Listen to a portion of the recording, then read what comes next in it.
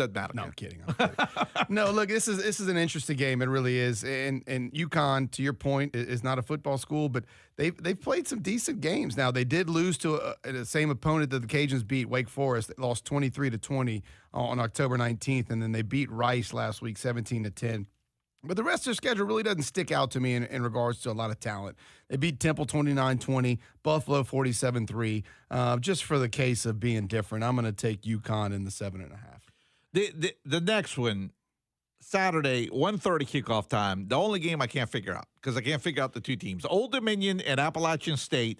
I almost just don't want to even make a pick on this game because I just can't figure it out. I can't figure out either of these two teams. ODU is 2.5-point favorites. Because of that, might as well take the points in the underdog, especially the home team. So I'm going to take Appalachian State, but I don't feel great about the pick because, again, I can't figure out these two teams. Look, App State had, I believe, their first game back since the devastation that occurred with the hurricane last week against, who we just talked about, Georgia State, winning 33-26. So now you've got another game, another at home, Old Dominion. So it's going to be a dogfight. And I'm going to go with you. If you give me App State at home and some points, I'm taking that all day. So I'm taking App State in the points, and I'm going to take App State to win outright.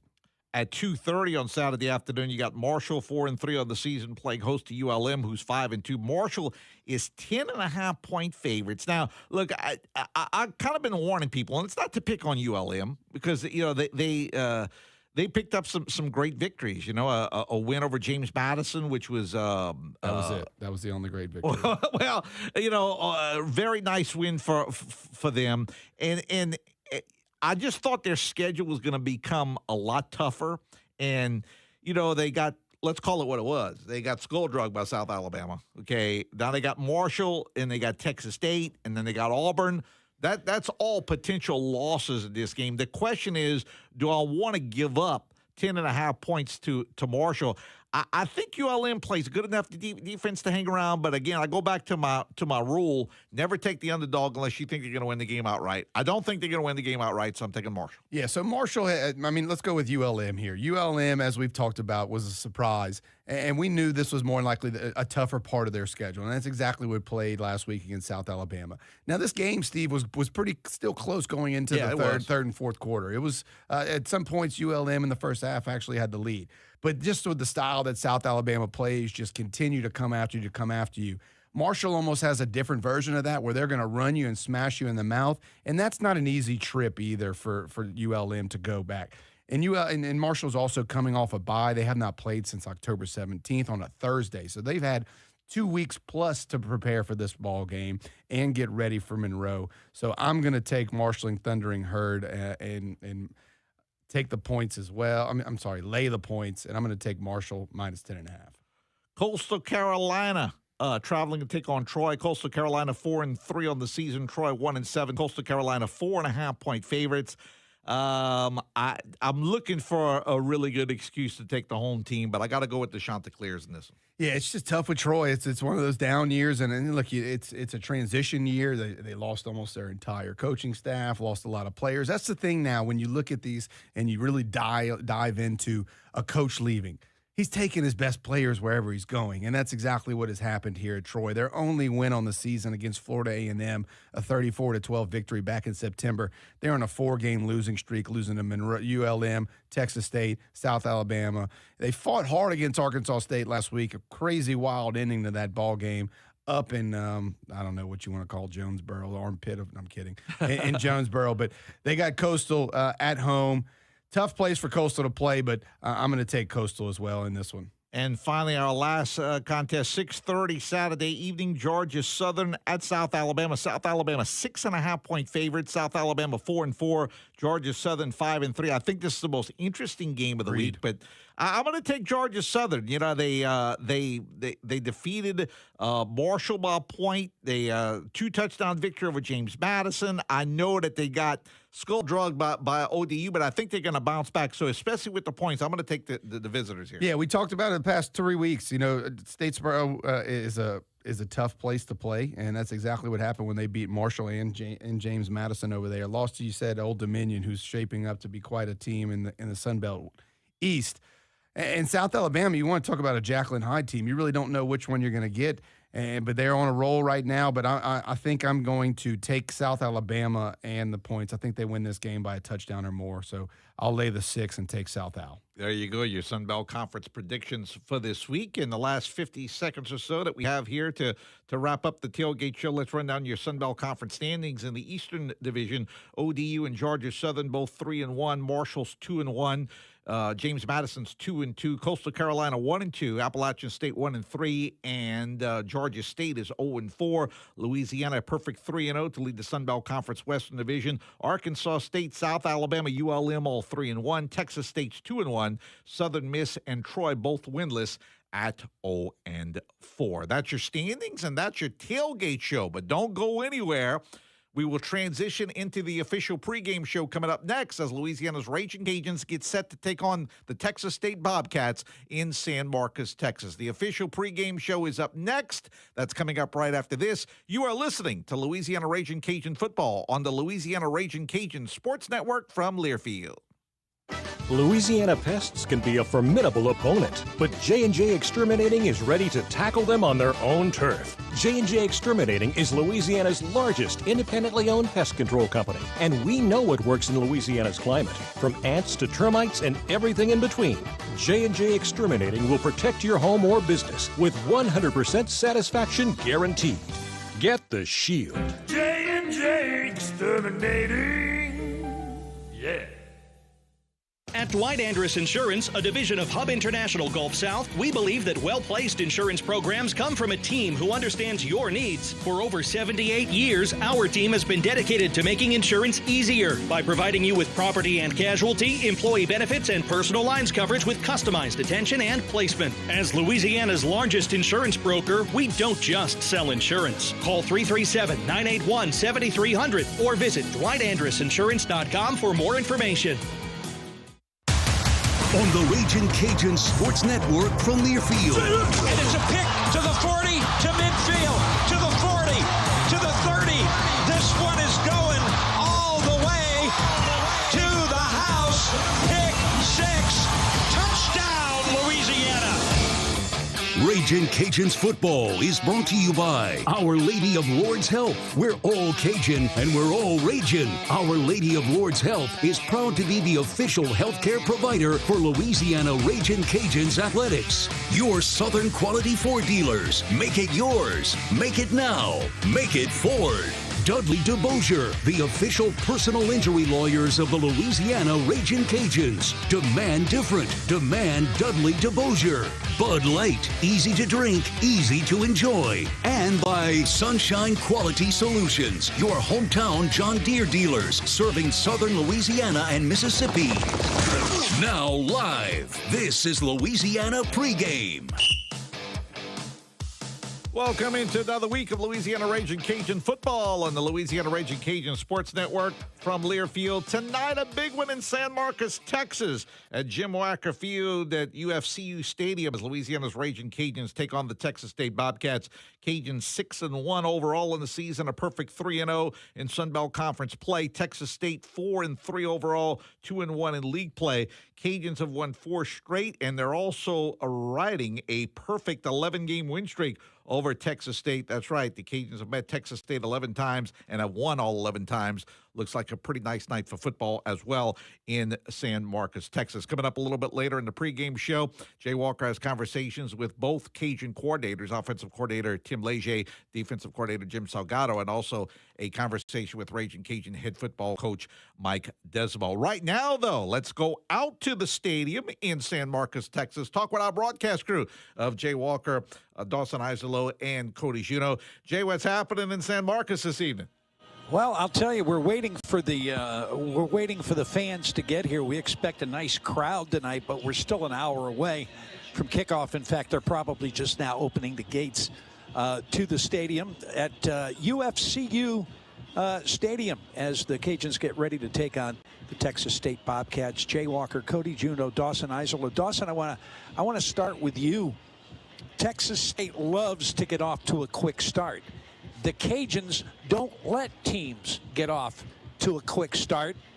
We're going to find out early in this game, I think, which team is going to have an early advantage. Yeah, and I think that speaks to G.J. Kinney as an offensive coordinator turned head coach and a play caller. He's really good at getting a nice script that he likes against the defense that he's going against. So that's always an interesting chess match, and we'll see kind of what Jim Salgado and company have. But I think Cody's been saying it since we landed the plane, tackle in space. I mean, it's going to have to be the case. They didn't do a great job of it against Tulane in the one loss this season. There were some instances at Wake Forest where it came back again. They've got to do it tonight. Ishmati's one of the best. Joey Hobart on the outside is a receiving threat. And Jordan McLeod is also a runner in addition to being the quarterback. I think you've got to make tackles when you have opportunities to do so. And that's got to be a collective effort from the entire group. Cody, you've got a situation where, okay, Texas State has never beaten the Cajuns. You're on national television. This Bobcat team is going to be all geeked up and ready to go and ready to prove a point. That's one side of the coin. The other side of the coin is if the Cajuns get off to a good start, how long is it before Texas State says, oh, my God, here we go again?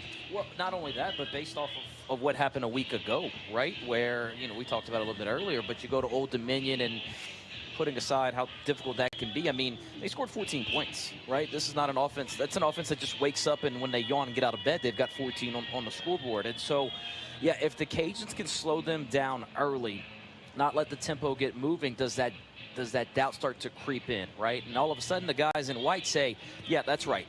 This is us. Yeah, we're here, and things still come through, you know, through Louisiana and through the Cajuns. And so I tell you what, I'm just so excited to see this chess matchup between these two coaches and these two programs, in which should just be a phenomenal ball game. Steve, Richie, Texas State in the first quarter this year has scored 86 points.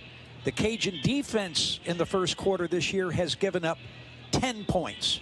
Something's got to give. We'll find out in about an hour. For Cody Dawson, I'm Jay. Back to you guys back in the studio.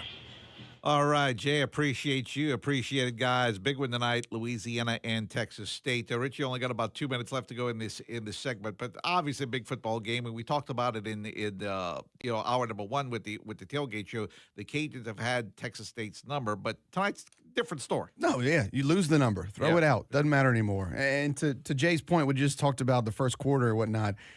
Texas State has outscored opponents 86-20 in the first quarter. That's a lot. And a couple things they've had outnumbered, and we'll get to it as we break down and get our keys later. Texas State, we talked about this defense. They bring a lot of pressure. 25 sacks on the year so far, Steve. Only 9 for the Cajuns. The Achilles heel so far for this Texas State defense and their losses has been a mobile quarterback. We all know that Ben Wolders is not the most mobile quarterback, but what he does have is the smarts, and I'd put his brain in any scheme he's going against. And what he has done time over time again this season is if the defense isn't giving him a throwing lane, he's going to take that running lane and get down. So something for this, keep your eye on is how does Ben Woldridge read this defense and attack it? Cajuns and Texas State should be a good win tonight. We'll take a break. We'll come back. Jay has a pregame conversation with Louisiana Ragin' Cajun offensive coordinator Tim Leger. That's next as the pregame show rolls on right here on the Louisiana Ragin' Cajun radio network from Learfield. Ragin' means something different to us than it does anywhere else. It's our promise to never back down, never quit, and never give up on Acadiana. We show it in how we cheer on our team and how we look out for each other. It's about going above and beyond because that's what Cajuns do. It's about listening to the rage of the Cajuns and joining our voices with theirs. Because at Our Lady of Lourdes Health, we're all Cajun and we're all Ragin'. Our Lady of Lourdes Health is proud to be the official healthcare provider of Ragin' Cajuns Athletics. Celebrate 40 years of excellence with AAA Signs, the official signage partner of the Ragin' Cajuns. Proudly owned by second-generation alumni, we combine legacy and innovation to provide a solution for all your signage needs. From outdoor billboards to custom signage, trust the experts at AAA Signs, where we make your image our priority. Thank you for trusting us to illuminate the skyline. We look forward to seeing you at the next Cajuns game. Super One Foods is proud to be the exclusive grocery store of everyone's favorite team, the Ragin' Cajuns. We're your one stop for super low prices on game day and every day. Whether you're tailgating at Cajun Field or watching the game at home, Super One Foods has the lowest prices on everything you need. Score big when you shop Super One Foods, exclusive grocery store of the Ragin' Cajuns. Go Cajuns! and go Super One Foods. Injured, everyone in the Lafayette community knows Demand Dudley DeBosier. We're the law firm that loves helping people, especially our fellow Ragin' Cajun fans. From Opelousas to Abbeville, from Crowley to Breaux Bridge, we're here to serve the Acadiana area. We're available by phone or online 24/7, or come see us at our office on Camellia Boulevard. Fighting for Ragin' Cajun fans everywhere. Demand Dudley DeBosier. Throw your foes up, throw your foes up.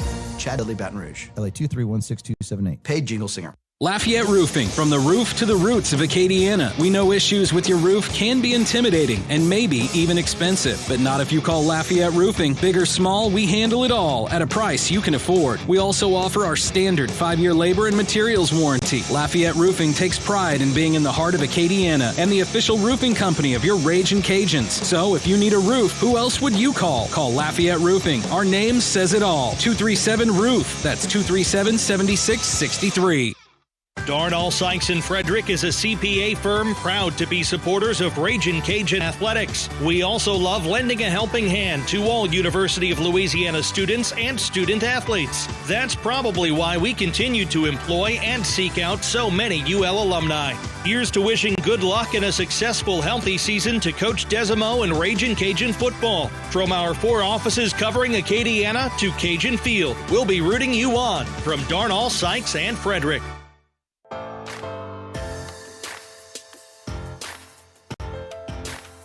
Louisiana pregame continues. Going to look at the offensive side of the football right now. We visit with offensive coordinator Tim Leger, and I just got to say this. You know, we've seen some since you've been at UL some games where you've had really, really good quarterback play.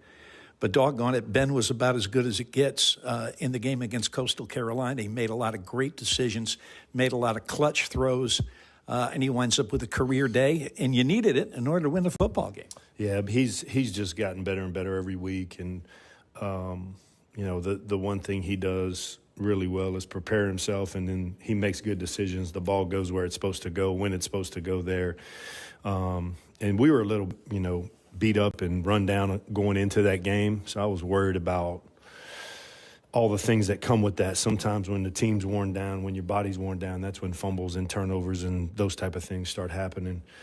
It just happened to be drop passes the other day, and that's a sign of neuromuscular fatigue for guys to drop balls that normally don't drop balls. And otherwise, the guy's 32 for 36 for about 450 yards because he was on time, he was accurate, and the ball was going where it was supposed to go all the time. You also, got a couple of big plays, none bigger than the play that Terrence Carter made, and it's the second time that he's made a catch, looked like he's going to go down, and before you know it, he's broken it for a long gain, and in this case, another touchdown. And this kid's a redshirt sophomore. I mean, he's still a young guy, but he does not play young. No, he's gotten better and better, and he's matured so much over his, couple of years here. The athletic ability was always there. He came at a time when COVID was going on. We could bring kids in and do individual workouts one-on-one with those guys. We brought that guy in, and it was like, this is Antonio Gates. Like, this guy's different, completely different than anything that everybody's used to seeing. So he's got a wide receiver skill set and a tight end body, and he's playing more and more physical in the block game. So the guy's an elite player, and he's continued to make plays week in and week out, and hopefully he'll make a few tonight. Last year, when you played Texas State, you were able to make plays when you needed to make them, and put up almost 40 points in getting a victory over them. If you could compare what their defense is like this year compared to what you saw a year ago. Well, it's, in certain areas, it's a lot of the same pieces. For at corner, for example, it's the same two guys that played last year. If 33 Bell plays, he played last year. There's some pieces in there that are out of the same. I think the one thing, I feel like this year's a little bit different than last year's. I feel like they're bigger bodied inside than maybe they were last year. They're heavier. They look to be dense bodies. They play really good with their hands. They extend and get off of blocks and find the football, and then they're active enough in what they do to create problems. You know, they cut the front up, they pressure. The D coordinator's not afraid to play man and blitz you, and so they kind of present schematically and athletically. You know, they can create issues both ways. If, and of course it's an if they're going to bring the house after the quarterback, but if you can give them time to throw and they're playing man defense, where do you think you might be able to go ahead and get something in your game that could be explosive, that could make them pay for the pressure? Yeah, I think that there's good matchups for us across the board. Their corners are big and long. They're rangy guys, but they get out of position a little bit in man coverage, and they can get beat a little bit. I think the boundary safety would be the one guy that if you said, hey, man, if we could just create this matchup, you know, that would be an advantage play for you. But they do a good job of subbing guys in those situations. So we're just going to have to be on top of all that. And, you know, the biggest deal is if we can protect the quarterback, he's going to find an open guy and be accurate. And so we got a chance. And it's going to be about protecting him and keeping him on his feet and giving him time to sort through what's going on and get the ball out where it needs to go. All right, Coach, thanks so much for the chat. And we'll talk to you again before homecoming against Arkansas State. Yep. All right, Jay. Go Cajuns.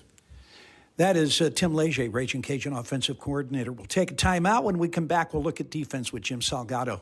This is Louisiana Pregame from Learfield. From small dents to hard hits, Auto Extreme Collision can handle it all. Our experienced technicians treat every car like one of their own, so you can be sure your vehicle's treated with the best care. When it comes to automotive, collision, painting, or scratch repairs, choose Auto Extreme to be part of your team. Come see us at 112 Ashey Road in Lafayette. No appointment needed, or give us a call for a free estimate today. Remember, you get to choose your body shop, so make sure you choose the best in town. Auto Extreme. Go Cajuns. Southern Air Heating, Cooling, and Plumbing, your trusted experts for all your home service needs. With over 35 years of dedicated service, we prioritize your comfort and satisfaction. As an official sponsor of the Louisiana Ragin' Cajuns, we bring our expertise to every game. From installations to repairs, our team delivers honest pricing with no surprises. Call us today at 337-385-9005 and experience the difference with Southern Air Heating, Cooling, and Plumbing. No one likes playing out of town, so why do your banking out of town? Just like playing at Cajun Field, banking locally with JD Bank gives you a home field advantage. Local decisions are made by local bankers right here in Acadiana by people who actually live in our community. We've been here for more than 77 years, and we'll be here tomorrow. Stop by any of our convenient branches to see what our community bankers can do for you. Go Cajuns and go JD Bank. Member FDIC, Equal Housing Lender. Get ready for your next adventure in a new Silverado from Service Chevrolet Cadillac. Take $12,500 off the MSRP of a new 2024 Silverado Crew Cab 1500 RST or LT. Or take $13,500 off with trade assistance at Service Chevrolet Cadillac, your Super Chevy dealer. Stop by or log on at servicegm.com. Chevy, together let's drive. LT package 5.3 VA dealer discount 8,000. GM rebate 4,500. Trade rebate 1,000. Must trade 2010 or newer. Branded scrap or salvage titles are not acceptable. In-stock units plus tax title license and fees. Offers expire on 10/31/24. Bridgeway Hospice is locally owned and operated by hospice nurses with decades of experience and committed to creating moments that matter. Our team is committed to patient care with an extraordinary passion for hospice. As a proud sponsor of the Louisiana Ragin' Cajuns, Bridgeway Hospice is the champion's choice for hospice care in South Louisiana, with 3 locations to serve you and your loved ones: Lafayette, Baton Rouge, and Plaquemine. Ask for Bridgeway Hospice by name, your champion's choice in comfort and compassionate care. Which schools will take home the prestigious Learfield Directors Cup as the top college athletic programs for the 2024-25 college athletics season? You can follow the standings of your favorite team or alma mater at L Directors Cup on Twitter and online at thedirectorscup.com. Trophies will be awarded in June 2025 to the winning institutions in all college sports divisions. Learfield Directors Cup, the crowning achievement in college athletics.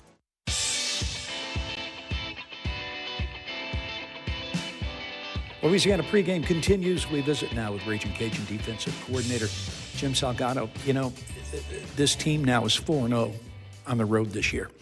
Very, very difficult to win on the road. And then I also look at the teams that you've had to play on the road so far this year. You played a P4 school and won that. You played a very explosive club last week and won that too. And I made the comment to somebody earlier, Coastal Carolina scored 24 points, and there probably aren't going to be too many teams that they play the rest of the year that are going to hold them to 24. I know you're going to say you can play better, and you probably can, but 24 against that team is winning football. It's all about winning at the end of the day, having one more than they do and playing great team, football and offense, defense, special teams. And we found a way last week, and that's the most important thing to me. So they got a couple of explosive plays in the run game, including the speed option that they were able to get for a long touchdown. But I guess that just underlines that when they didn't break a big play, you guys are really playing overall some pretty doggone good defense. Yeah, the guys are playing hard. Everybody's got good players, and they got good coaches, and sometimes plays happen. But the big thing is to try to get them down and hopefully give you another chance for an opportunity to go out there and make a stop. This team that we're going to play tomorrow night, it's going to give us a big challenge. They spread you out. They got good skill, at the running back, at the receivers, and at the quarterback. And we're going to have to do a good job of tackling in space and running to the football and playing great team defense. We got a chance to see them last year, and one of the things that they're going to do from time to time is they're going to use tempo to try to keep you off balance.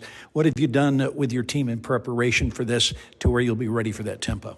Yeah, we tried to get the scout team, we met with them, and they would try to run a couple plays in a row without huddling, real fast, get up on the ball kind of like they do. If they get an explosive play, get a first down, that's how they usually like to do it. So we tried to mimic that. And also when we were practicing, at times when the scout team was huddling and getting the plays ready, we would have them get the call from the sideline and turn their backs, and face me. And then the offense would come out and get up on the ball and get set. And then we'd snap, and they got to turn around, find a formation, get lined up as fast as possible, and go. So just trying to simulate it as best as we can to be ready for tomorrow night. Texas State has got a reputation of being able to throw it around the ballpark, and they do. And they've got guys who can catch it and a guy who can throw it. But, man, I like that guy that they give it to. Marty had a great game against the Cajuns last year, and I got to believe that as good as they are throwing the football, when that guy gets lathered up and gets running, they're awful tough to beat. They are, and they do a good job of throwing it, but they also do a good job of running the football too. And they're going to take what you give them.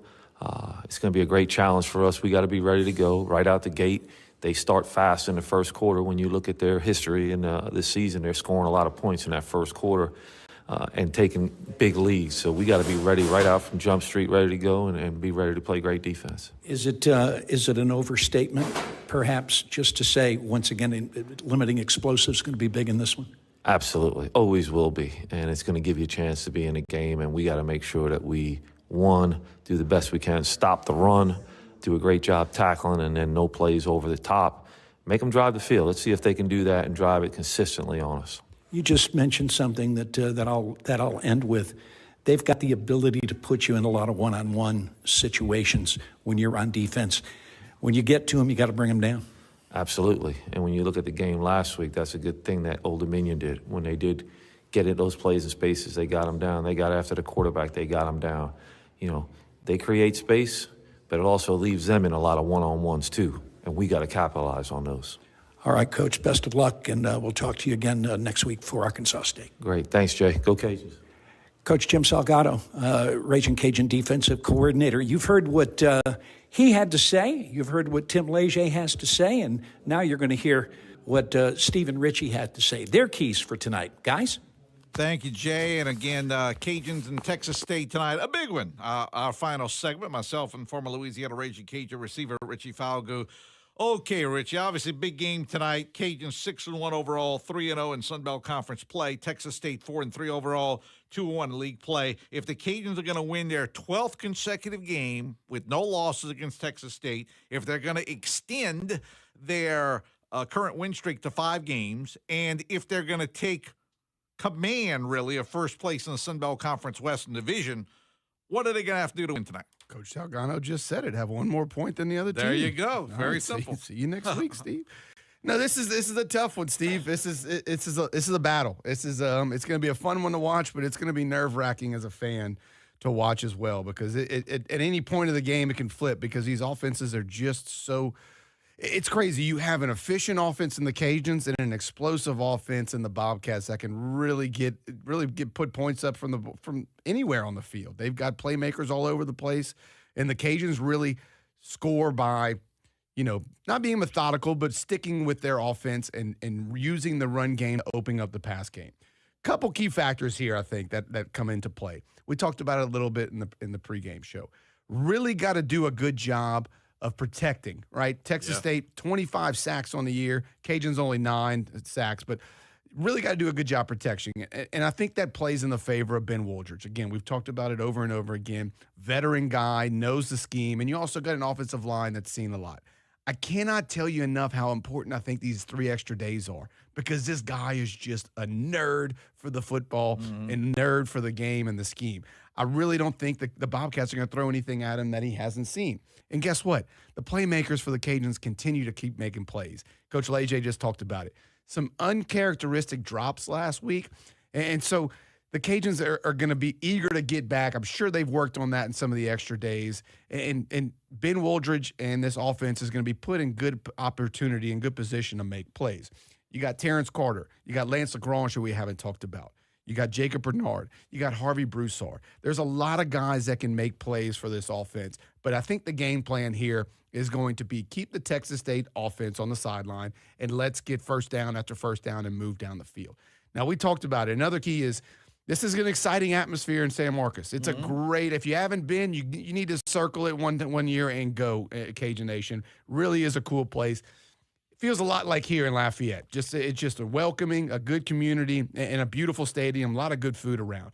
They're going to be hungry for a win, and they're going to be hungry for some action tonight. So that is one thing, and we talked about it a little bit, but this is a fast team. They start extremely fast. They've outscored their opponents 86-20 in the first quarter. On the flip side, the Cajuns have done a really good job of not allowing teams to get off to hot starts. So that's going to be a quick battle and quick chess match to see how it goes and really plays into it.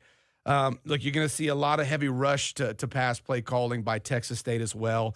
We've talked about it. Cody talked about it. Coach Sal has talked about it. Tackling fuel. You got to have it tonight. One thing with watching film on Mahdi, he's elusive. He's quick. He's fast.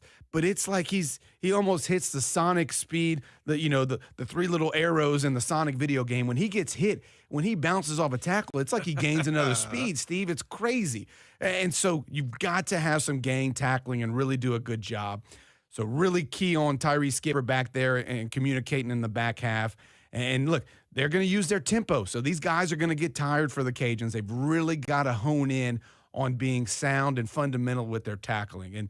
And look, we talked about it a little bit. This is a very disciplined football team in the Cajuns. It's going to come down to penalties in key situations.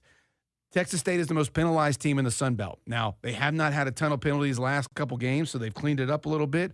And the Cajuns on the other side have had more penalties there than their opponent in the past 2 games. So really got to hone in as well on being disciplined and playing football with good technique. So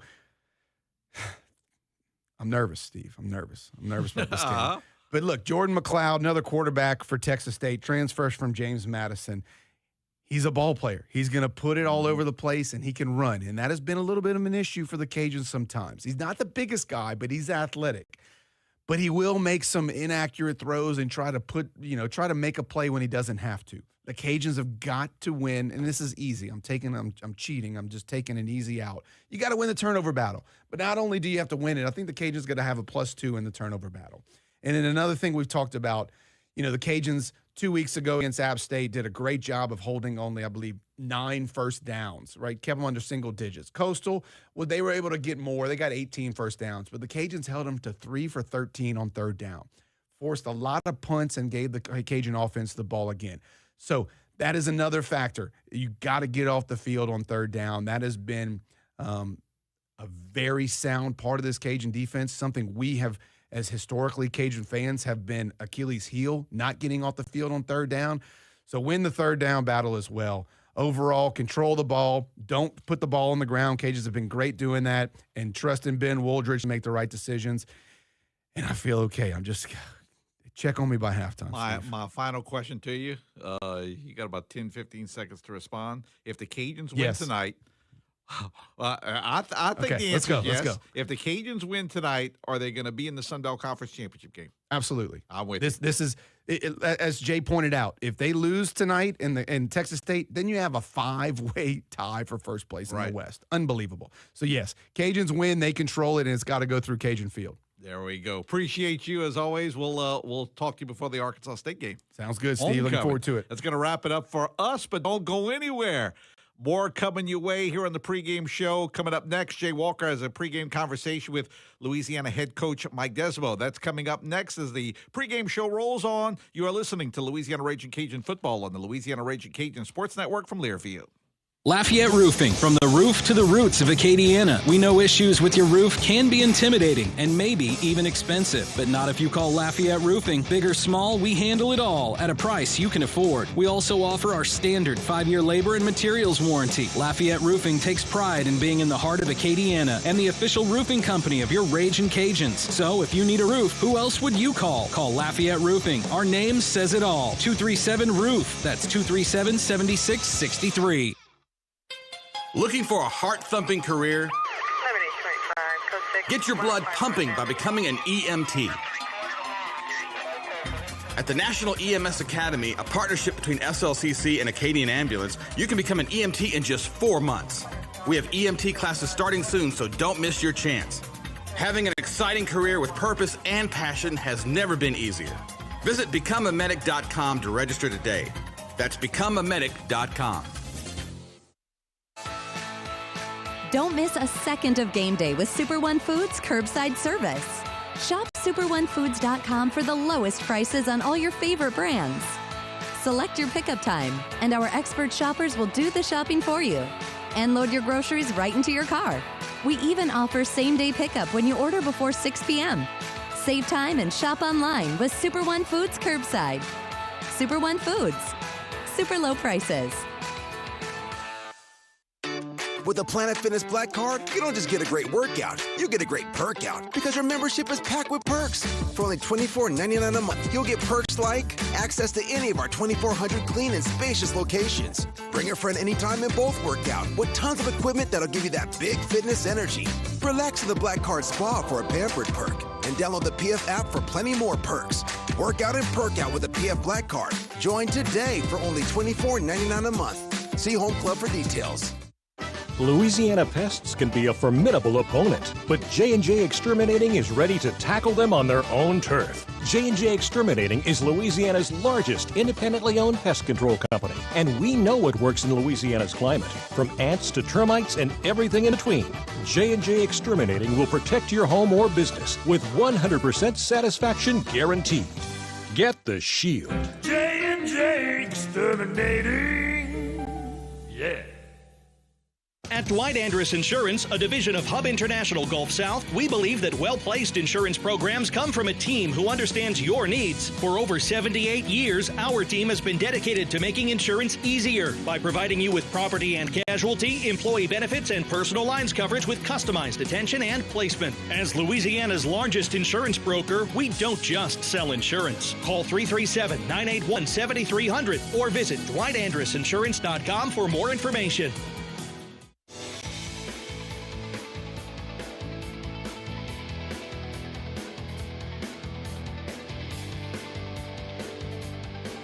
Louisiana pregame continues. We visit now with Ragin' Cajun head football coach Mike Desmo. You know, you guys are sitting here now.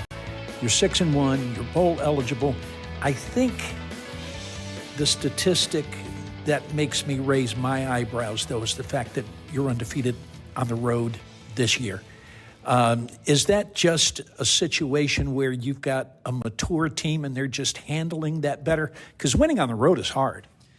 Yeah, winning's hard in general, you know, especially when you go to someone else's place and you got to go win on the road. I mean, you got to tip your hat to our kids. You know, I mean, they've just, for 7 games, we've played really consistently. You know, even the one we came up short in, I mean, you know, we played well, made a couple mistakes in there that cost us, but, you know, their preparation has been really good. You know, they prepare the right way during the week, so we have a chance to win every game we play. And that's, you know, you preach that stuff early on. You know, I think when you go on the road, it's kind of like a rallying cry a little bit. You gotta it either kind of makes you or breaks you a little bit. And for our team, it's been a really good thing. It's kind of us against everyone, and that's just kind of when we're our best.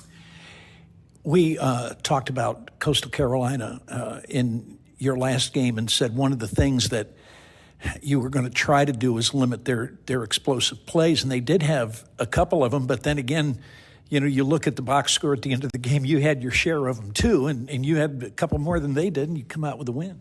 Yeah, our guys have done a good job offensively of creating some explosive plays, and that's something that I think has, it's been really good for us, and every week we're trying to get 12 or more plays as explosives. And, the style that we're playing right now, we're not playing a ton of plays, so that's really impressive that our guys have been able to do that. I think defensively, we've been really pretty good against explosive passes, and that's going to be huge tonight. But, they got a couple of explosive runs that, we just didn't do a great job of getting off of blocks and doing some of those things that you just got to do a little bit better, especially this week, with all the issues they're going to give you with all these athletes they're going to spread out. So,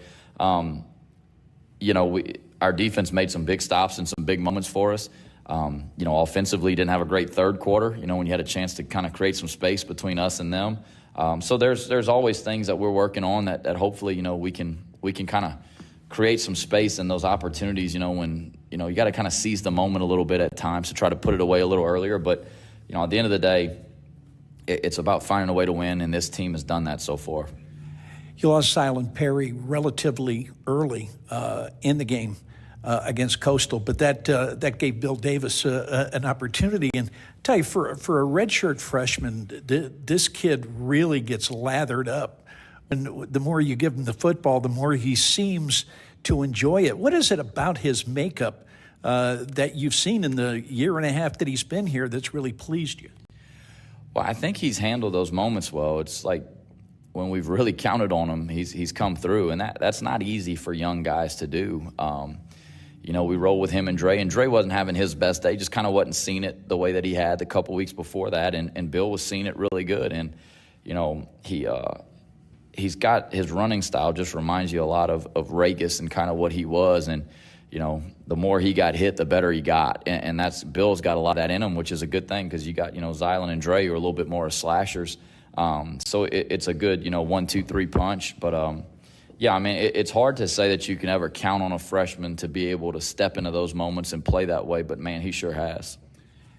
On the other side of the football, Coastal's just got some good players on offense, and we talked about trying to limit explosives, and you mentioned they got a couple that you wish you had maybe played a little bit better, but at the same time, my guess is not a whole lot of teams this year have held Coastal to 24, and I've got a feeling that the rest of the year there aren't going to be many that hold them to 24. Yeah, I think I thought our defense really did a pretty good job. Look, the long run they had on the speed option, that was kind of a little bit of a wrinkle they pulled out. And, we got to rally and get the ball on the ground. They had a good play call, and they did a nice job there.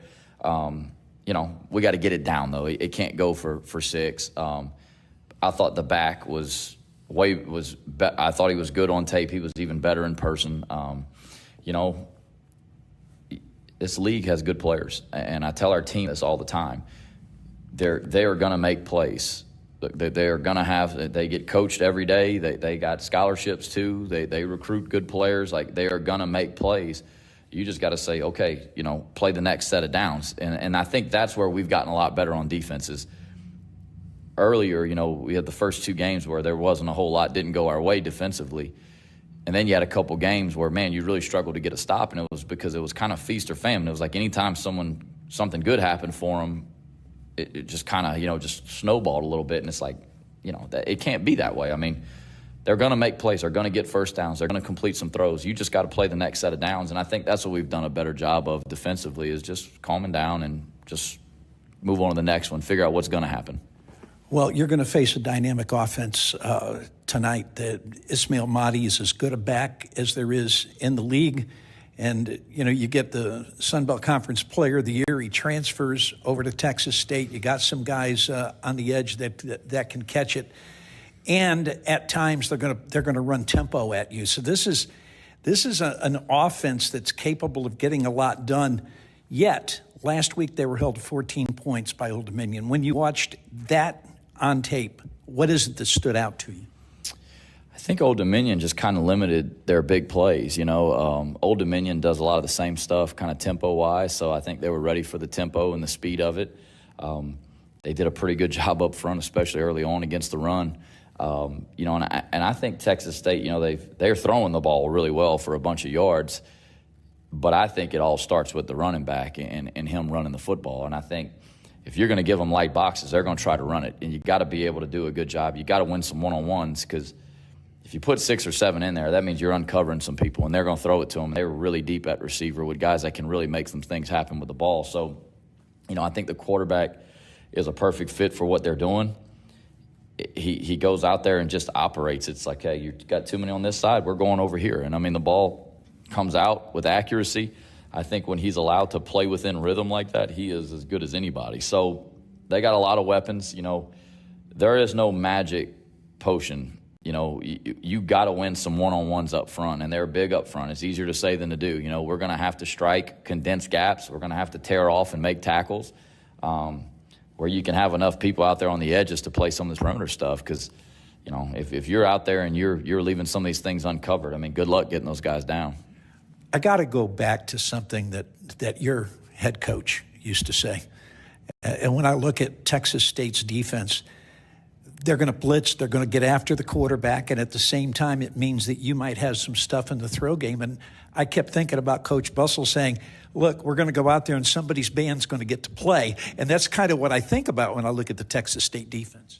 Yeah, they are very, very aggressive. And, I told the staff and I told our offense this early in the week. I said, look, they're going to create some negative plays, and they do a lot of that. We just got to stay the course and understand that, hey, we got to cover up all these movements. We got to do a really good job at understanding who's coming, where they're coming from. Got to cover it up, and we got to, we got to do a good job in the run game of covering it up, in the throw game for sure. They've got a lot of guys with a bunch of sacks this year. So I do think, though, when you pressure that much, it does leave you open to potentially giving up some big plays, and we've got to be able to capitalize on that, not just in the throw game, but in the run game as well. If we do a good job, we know where they're coming from, and we can get it all cleaned up and zoned up and cover up all the movements, we've got a chance to have a pretty good play. If you're not on the same page, because there's a lot of combinations that got to happen. Sometimes there are 4 guys in a combination when you get all these movements, and all 4 have to be right or the play doesn't work. So our guys have done a good job of that this year for the most part, but that's what always makes you a little nervous, because every week's a little different. You talk about maybe you can get something done in the run game. Last question for you, and that's about Zylan Perry. Was he able to practice at all this week, and what's his status for tonight? Yeah, he was limited this week. He's going to be game time. He's cleared medically and everything.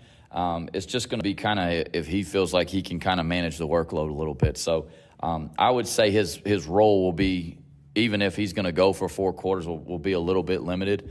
But we're hoping that he can give us a little bit here, just as dynamic as he is, having all 3 of those guys, it's when you go in a game like this, you want to have a loaded gun, you want to have them all ready to go. So, we'll figure it out right as we get to game time, but, hopeful that he'll be able to get some for us. All right, Coach, best of luck. Dawson's going to grab you after the game. 5-0 on the road sounds good to me. That sounds good. Let's do it.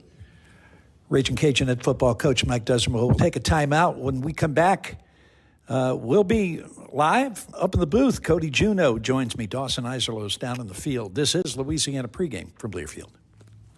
Lafayette Roofing, from the roof to the roots of Acadiana. We know issues with your roof can be intimidating and maybe even expensive, but not if you call Lafayette Roofing. Big or small, we handle it all at a price you can afford. We also offer our standard 5-year labor and materials warranty. Lafayette Roofing takes pride in being in the heart of Acadiana and the official roofing company of your Ragin' Cajuns. So if you need a roof, who else would you call? Call Lafayette Roofing. Our name says it all. 237-ROOF. That's 237-7663.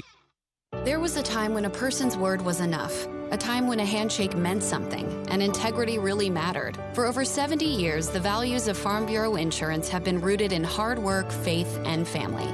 In that time, we've seen the world change in many ways. What hasn't wavered is Farm Bureau Insurance's commitment to protect our customers' way of life and serve the communities in which they live when they need us most. You deserve more. You deserve a promise. Learn more at lafarmbureau.com.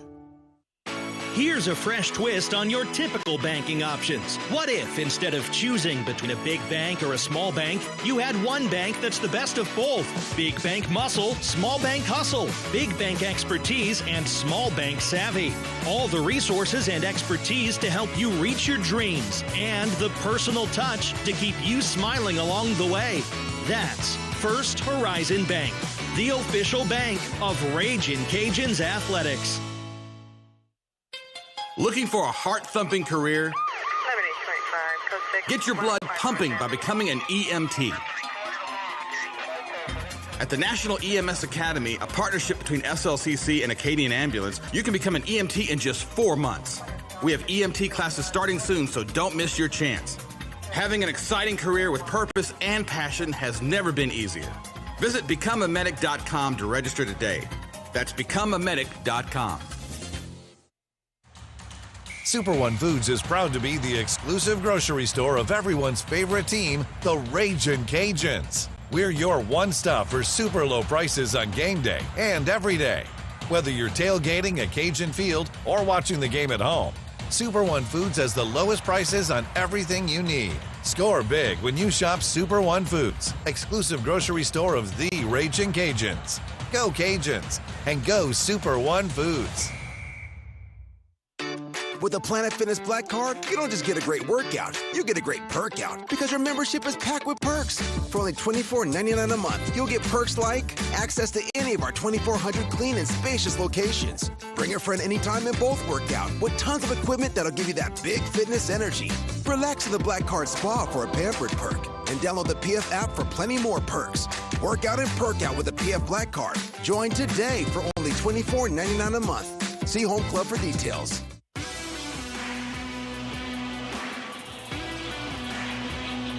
Good evening once again, everyone, and welcome to UFCU Stadium on the campus of Texas State University in San Marcos. Louisiana Ragin' Cajuns football in a battle for first place in the Western Division as Louisiana takes on Texas State. Hello from the stadium once again, everyone, along with Cody Juneau and Dawson Iserloh. I'm Jay Walker. Big one here tonight. Texas State 4-3 on the year, but just one loss in conference play. Cajuns are 3-0. They have won their last 4 games and trying to go for 5 in a row on the road, which is something that's very, very difficult to do. This Texas State team, the pick to win the West before the season started. They did take a loss last week at Old Dominion, but I don't know if people are going to be able to keep this Texas State team down 2 weeks in a row. We're about to find out. Beautiful night for football, although the wind she blows. And with a look at that, Dawson Iserloh has got a Gulf Coast Office Products sideline report. Yeah, Jay, it'll be interesting. The wind is blowing pretty significantly from the area in the end zone that's under construction into the completed one, and it was affecting kicks and warm-ups. I watched that pretty closely. You know, go in that direction into the wind, you're going to have to significantly consider a change in the ranges of your kickers. Other good news for the Cajuns going into this one, you just talked with Coach Des in a pregame interview. Zylan Perry was a game-time decision. I watched him during warm-ups. He did give it a go. He had full pads on. He participated in the walkthrough, so it looks like he's trending towards playing tonight. All right, Dawson, thanks so much. Look, this wind is out of the south-southeast at 20 miles an hour, gusting to 25. So, you know, a couple of weeks ago, or 10 days ago, when the Cajuns played at Coastal Carolina, the breeze was a factor. This isn't a breeze. This is a wind that we have here at UFCU Stadium tonight. You know, Cody, we made an awful lot of the fact that Texas State, you know, has sold out a couple of games this year. They're averaging 22,000 per game. But unless some folks get here in a hurry, we're not going to come close to that tonight. Yeah, no, they've got a lot of work to do on that part, at least right now. As you mentioned, it's about 20 minutes to go until kickoff. So hopefully those folks will find their way in, but certainly disappointing at this moment for what the crowd looks like it could be. We are going to see what happens with this thing here tonight. I mean, this is a game that I don't know. You better play 4 quarters tonight. And we talked earlier about how getting off to a good start is going to be very important for both of these teams. But neither team can take their foot off the gas. This game's got a chance to go 60 minutes. No, it absolutely does, right? And again, that's what you expect when you have the top 2 teams in the Western Division meeting and what's a massive game as far as the standing goes. And look, you've got 2 really good clubs, and now they do things differently, right? Texas State wants to use tempo and speed and spread the ball out and get it out of McLeod's hands quickly, and the Cajuns to be a little bit more methodical. But we've seen the Cajuns aren't afraid to take their fair share of shots down the football field either. And so, again, how does that match up? How does the chess match as the game unfolds after we get outside these, first 10, 15 scripted plays that each team's going to come out and run? What are the adjustments that are made between the white lines during the course of the 60-minute contest? We talk a lot about Jordan McLeod, and with good reason. But Ismail Mahdi just tore the Cajuns up last year in the running back position. He's as good as there is in the league. And the Cajuns are going to have to make sure when he gets the football that they bring him down. Very tough to bring down on the first hit, but the Cajuns are going to have a certain amount of success against him. Yeah, just 5'9", 185 pounds, but tremendous balance for Mahdi. And listen to what he's running behind, Jay. 6'6", 315, 6'5", 320, 6'2", 320, 6'3", 327, and 6'6", 335. They are massive up front. They do a lot of pooling in their run game, which is another thing the Cajuns are going to have to stay disciplined with their eyes. And as we've talked about, the coaches talked about in all the interviews, you've got to be able to make tackles in space, which Mahdi does not make happen. It does not allow that to happen easily.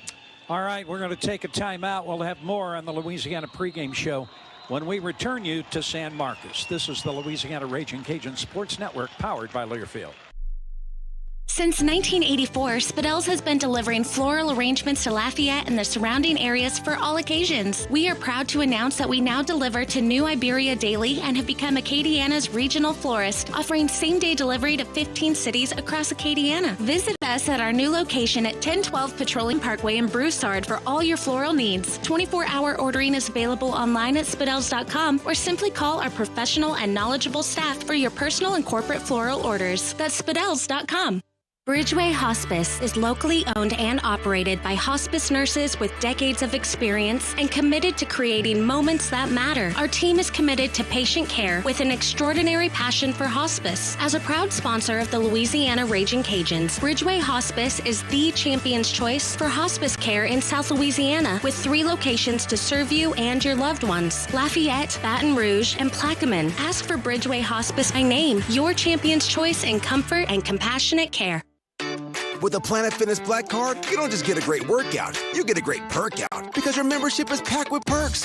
For only $24.99 a month, you'll get perks like access to any of our 2,400 clean and spacious locations. Bring a friend anytime and both work out with tons of equipment that'll give you that big fitness energy. Relax in the Black Card Spa for a pampered perk, and download the PF app for plenty more perks. Work out and perk out with the PF Black Card. Join today for only $24.99 a month. See Home Club for details. From small dents to hard hits, Auto Extreme Collision can handle it all. Our experienced technicians treat every car like one of their own, so you can be sure your vehicle's treated with the best care. When it comes to automotive, collision, painting, or scratch repairs, choose Auto Extreme to be part of your team. Come see us at 112 Ashy Road in Lafayette. No appointment needed, or give us a call for a free estimate today. Remember, you get to choose your body shop, so make sure you choose the best in town. Auto Extreme. Go Cajuns. Southern Air Heating, Cooling, and Plumbing, your trusted experts for all your home service needs. With over 35 years of dedicated service, we prioritize your comfort and satisfaction. As an official sponsor of the Louisiana Ragin' Cajuns, we bring our expertise to every game. From installations to repairs, our team delivers honest pricing with no surprises. Call us today at 337-385-9005 and experience the difference with Southern Air Heating, Cooling, and Plumbing. College sports fans now have access to hundreds of weekly podcasts that zero in on the college sports world. Now available in the Varsity Podcast Network and part of the new Varsity app. The app is free and available from wherever you get your favorite apps. Download the Varsity app today to have access to hundreds of national podcasts, as well as your favorite team-focused podcasts. The Varsity Podcast Podcast Network, now available for free on the Varsity app. Download from the App Store and listen today.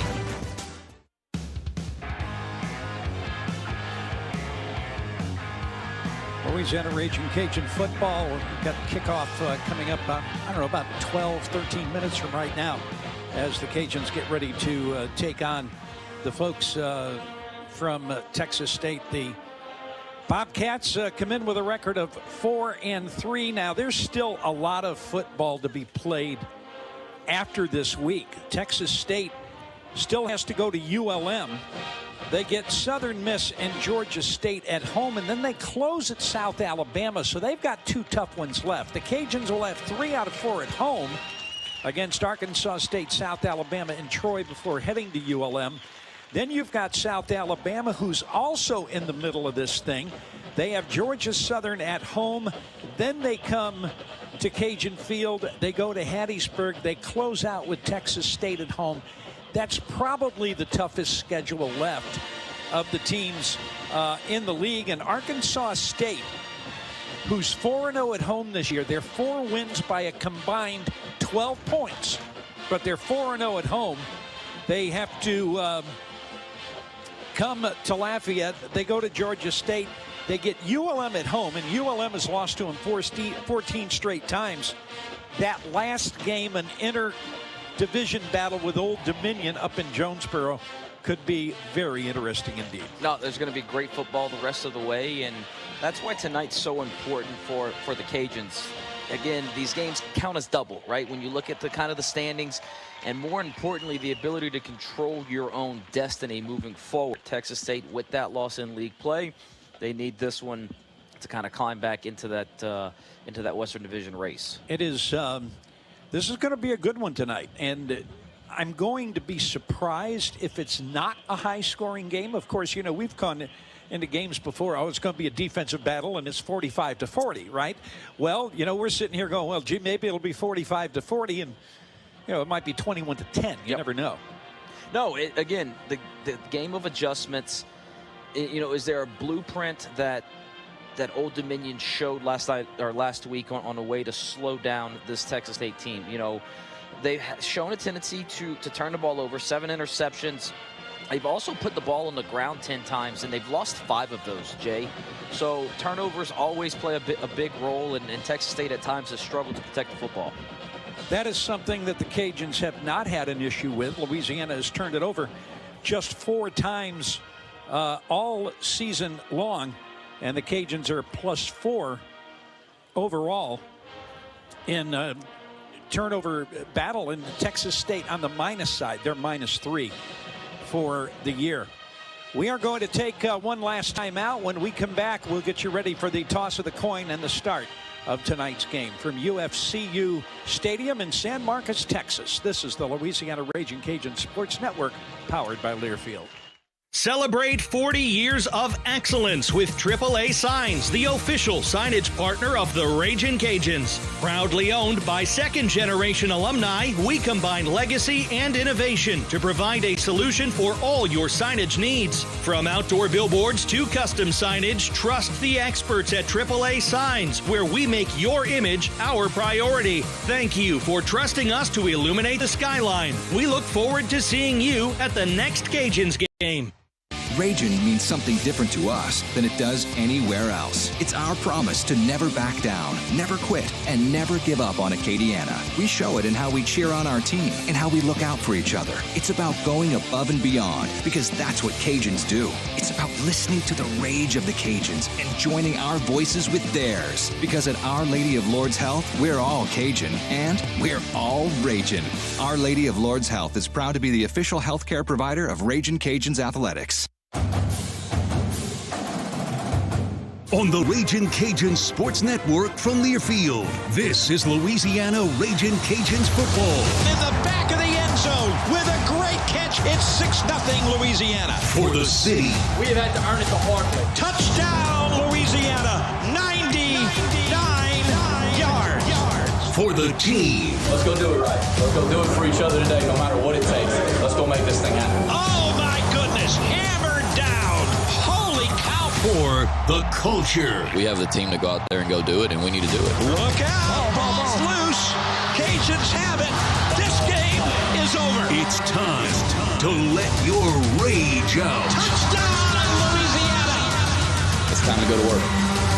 Go Cajuns.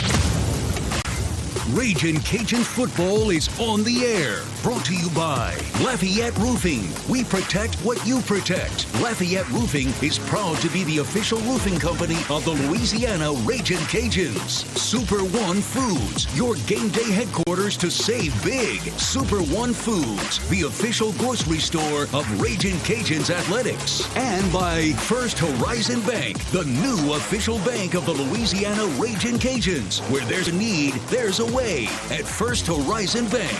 Now with the call of the game, here's Cody Juneau and the voice of the Ragin' Cajuns, Jay Walker. We welcome you back to UFCU Stadium in San Marcos, Texas. Texas State just now starting to appear out of their tunnel, so they'll be running out here in just a second. The Cajuns are cat a corner from Texas State, and we don't see the white jerseys as of yet, but they'll be appearing in just a moment as well as we get ready for the coin toss and the start of tonight's football game. Obviously, this is the only game involving the Sun Belt Conference this evening, and so we don't get to do any scoreboard watching tonight, Cody. Well, not within the Sun Belt Conference and much of college football, but I know there's another game that you'll be keeping an eye on this evening. I am going to keep my phone as far away from me as possible because I don't want to get distracted from this game, and the temptation will be there. And, of course, we're talking about Game 4 of the World Series tonight.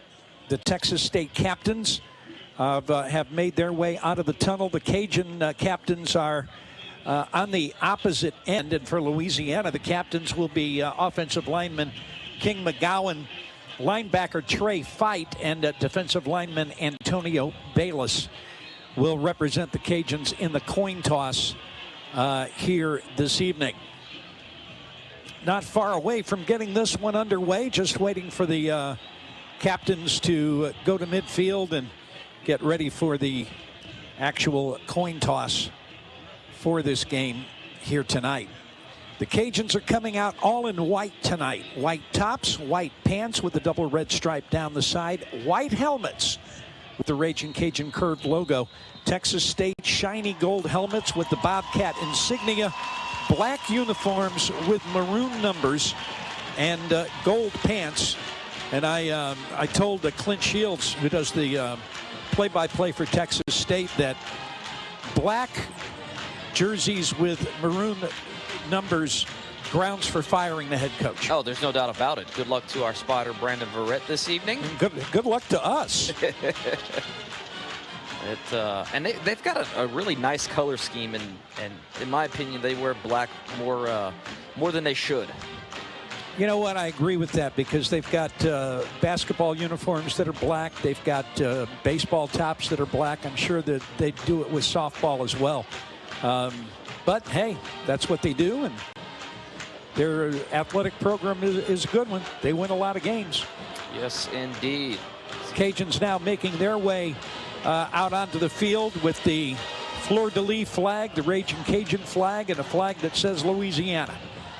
And they have made their way onto the far sideline. And as I said, just waiting for the captains to come out now so we can have the toss of the coin. They've been waiting for the Texas State band to get out of the way. And that is happening now as the referee is making his way out to midfield. We're going to have the same crew that we had for the Coastal Carolina game with the referee Scott Broadway. It is his crew. We saw them in Conway, and we have them here again tonight. Between the band, the dancers, the cheerleaders, there's a lot of folks that got to clear this football field so we can play. Yeah, we the student section on the other side has started to fill in nicely. Of course, as we said, they've got 40,000 students here at Texas State University. A beautiful campus. San Marcos River runs right through it. It is a great place to come and see an athletic sporting event. Let's go downstairs. Toss of the coin. Dawson is down there with the officials. We got the standard Sun Belt coin. The teams with the side with the teams on it is heads, okay? side with the tails is just the Sun Belt. Okay? You're the visiting team. What's your call going to be? Oh, heads. He's going to call us heads, Bob. Heads, he says. Yep. Heads, he says. It's heads. You've won the toss. I want to defer. You like to defer to the second half. All right, so the Cajuns win the toss. They will defer to the second half, and because they did that, Texas State, of course, has their choice, and they want the football, which means the Cajuns will have the wind in the first and fourth quarter, and they've deferred to the second half. When you've got a wind, winning the toss is huge. Oh, there's no doubt about it. And as you noted, it's more than a wind, right? It's not a little breeze. It's a constant 20 mile an hour, and could get a little bit higher at times with the gust. And I'm interested to see how the construction that they've got out in the end zone. Is that the north end zone? That is the south end zone. South end zone. How that construction might impact some of this wind, which is, you can see the flags across the way. Above the stadium, really humming. It's moving on the goalpost as well. I'll tell you this, if the wind was coming in the opposite direction, the structure would really affect the wind. With it coming from the south, I really don't see a whole lot to block it over there. Well, you look, it's almost kind of starting to swirl, because you look at these flags right outside of, to our right here, they're blowing at us, and flags across the way are blowing straight out. Well, they said south-southeast, and that's what it was going to stay the entire game. And we'll see if it diminishes as time goes on. Of course, the wind always blows here in San Marcos. It always. Welcome to the hill country. Yes, indeed. Kenny Almendaris will kick it off for the Cajuns as we get ready to start this game this evening. It is battle for first place, or at least a share of it, in the Sun Belt Western Division here tonight. Cajuns going for their 7th win of the year, something they have not accomplished in the first 2 years since Mike Desormeaux has been the head coach.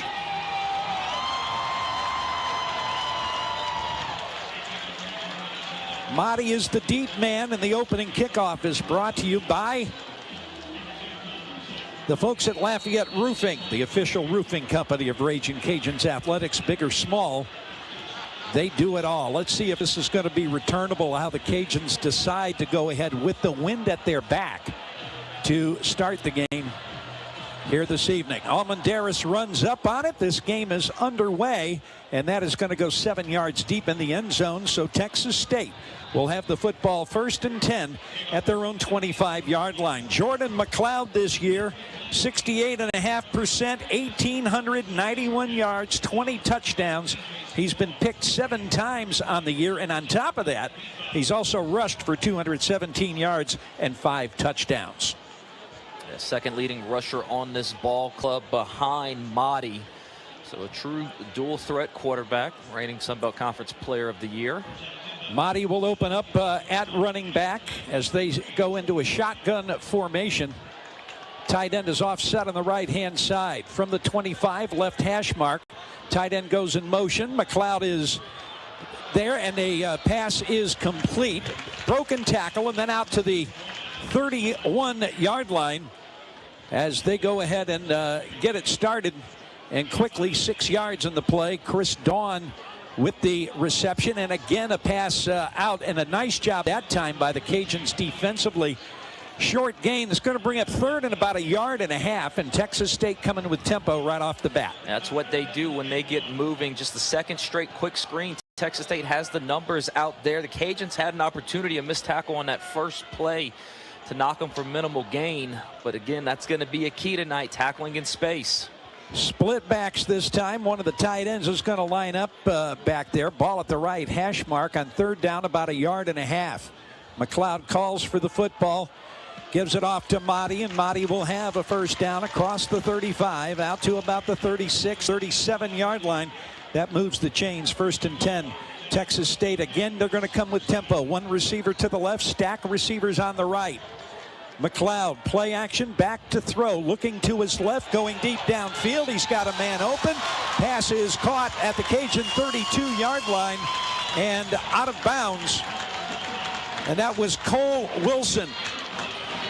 On the reception. Wilson is 22nd reception of the year, and Texas State in business at the Cajun 32. 1st and 10. Snap. McLeod back to throw. Pass to the right this time is complete. And knocked out of bounds at about the 25, 24-yard line. Keon Martin made the bump out of bounds. But a gain on the play of 7 on first down to Jaden Williams. 2nd down and 3. There's the handoff to Motti right up the middle. And Motti's going to be inside the 20. Takes a man with him to the 18. That's another first down. Carmicah Glass made the tackle, but Texas State once again moving the chains. 1st and 10 at the Cajun 18. Tempo given the Cajuns issues at least 3 times. They have not been lined up and ready to go at the snap of the football.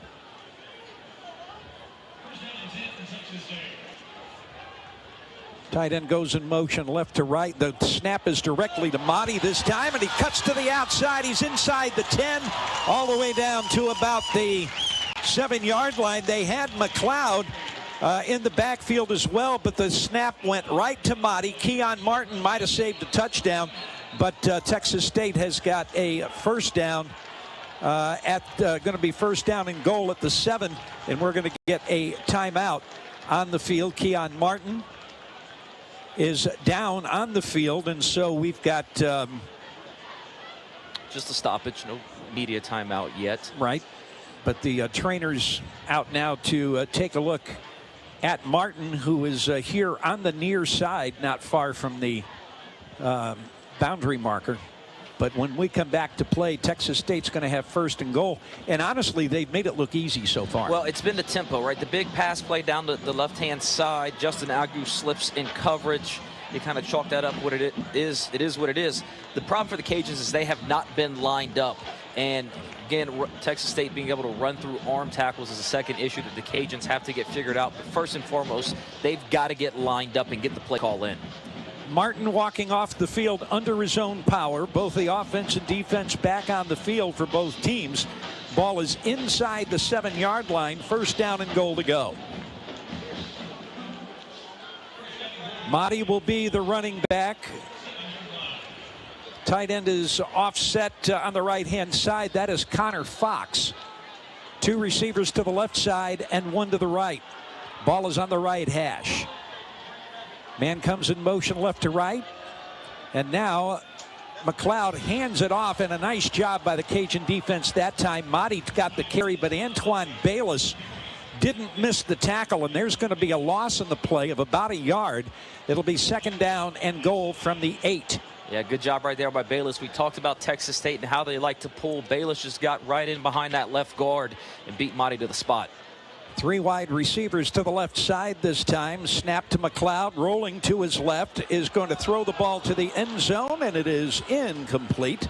Really good job by the Cajuns right there. They bluffed pressure and they fooled McLeod. Kind of started to roll out, wasn't sure what to do with the football.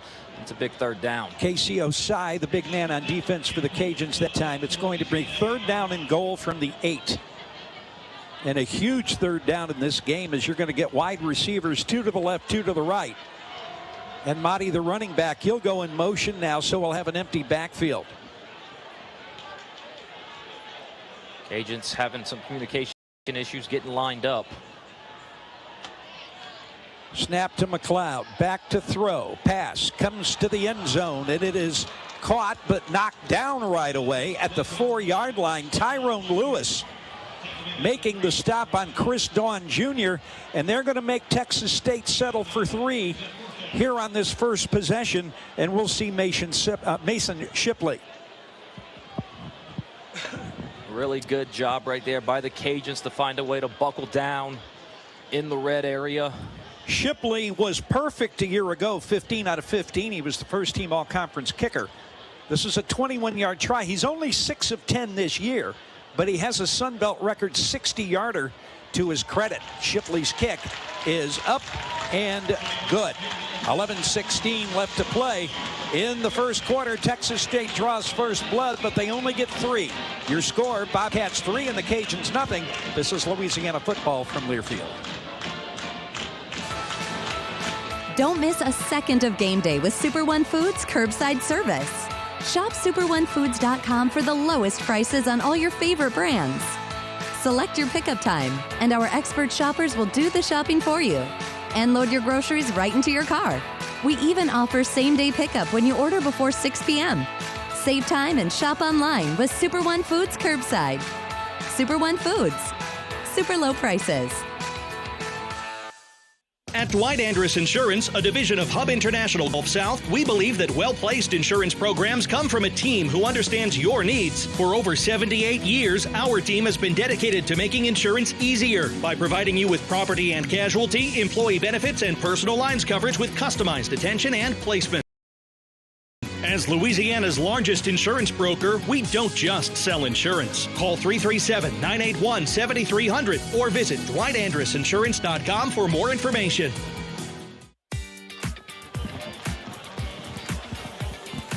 The Texas State scoring drive, 11 plays, 72 yards, 3 minutes and 45 seconds on the clock. A 21-yard field goal by Mason Shipley gives Texas State an early 3-0 lead. First Horizon Bank, proud to be the new official bank of the Ragin' Cajuns. They've got resources and expertise to help you reach your dreams and a personal touch to keep you smiling along the way. That's First Horizon Bank. It's only the second time the Cajun defense hasn't forced a punt on the first drive, and that other time against Kennesaw State. That's right. The Owls marched down the field on an impressive opening drive and got a touchdown. Cajuns, again, were out of sorts early, but were able to buckle down in the red area. And now they have an idea of what that tempo is going to be like from the Bobcats offense. It's one thing to watch it on film. It's another thing to get out there and go against it. And so we're interested to see how the Cajuns and Coach Salgado adjust to that tempo. So we'll see what the Cajuns can do, and to see, first of all, if they can get a return here, because the kick is going to be coming into the wind, although Shipley's got a big leg. Yeah. Now, I'll tell you, one of the keys, I think, for the Cajuns on defense, Jay, to slowing down the tempo, it's on first down. If you hold Texas State to a minimum gain, they're not as in a hurry, and so that gives your defense more time. And so first downs are going to be big in this contest. It will be Robert Williams to go back to return the kick. So if we're going to see Zylan Perry, we're not going to see him in the return game, at least not early. Bill Davis will be the other deep man as we get ready for Shipley's kick.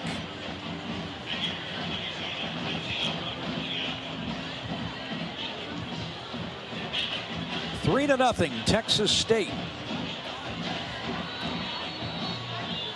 Oh, it's going to be Brendan Frank who does the kicking and not Shipley. And Frank's kick is going to come down, and it made it all the way out of the end zone. That is a big leg into the wind. Cajuns will start at their 25-yard line. Ben Woldridge, the Cajun quarterback, almost 70% completions on the year. 1,785 yards, 15 touchdowns, just 4 interceptions. We'll get the start for the Cajuns. Would imagine we're going to see Bill Davis as the starting running back. He's got 509 yards, 3 scores on the year. The 509 leads the ball club. They will open in a pistol formation with the ball on the left hash. Cajuns will go 12 personnel, 2 wide receivers, 2 tight ends. Texas State with a 4-man front to start things off. And Woldridge right away wants to throw it. And he goes over the middle, pass complete out to the 40 to the 46-yard line, and that pass complete to Jake Bernard, and that's a B1 Bank first down for Bernard.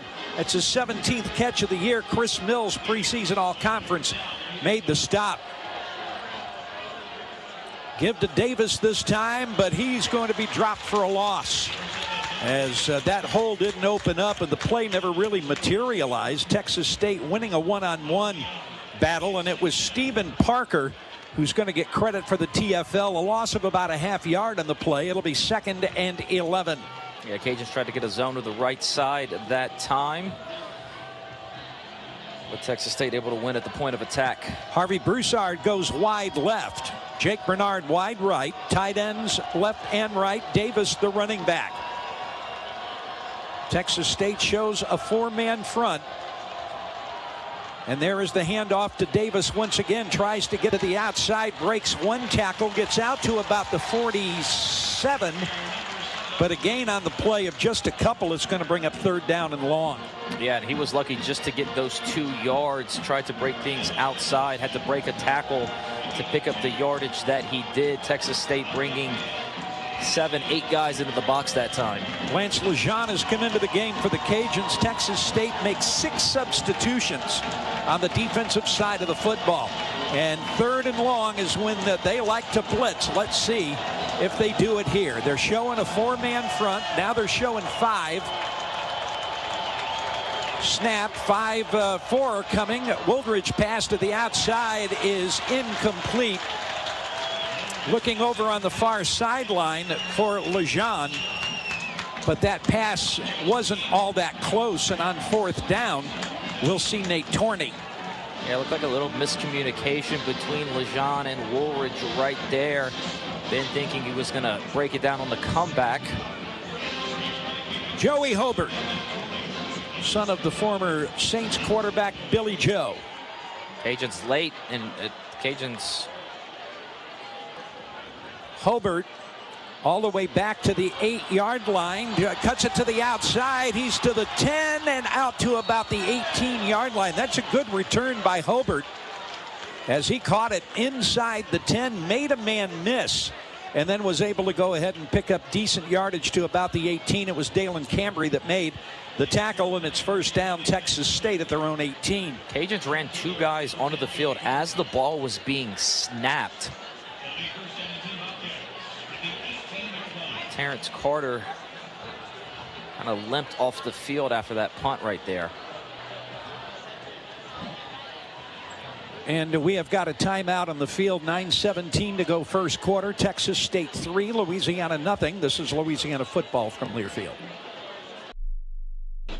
Here's a fresh twist on your typical banking options. What if, instead of choosing between a big bank or a small bank, you had one bank that's the best of both? Big bank muscle, small bank hustle. Big bank expertise and small bank savvy. All the resources and expertise to help you reach your dreams, and the personal touch to keep you smiling along the way. That's First Horizon Bank, the official bank of Ragin' Cajuns Athletics. Looking for a heart-thumping career?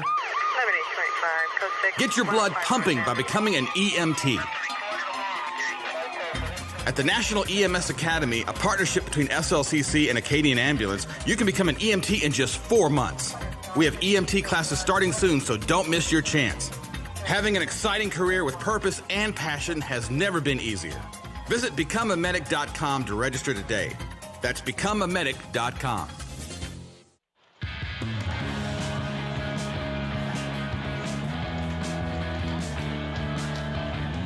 Texas State leading 3-0 as we get ready for the second Bobcat possession of the game. Let's go downstairs. Dawson Iserloh has got a Gulf Coast Office Products sideline report. Well, Jay, and we're hoping Terrence Carter's okay because Cody mentioned that he came off limping a little bit there, and it could be a big day for him. It was National Tight Ends Day on Sunday. George Kittle created that holiday back in 2020 to give a little bit more appreciation to an underappreciated position at the tight end spot. And we know how big Carter was in the Cajuns game against Coastal, so hoping he's all right and can make an impact tonight. All right, thanks, Dawson. While we were away, Cody mentioned that the Cajuns got men onto the field late. A penalty marker was thrown after the return. An illegal substitution call. They add 5 yards to the end of the return. So Texas State will start from its 23-yard line as we get ready to go back to play with the Cajuns trailing by the score of 3-0. We're going to be off for about 11 days. Cajuns' next broadcast will come your way a week from Saturday when Louisiana celebrates homecoming against Arkansas State. Homecoming parade will roll at 12 noon. Kickoff is at 4 o'clock. Hope to see you out at Cajun Field a week from Saturday as Arkansas State comes to town. One of the oldest Cajun football rivalries. Yes, indeed. Rivalry that goes usually back and forth.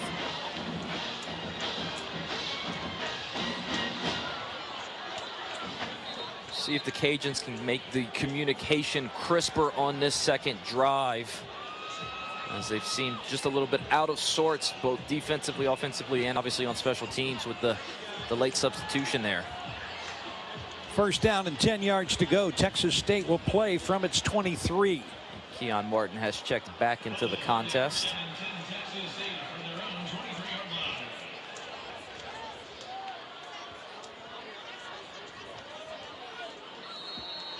Motti once again will be the running back. McLeod standing back in the shotgun. Snap to him. Back to throw, looking to his right. Now he'll scramble, and he's got some room across the 32. They're going to mark him shy of the 32. It's going to be a gain of about 7 and bring up 2nd and 3. And the big gainer, so they're going to go tempo here. Cajuns did a good job of keeping contained, but when the pocket broke down, nobody was in the middle of the field. Casey Osai made the stop. Cajuns with a 4-man front. Quick pass to the outside this time, but the Cajuns have got that one sniffed out and tackled back at the 31-yard line. There's going to be a loss on the play. Yeah, give some credit to Amir McDaniel. He did not make the tackle, but he blew up that screen pass, allowing his buddies of Casey Osai and Jaden Duggar to get over there and get the receiver. Texas State's got a wide receiver wide to the left side, and everybody else pretty much in tight on 3rd down and 2.5. McLeod hands the ball off to Motti, and Motti's going to carry people with him out to the 34-yard line. It's going to be good enough for a first down. Casey Osai made the stop, but it's good enough to move the chains. He's just slippery, and he was just able to find a crease. The Cajuns fit it pretty well, but again, Osai not able to get him down right away. That was Deion Hankins, actually, who was in the game at running back, who got the carry right there. On first down, McLeod hands it off, broken tackle, and out across the 40 to the 45. And another first down. That time it was Motti, and Tyrone Lewis made the stop, but a first down for Texas State as they move the chains again. Amir McDaniel was there at the point of attack, just couldn't get the ball carrier down. 2 receivers to the left side. Give to Motti once again, and this time he's knocked down after about a yard gain. Nice job by the Cajun defense, and Casey Osai making the stop. A gain of 1, 2nd and 9. Cajuns have done a good job for the most part of fitting the runs. They just got to be able to finish like KC did there, as Louisiana will make some wholesale changes with 3 guys on the defensive front checking in. Leading receiver Hobart is going to be part of a double stack on the right-hand side. Wide receiver also to the left. Motti, the running back, and the Cajuns going to get caught on offside. They got a free play pass coming down and is incomplete. But the Cajuns had jumped, and it was Tyrone Lewis, I think, who jumped on the play, and that'll be a 5-yard penalty. Yeah, Cajuns were showing pressure there with T. Lou. Actually ended up dropping back into coverage, so again, that's something that the Cajuns had done a good job in the first 3, 4, 5 ball games of not giving up silly penalties. We've seen that pop up for this club over the last handful of weeks. Torrance Burgess has come into the game at running back. 2 receivers left, 2 receivers right on first down. Man comes in motion. There is the handoff to Burgess, and Burgess slanting has got about 10 yards. In fact, he's got inside the 40 to about the 39-yard line. Amir McDaniel made the stop, and here comes the tempo on 1st and 10. Hobart is in a slot on the right-hand side. McLeod looking left, though, and his pass is out and caught, but a good open field tackle as he'll be brought down at the 34-yard line. Be a gain of 5 on the play. It'll be 2nd and 5. Justin Agu, a good one-on-one tackle that time. Second time we've seen Agu lose his footing, though, on this turf. 6 yards in the play, and, you know, already 2 or 3 times I'm questioning the spot that they're making, and this is one of them. Everybody moves in tight on the right-hand side, and McLeod hands the ball off once again, and down near the first down. Now you see you got the head linesman marking him at the 30, and the linesman on the other side had him at the 29, but he moves back to the 30. Jordan Lawson made the stop, and it's going to be 3rd down, but we've got a Cajun down on the play. And we'll get the number, but it looks like Osai. Yeah, it's definitely a single digit. Yeah, it's 8. And that, of course, is an injury the Cajuns cannot afford to have. He's in a sitting position, though, and we're going to have a timeout on the field. 5.5 to go. First quarter, your score, Texas State 3, Louisiana nothing. This is Louisiana football from Learfield.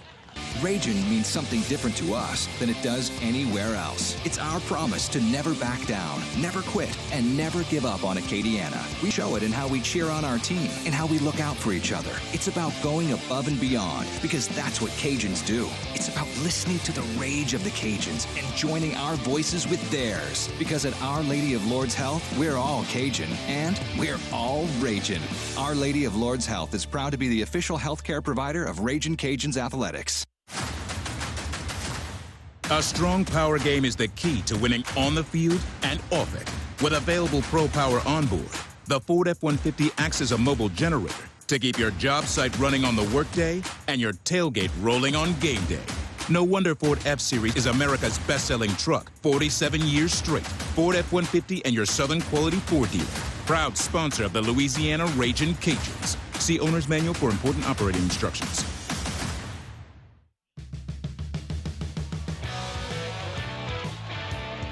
5:30 to go in the first quarter. When we come back to play, Texas State will play 3rd and 1 at the Cajun 30, leading in this game by the score of 3-0. Let's go downstairs. Dawson Iserloh's got a Gulf Coast Office Products sideline report. Yeah, Jay, Casey Osai just went off with that injury, but good news. He went over. The medical staff did some grip strength tests, some range of motion, then they handed his helmet back, and he rejoined the defensive huddle. That is some very good news indeed. Injury update brought to you by Acadian Companies. Going to be a 3rd down and short. Texas State has been able to do pretty much what they've wanted to do against the Cajun defense so far in this game, and now they're going to play a 3rd and 1. Our Lady of Lourdes Health is the team behind the team. They're the official healthcare provider for Ragin' Cajuns Athletics. Our Lady of Lourdes are all Cajun. We're all Ragin'. Yeah, you talked about Texas State, but you know the thing, what they have, it's not any surprises, right? They haven't come out and not shown anything that they haven't done all year. The Cajuns, for the most part, are doing a good job of fitting the run. They just got to be able to get the ball carrier down when they're able to get their hands on them. That's something that at times has been a problem all season for the Cajuns, and it will not bode well for them if that continues here tonight. Texas State already 113 yards in offense. And they've been balanced. They've thrown for 58, run for 55. Again, they're constantly winning on 1st down. Cajuns had that offside penalty after they did hold Texas State to a 2-yard gain on 1st down, come back on 2nd and jump off sides. And so, again, Louisiana has kind of been behind the chains and on their heels defensively for much of the evening. Teams come back onto the field. And we've got a Wildcat formation. Is that Lincoln Paré back there? Lincoln Paré. Man goes in motion. There is the snap and the run. It's going to be a 1st down, and that was Perry who took the snap. Perry, 2nd year with the team, but started his career at Arkansas State. Ball is at the 27. Texas State will have a 1st down and 10. Yeah, and it seems like anytime he's played against the Cajuns, he's had a good evening. 5'9", 200-pound redshirt junior out of Germantown, Tennessee. Started his career at Houston, went to Arkansas State, now at Texas State. 1st down and 10. Man comes in motion. There's the handoff to Motti, and Motti's got a hole inside the 15 all the way down to the 12-yard line. That's just good blocking right there. They pull the backside guard. He seals it off. And Mahdi wasn't touched until he was a good 12 yards down the field. 15 on the carry. Amir McDaniel made the stop. 1st and 10. Texas State at the 13. One receiver left, 2 to the right. Mahdi, the running back. Man comes in motion. And the pass quickly out, but no gain, maybe a yard or so on the play. That was sniffed out well. McDaniel, one of the men that was there along with Tyree Skipper. Good job by the Cajuns. They put Dawn in Jr. into the backfield and ran him back out. Try to get the quick screen. Cajuns were able to diagnose it and make the play. Chris Dawn with the reception, a gain of a yard. Stack receivers left side, 1 to the right. Perry the run. I'm sorry, that's Mahdi the running back. Snap to McLeod, back to throw. Now he's flushed out of the pocket. He's got a lot of green in front of him, and he is going to make a man miss, get down to about the 8-yard line. Yeah, Cajun stayed back that time as McLeod broke the pocket, and he was hoping that somebody, it looks like it was Caleb Cabote, would step up to kind of run and get him to free up a man behind him. Finally just decided to tuck it and set up a 3rd down. Casey Osai back in the game for the Cajuns. It's going to be 3rd down and about 4. One receiver left side, 2 to the right. Hobart goes in motion and now comes back the other way. McLeod rolling to his right, shoots the pass up into the air, incomplete. And that was a dangerous pass. He kind of shot-putted it as there was a lot of pressure being brought. Chase Edwards was the man who was harassing McLeod. And so for the 2nd time, Texas State gets the ball deep into Cajun territory, but they'll have to settle for a 3-point attempt as Shipley comes on for a 25-yarder. Yeah, they sprinted McLeod to the right, tried to get the tight end on the mixer play, the delay, and back across. Good job by the Cajuns not to get fooled, forcing the field goal attempt. Shipley from 25 yards is good. 2:50 left to play in the 1st quarter. Texas State's run up and down the field, but only 6 points to show for it as they lead the Cajuns by the score of 6-0.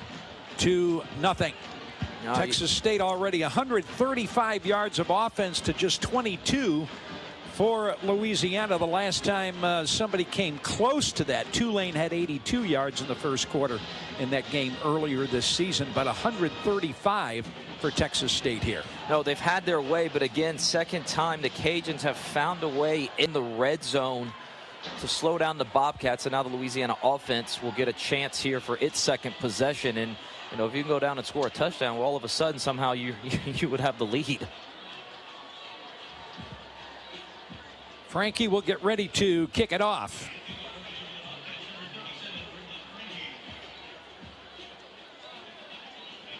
Transfer from Georgia Southern. And Robert Williams, the deep man for the Cajuns, standing back at the goal line.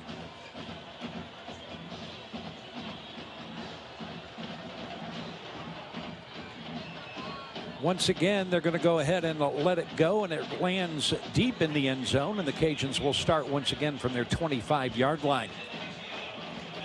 You obviously got to go down and try to get some points, but more than anything, when you look at the time of possession in this 1st quarter, Texas State's had it for 10 minutes and 11 seconds and a minute 59 for the Cajuns. So Louisiana's got to find a way to sustain a drive here.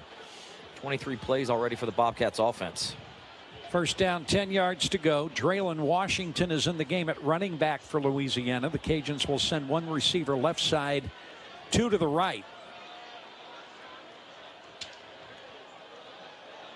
Tight end is on the right-hand side. Now Terrence Carter goes in motion. They hand it, though, to Washington, and Washington right up the middle is across the 25 to the 28 for a gain of 3 on 1st down. It'll be 2nd down and 7. Clock running with 2:40 to go here in the 1st quarter. Texas State leading by the score of 6-0. Bryce Bass was the man who made the stop for Texas State. Wide receivers to both sides. 2 receivers on the left. Carter, the tight end, will line up on the right. Washington, the running back, ball on the left hash on 2nd down and 7. LeJean goes in motion, and the play is blown dead before it can get underway, and the Cajuns are going to get hit with a false start. Something we hadn't seen this year. The Cajuns were getting the touch pass to LeJean there. They're going to get the Cajuns for that false start. Again, these penalties have started to creep up much more here over the last 3 weeks for Louisiana, after being so disciplined early on in the season. It will be 2nd down and a little over 11 yards to go. Cajuns will send 3 receivers wide to the right side. Washington, the running back. Snap to Woolridge, hands to Washington, and Washington slants across the 25 to about the 26. But it will bring up 3rd down and 9 as Terry Webb made the stop. So for the 2nd straight series, the Cajuns 3rd and long, where Texas State can bring those exotic blitzes. Let the big fellas up front kind of get loose. We've talked about it, 25 sacks on the season for the Bobcats. 3rd and 9. Wide receivers to either side and a slot man on the right-hand side. And now the slot man goes in motion. That's Robert Williams.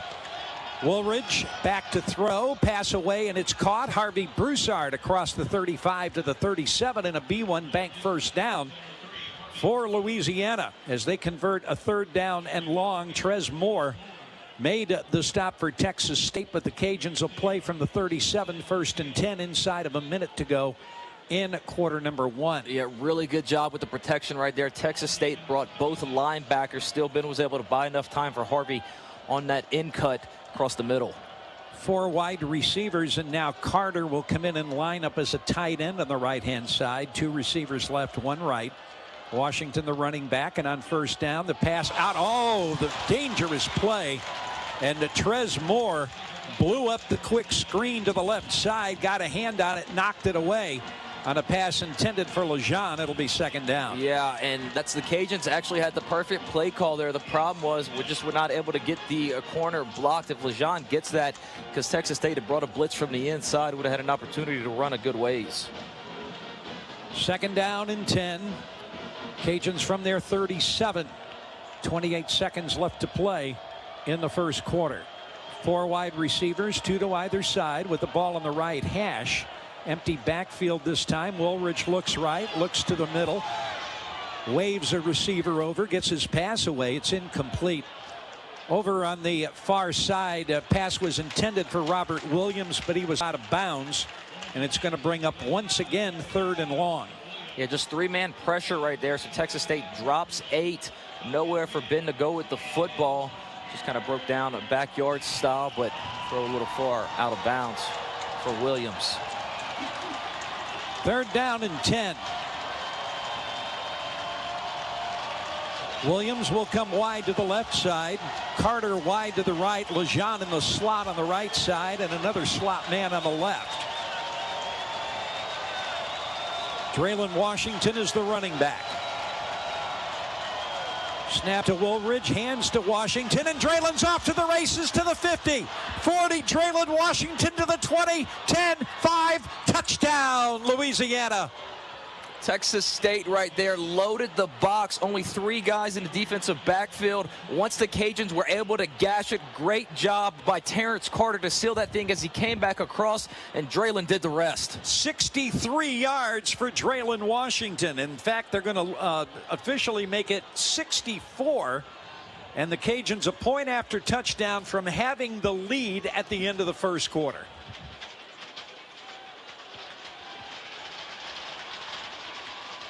Jay, you talked about it, right? Between the propensity for Texas State to blitz, chances are somebody's band was going to play, and it's the Cajuns right now. Almendaris for the point after.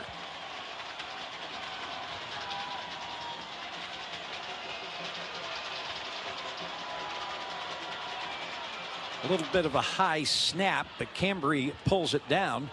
And the Almendares kick is good. So with 8 seconds left to play in the first quarter, the Cajuns, despite their issues, have a 7-6 lead. And the Cajun scoring drive, 6 plays, 75 yards, took 2 minutes and 42 seconds off the clock. Let's go downstairs. Dawson has got a Gulf Coast Office Products sideline report. Yeah, Jay, I just wanted to add in Ben Wooldridge. We've talked about him being a veteran. He went to the line and made a late check. He almost didn't get the play off. Snapped it with 1 second on the clock, and you wonder if he changed it from a pass to a run. Whatever he did, it worked. So the Cajuns get the long touchdown, a 64-yard run by Draylon Washington. Louisiana here in the first quarter hadn't had the ball much, just 4 minutes and 41 seconds, but they've got a 7-6 lead. Yeah, so obviously the good, right? You get the 64-yard touchdown run, but the Cajuns have got to find a way to stay out of 3rd and long. And Dawson was absolutely right. Big Ben checked into that play, recognized what Texas State was trying to do with the blitz, and the big fellas up front opened up the seam. Almendares getting ready to kick it off. Madi, the deep man, is standing back at the goal line.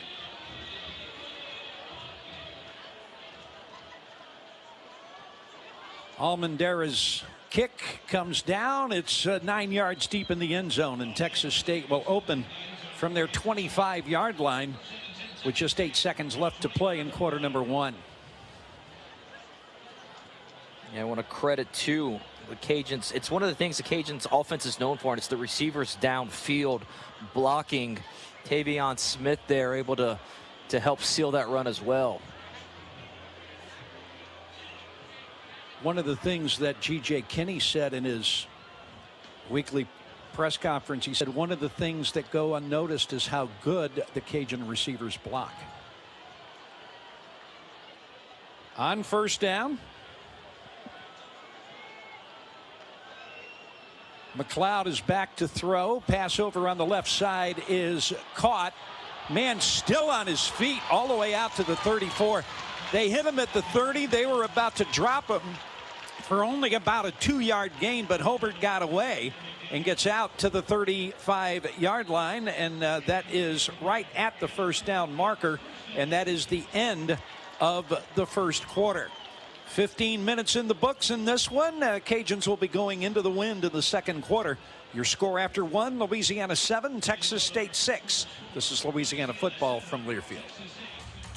Super One Foods is proud to be the exclusive grocery store of everyone's favorite team, the Ragin' Cajuns. We're your one stop for super low prices on game day and every day.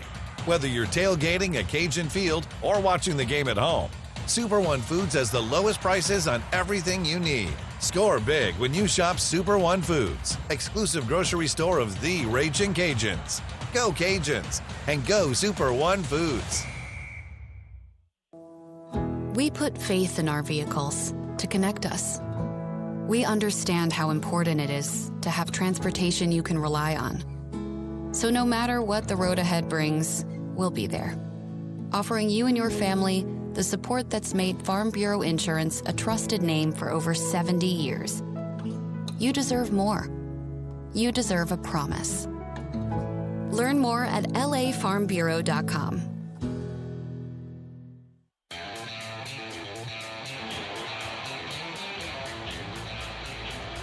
The end of the first quarter. Texas State leads in total offense 145 to 102. Jordan McLeod 9 of 11 for 68 yards in the first quarter, and Madi 7 carries for 45. 4 different receivers catching the football for Texas State. In the first quarter, when we go back to play, Bobcats will have it at the 35, 1st and 10, after the 10-yard completion to Hobart. And they're just so slippery. I mean, Cajuns did a great job of diagnosing it, but just struggling. You know, Osai was there in position, got his hands on him, and kind of thought he was able to wrap him up and get him down, and just Hobart able to keep his balance and just not touch the turf. Is that like a cooked okra? I'm going to need some explanation there. Slippery? Slippery? There you go. Okay. Not a big ochre guy. Where are you from, you? From Scott. Uh-huh. You know, so you want to talk to me about Boudin, I got you. Okay. Are you ready for this? Freddie Freeman has hit another home run. I thought you weren't checking in. Well, I got a text message to tell me. That's 6 straight World Series games that he's homered in. That's a new record. In Fuego. So you saying he likes playing in October? I would say yes. So 6 straight. That means 2 of those would have. Atlanta. Let's not talk about those. Okay. Sorry I brought it up. Just coming with a statistic. I understand. Wasn't trying to be mean. 35-yard line is where we'll be when we get ready to start quarter number 2. You know, when the Cajuns win, you win. Look at the Cajun social media channels, or if you've signed up for text messages, just check it out. Could win a buy one, get one free quarter pounder with cheese from McDonald's every time the Cajuns win. 1st and 10.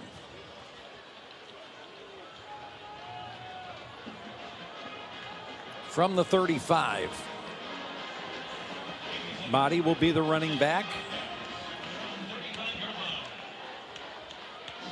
Receivers 1 left, 3 right. Cajuns showing 2 high safeties.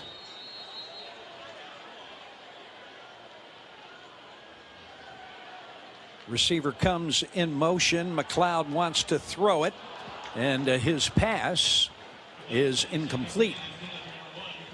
He was looking for Chris Dawn, and it was Keon Martin that had the coverage. 2nd down and 10. Yeah, just a quick slant right there. Good job by Key in good position. McLeod back to throw again, in some trouble. Steps up, goes deep downfield. That pass incomplete. Martin had coverage once again. That pass deep downfield, but he broke it up. Intended receiver was Dawn once again. It's 3rd down and 10. That's going to be a fun battle to watch all night. The Cajuns brought both linebackers on the blitz, got into McLeod's face, forced him to rush that ball, which went a little deep, but Keon Martin in great coverage. And it's 3rd and long. 1 receiver left, 2 to the right. Now make it 3 to the right. Got 1 all the way out near the boundary. Cajuns have both linebackers walked up into the A gap, single high safety. And McLeod rolls, breaks a tackle, gets out across the 40, 45, 1st down at the 46-yard line. Tackle in space, tackle in space, tackling in space. And I don't know that the would-be tackler had a great angle on him, but the fact of the matter is he didn't get his hands on him. 1st down and 10. McLeod back to throw, pass to the near side, caught at midfield. Keon Martin again on the coverage as the pass gains 5 yards to the Cajun 49. 2nd down, 3 wide receivers to the left, 1 to the right this time. Handoff to Motti. And Motti hit at the line of scrimmage and dropped. He actually might have lost a half yard, and it's not Motti. Cam Whitfield was the Cajun that was able to drive him home. All right, got it. 3rd down and 6. 4 wide receivers to either side. Motti is the running back. Shotgun formation, ball between the hash marks. Cajuns showing man press outside. Rolling to his left this time. And about 3 yards shy of the 1st down on a designed run that time. And I think Tyree Skipper made the stop, and it's going to be 4th down, and the punting unit will come on for Texas State. I was going to say I thought we might have been in 4-down territory with as aggressive as J.G. Kinney is in that design quarterback run all the way. Cajuns are going to keep the defense out and play punt safe here. Jacob Bernard is the deep man. They have 2 punters. This, I think, is David Nunez.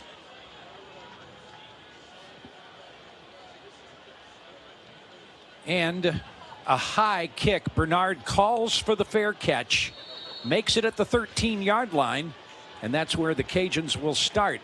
1st and 10 with 12:46 to go in the second quarter, and Louisiana leading by the score of 7-6, and that was in fact Nunez on the punt.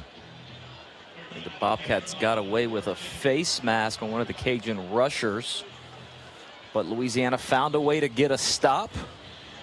We'll see if they can put a drive together here. Cajuns will have Bill Davis as the running back. We haven't seen Zylan Perry as of yet. 2 wide receivers, both to the left side. Cajuns play with 2 tight ends on first down. Woolridge, quick pass to the outside, complete, broken tackle, and out across the 20 to about the 23. That's Jake Bernard on the reception. Yeah, that ball was a little bit behind him on the swing route there. Jake did a good job. 1, secure the catch, and then 2, just kind of high-stepped over the defender who was diving in to try to make the stop. Gain of 6 on the play, 2nd down and 4. Bernard will come wide right this time. Harvey Broussard will go out wide to the left. And the Cajuns this time will line up with 2 tight ends in the pistol formation with Davis the running back. And now they'll go ahead and shift into the shotgun. Woolridge hands it off to nobody. The pass outside and caught. Turn it up. B1 Bank first down. That's the tight end Ty Stamey on the reception, and a good fake by Woolridge, and they play all the way out to the 32-yard line. It got 12 on the play, and that's a B1 Bank first down. Joshua Eaton made the stop for Texas State. Just a staple of this Cajun offense. Tight end out into the flat off of the play fake. Ben did a good job of seeing Stamey wide open, got him the ball quickly, and a nice job by the youngster after the catch. Again, pistol formation is where they start off. First down, wide receivers left and right. There's the handoff to Davis straight ahead, and Bill is going to get yardage out to about the 36 for a gain of about 3. That'll bring up 2nd down and 7. Good run right there on first down. 2nd and 7. Texas State will make a couple of substitutions defensively for the 2nd down play. Cajuns, we've seen them go tempo at times. They're slowing things down right now, huddling up. Bernard and Carter stack on the right-hand side. Broussard wide to the left. Shifting front for Texas State. Carter now will line up in a slot left side. Woolridge back to throw. Pass complete to Carter across the 45-yard line, keeping his legs moving all the way out near midfield. That'll be a B1 Bank first down. Bryce Bass made the stop, but Terrence Carter with a big catch moves the chain for the Cajuns. Yeah, Texas State once again brings both backers. Just a stop route over the middle by Terrence Carter, going in right into the space that the backers vacated. Easy pitch and catch. Zylan Perry making his first appearance of the game. He's in at running back for the Cajuns. 1 receiver to the left side, 2 to the right. Perry the running back. Ball on the left hash, 1st and 10. Ball is at midfield. There's the snap, handoff to Perry. Perry cuts it up. He'll get a couple of 3. They're going to mark him at about the 48 for a gain of 2. It'll bring up 2nd down and 8. So Perry on his first carry of the game gets a couple. Just a sweep to the right side. We've got a Bobcat down. Looks like Josh Eaton, the cornerback, way on the far side of the field.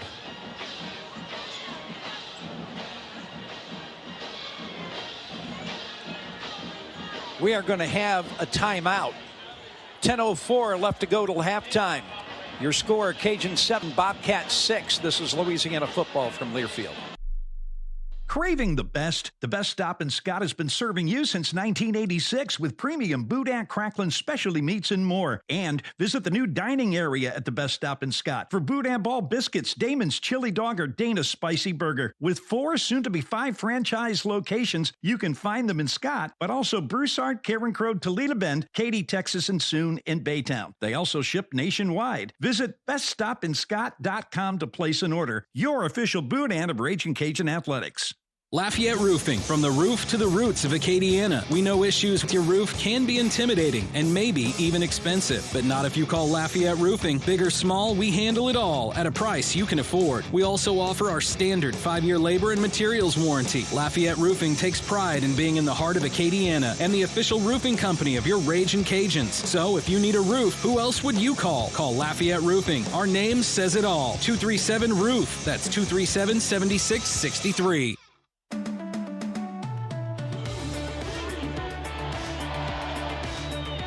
Ragin' Cajun football is brought to you by Spadale's, your Lafayette and Acadiana area florists.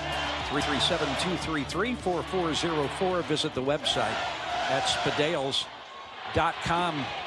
Injured player down on the field and it just kind of went down on his own. That's Joshua Eaton, a preseason all-conference player, Oklahoma transfer.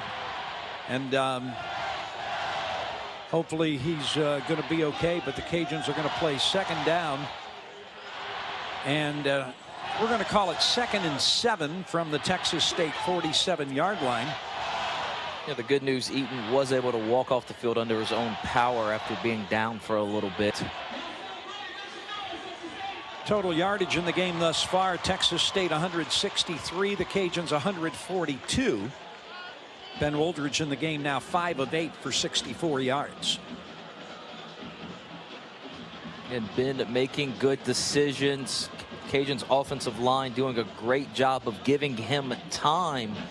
And they're doing exactly what you want to do on the blitz, going right to where Texas State vacates. Easy pitches and catches.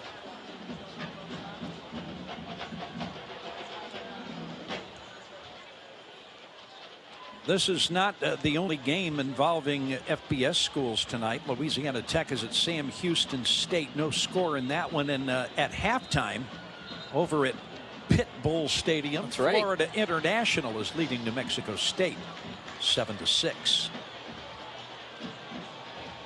Cajuns come back onto the field. They're going to play 2nd down and 7. Jake Bernard wide to the right side. Another wide receiver wide left.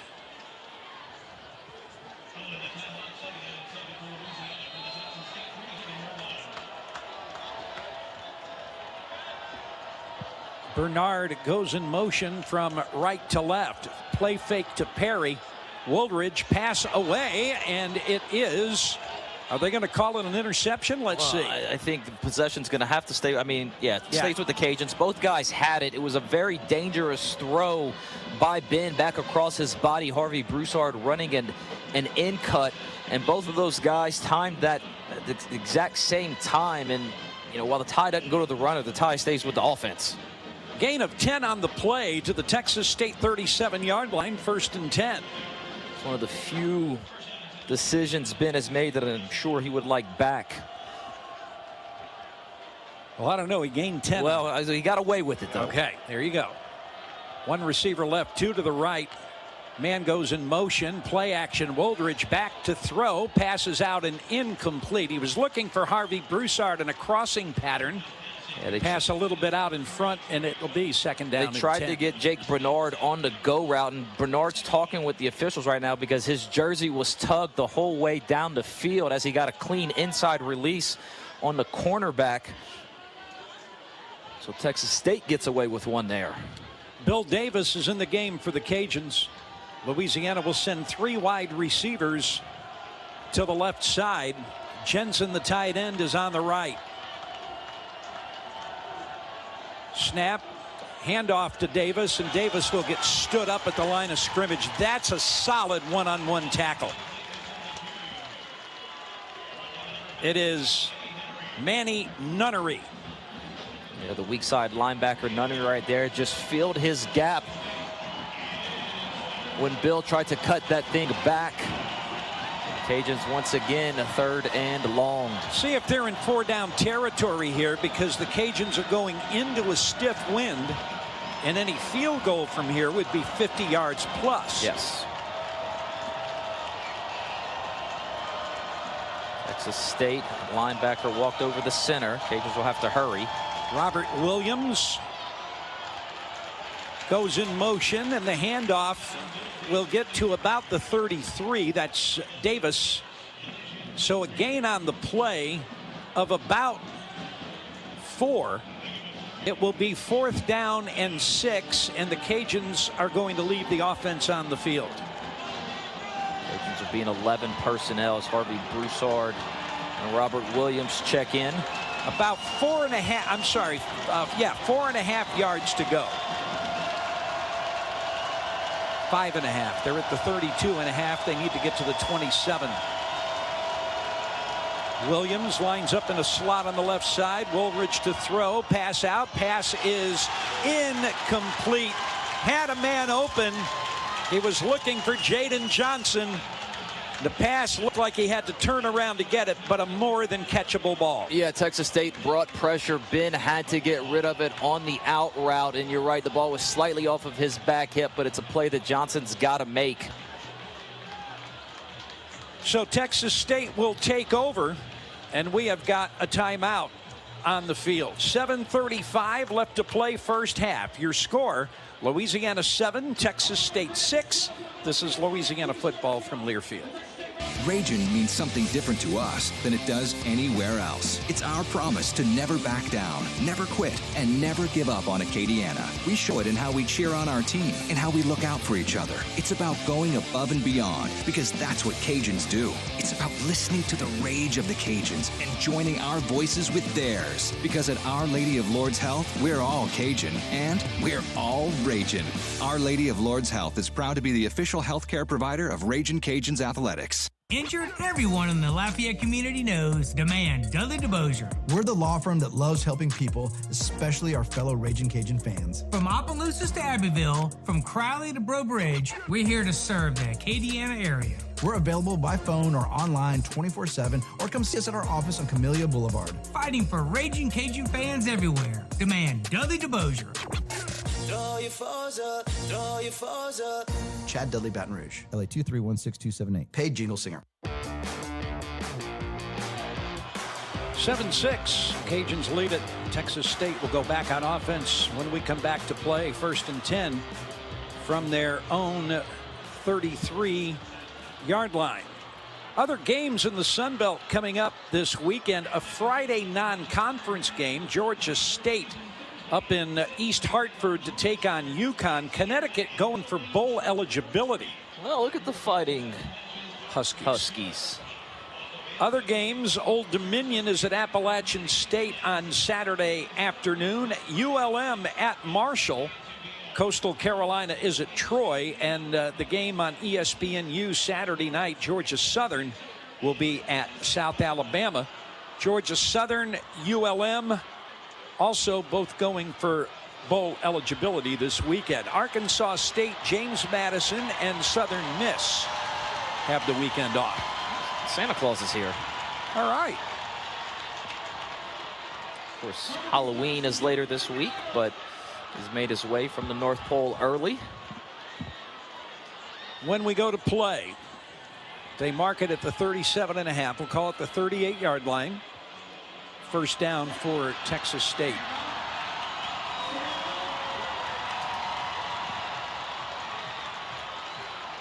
Ah, 33-yard line.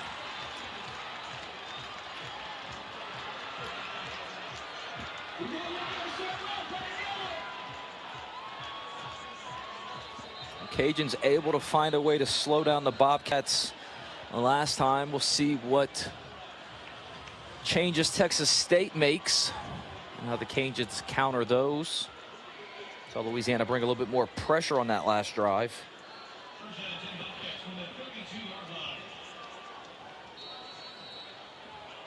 From the 32. Mahdi, the running back, he's standing right next to McLeod. Either one of those guys could take the snap here.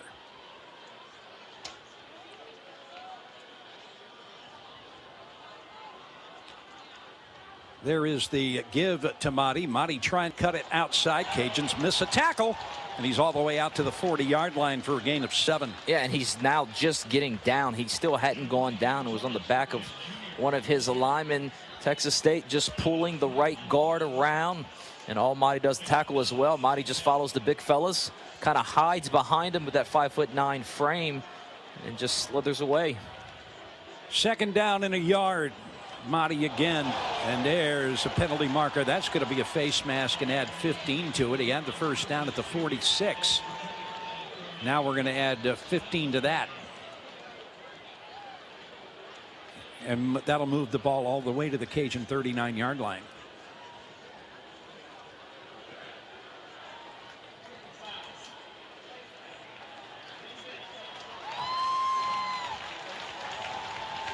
So it will be a first down. It's called on Jaden Duggar. And it moves the ball to the 39. Torrance Burgess has come into the game at running back.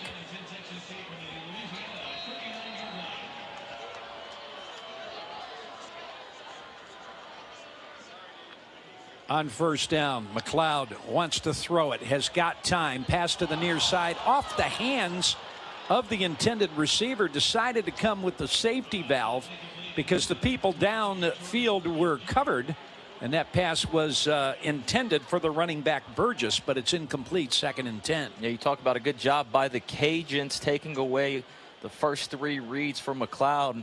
Had he been able to deliver a ball on a target, Burgess would have had some running room. They'll go split backs this time.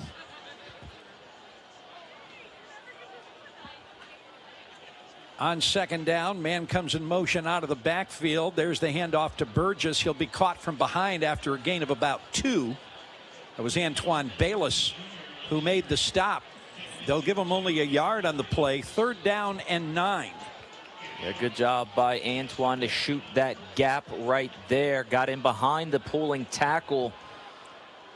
Motti is back in the game at running back. Ball on the left hash. 1 receiver left, 3 to the right. Agent showing safety pressure. But now Texas State will check, and we'll see what the Cajuns do.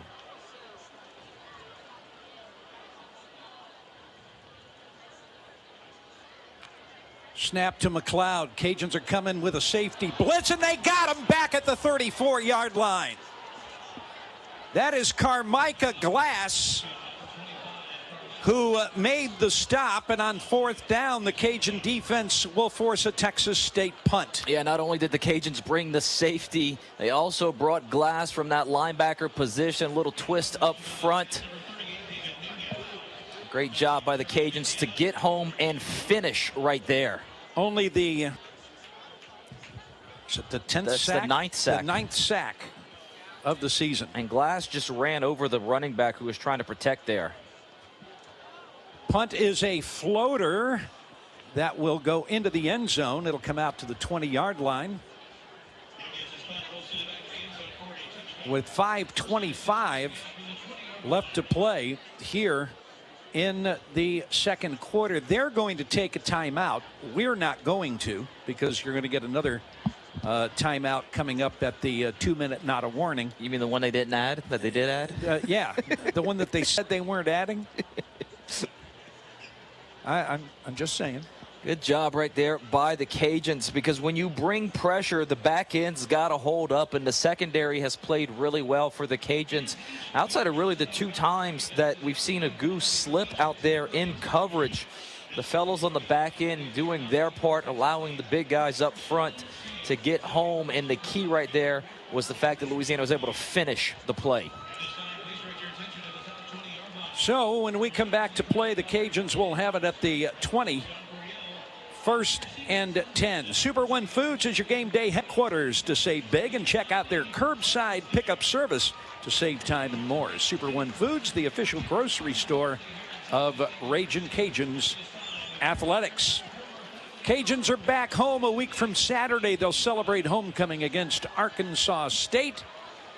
Kickoff is at 4 o'clock. Arrive for tailgating early so you don't miss any of the action. The homecoming parade will roll at noon. And then party with Dustin Sommier on the music stage. You can get your tickets at RagingCajuns.com/tickets, starting at just $15. And that parade still rolls right through Cajun Field, correct, my friend? It does. There we go. Change the Cajuns made a couple years ago. I'll be interested to see with the construction how they do it on that. the west side, but it will run on the east side as it always does. Cajuns made that change a couple years ago. I'm a big fan of that because it allows everybody to get out and tailgate, enjoy the parade. No, it was a good move. So it'll be first down for the Cajuns. Remember, they had a big disparity in total yardage, a lot closer now. 169 for Texas State, 156 for the Cajuns, as the Cajuns have only allowed Texas State about 30 yards here in the second quarter. Yeah, the last two series, the Cajuns have made some adjustments that have worked out really well. And so if you're Louisiana and you can take this 5 minutes and 25 seconds, find a way to take as much time of that as you can off the clock and come away with points, you'll get the ball to start the third quarter. Talk about that middle four, the middle eight. Cajuns just outside of that mark right now, but an opportunity to put something together. Traylon Washington will be the running back. First down and 10. Cajuns from their 20. They'll send one receiver to the left and two to the right. Tight end will be on the right-hand side. Texas State shifts the defensive line. Snap, and Woldridge on first down still has the football, gets his pass out complete across the 25. That's Terrence Carter across the 30 to the 32-yard line, and that's a B1 Bank first down. Again, Cajuns go with the bootleg to the right side. Terrence Carter just releases out into the flat. Texas State, you guessed it, brought pressure. Ben's got to get the ball out quickly. Easy throw, easy catches. We've got a Bobcat down. Once again, a injured player on the field, so we will get a stoppage in play for that. And when we get back to play, it will be first down for Louisiana at the 32-yard line. Cajuns leading in this game by the score of 7-6. Texas State field goals on their first two possessions. After they really had their way with the Cajuns until they got inside the 10-yard line. It is Traylon Payne, the weak side linebacker. He was a preseason all-conference guy.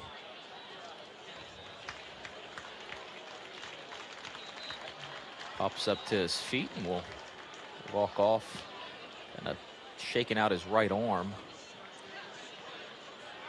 Cajuns will play first down from the 32. One receiver left, two to the right. Washington will be the running back. Tight end is on the left. Washington now goes in motion. Terrence Carter goes in motion as well. 5 wide receivers in the pattern. Snap to Woolridge. Back to throw. Bend, pass, safety valve. Carter again across the 40. Puts his head down. Across the 45 to the 46. Another B1 Bank first down. Kenny Haynes made the stop, and once again, Carter plays safety valve, and Woolridge finds him. Yeah, the Cajuns trying to run a switch smash concept. Terrence Carter just kind of comes underneath on that shallow. On first down, Traylon Washington will get the carry. He'll get a couple out to the Cajun 48-yard line for a gain of 2. It'll bring up 2nd and 8. Two teams have all 3 of their timeouts remaining. Clock is running as we come down toward 4 minutes to play in the first half. Agents huddling in no hurry. Jake Bernard will come in for Robert Williams. Cajuns will send one receiver to the left side and 2 to the right. Tight end will be on the right. Washington is the running back.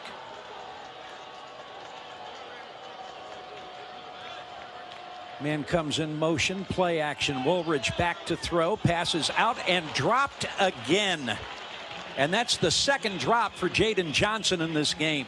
Johnson comes in motion, ends up in the slot, just runs a drag route. Texas State playing man. It's what you want if you're the offense. Kind of cleared out by the tight end, and that's just a pass that's got to be caught. 3rd down and 7. Texas State tried dropping the weak side linebacker Haynes underneath it, but Johnson would have had plenty for the first down. Robert Williams goes wide to the left side. Tavion Smith, I think it is, wide right, and a man in the slot on the left. 3rd down and 7. Texas State shows blitz, and they're coming. Woolridge, pump fake, passes out, passes caught at the 30-yard line. Inside the 30 to the 25 to the 24-yard line. That is Lance Lejean, and that's going to be a B1 Bank first down into Texas State territory at the 24. Yeah, again, just a seam route right up the middle. Texas State loses him. He does a good job, Lance does, of sit that down in the zone, as we've got another Bobcat down. Big fellas gave Ben time. Really good job right there by the senior wide receiver to throttle things down and not run himself into coverage. Stephen Parker, who is one of the sack guys on this team, is the player who is down for Texas State back at about the Texas State 35-yard line. The Cajuns are going to play from the 24 when we come back to play. The wind has not died down at all. No, sir. It is still whipping over 20 miles an hour. Cajuns are into the wind and in the second quarter, although, you know, you're talking here 41 yards. Yeah. Almendarez could even get it into the wind. He can, but watching that in pregame warmups, right? I mean, that ball gets in that wind, and it does. You've got to really hit it. And so I would think the Cajuns could potentially be in 4-down territory, depending, you know, if they're not able to pick anything up. Hopefully they'll just figure that out and get into the end zone and not have to worry about that. I vote that. Yes. First down, 10 yards to go. Cajuns playing from the Texas State 24. Wide receivers left and right. Cajuns shift into a pistol. Draylon Washington is the running back. Ball is on the left hash. Man that comes in motion. That's Robert Williams, and we're going to get a false start in the Cajuns here. Like the right side moved for Louisiana.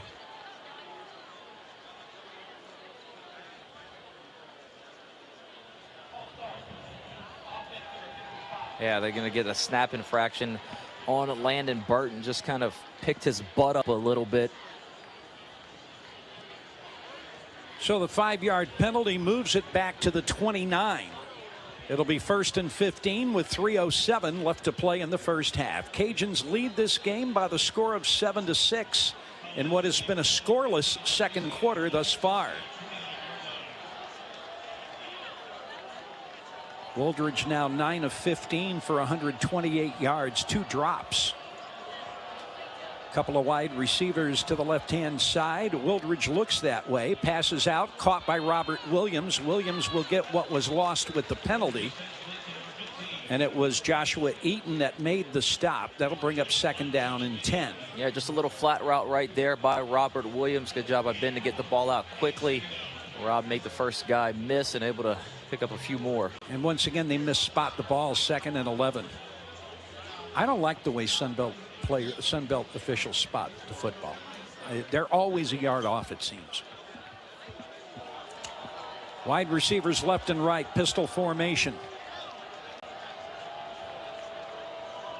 And now Washington shifts into the shotgun.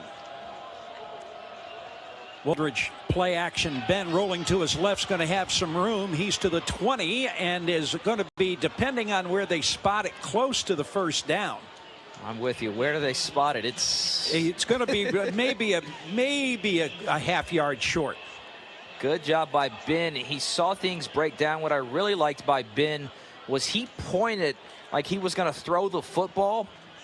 And it's going to be good enough for a first down. Just to kind of throw off the man coverage there and been able to get the first down. B1 Bank first down, and we are at the 2-minute, not a warning. Timeout on the field with your score. Cajun 7, Bobcat 6. This is Louisiana football from Learfield.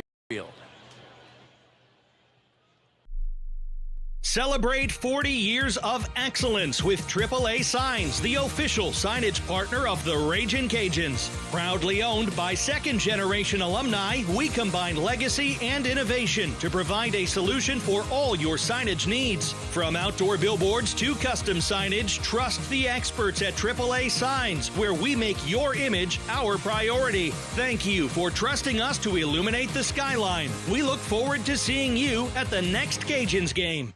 No one likes playing out of town, so why do your banking out of town? Just like playing at Cajun Field, banking locally with JD Bank gives you a home field advantage. Local decisions are made by local bankers right here in Acadiana by people who actually live in our community. We've been here for more than 77 years, and we'll be here tomorrow. Stop by any of our convenient branches to see what our community bankers can do for you. Go Cajuns and go JD Bank. Member FDIC, Equal Housing Lender.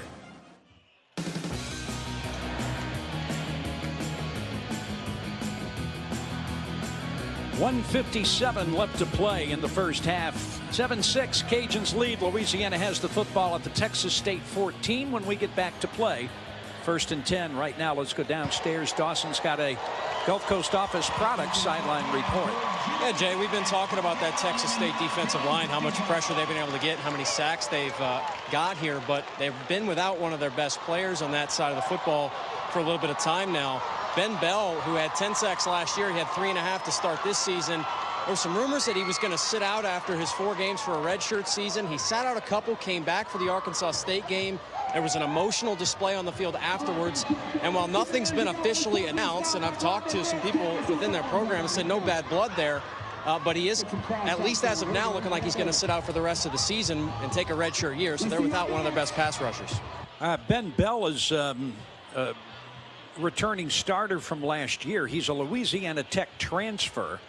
6 TFLs on the year, 3.5 sacks, and a half-dozen quarterback hurries. Again, the job that the Cajun offensive line has done in this first half, really keeping that Texas State front at bay. And they've done it mostly, Jay. I mean, you obviously have the 64-yard run. The Cajuns haven't done a whole lot of running of the football and not a bunch of explosives outside of that one. A really good job by the guys up front in pass pro. Woolridge now 10 of 16, 132 yards. McLeod is 10 of 15 for 73 yards. And of course the Cajun touchdown, scoring on a long touchdown run by Draylon Washington of 64 yards. But the Cajuns knocking on the door here. 1st and 10 at the Texas State 14. Wide receivers left and right. Robert Williams is on the right-hand side. Carter comes in motion. Pass to the outside. Caught by Carter. He's at the 10. Rolls down to about the 8-yard line. In fact, they will mark him at the 8. Darius Jackson made the stop. That's a gain of 6. And it's 2nd down and 4. Yeah, really good job right there by Darius Jackson as Texas State takes a timeout in that open space. Terrence tried to spin that sucker inside. And if he gets by Jackson right there, you might be raising your hands, Bird. Well, I might say touchdown. Or do both. I don't know that I would actually physically raise my hands. But I would be happy enough to. Okay. When we get back to play, Cajuns will play 2nd and 4 from the Texas State 8. Texas State has 2 timeouts remaining. The Cajuns have all 3 of theirs.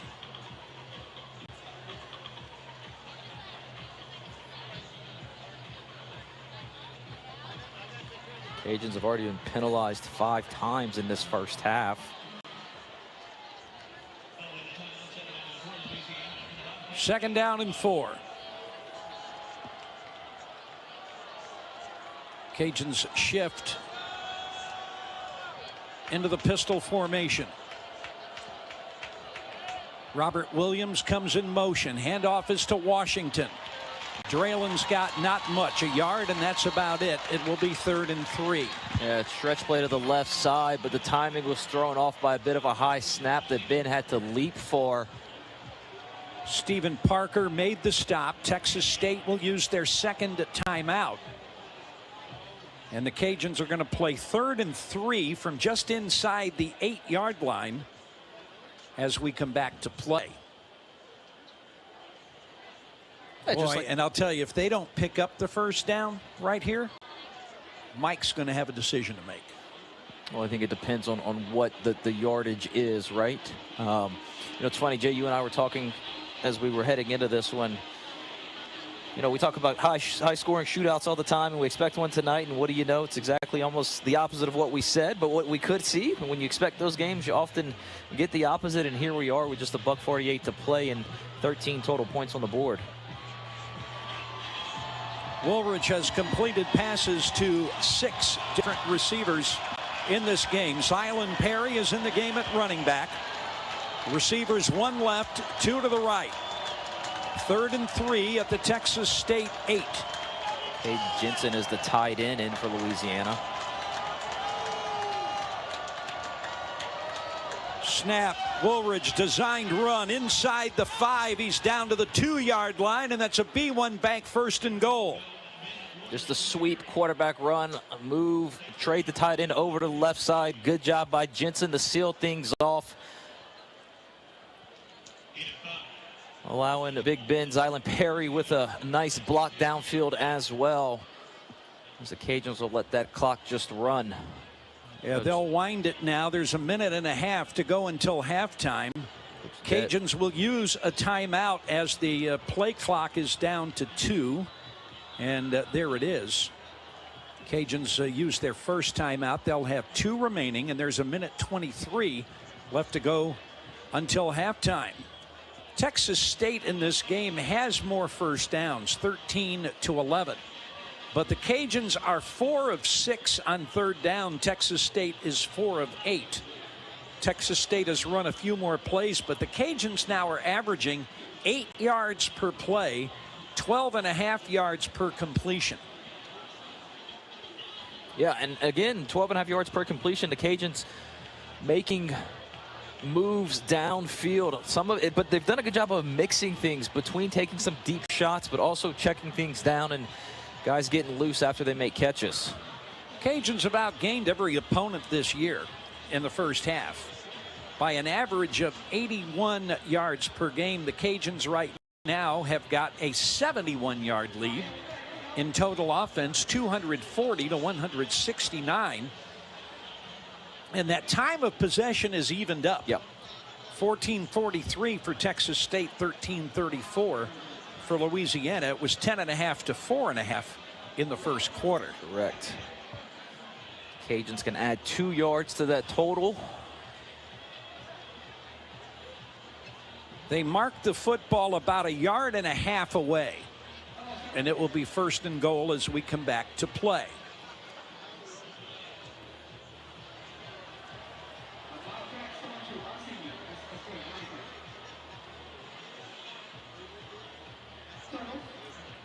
Dawson just texted a question that I think is a legitimate one, Cody. He said that on that last play, the first down, the play that picked up the first down. And then they wound up letting the clock run down and call a timeout. After they got the first down, they only had 25 on the play clock. We'd have to look at the time rules, but my only thought is, remember, the clock stops with a first down inside of 2 minutes, and so does it reset to 25? Because then I don't know the answer to that question. Okay. And you're allowed not to. But that's what I'm thinking, right, is because the clock stops with the first down, which it does not do outside of 2 minutes in the last 2 minutes of each half, does that potentially okay, all right, create a situation where you have a 25-second clock? That's as good an explanation as we're going to get between Dawson and you and Brandon and me. We're not going to get any better than what you just said. Although I'm going to be quite honest, I'm surprised Mr. Verrett doesn't have those 2-minute timing rules all lined up and ready to go. Well, I also, you know, Mr. Verrett was laughing about something. I have no idea what. First down and, I'm sorry, as it is, first down and goal to go when we come back to play. They're giving an awfully long timeout. I'm with you. Like, I'm not sure what's going on here. Well, because the guy in the green has walked out onto the field. So are they looking at some sort of review here? It's got to be. And if it is a review, it's brought to you by Joseph and Swan Eye Center. But the problem the is, place for comprehensive eye care in Acadiana. Sorry about that, Jay. But the problem is the White Hat's in the middle of the field.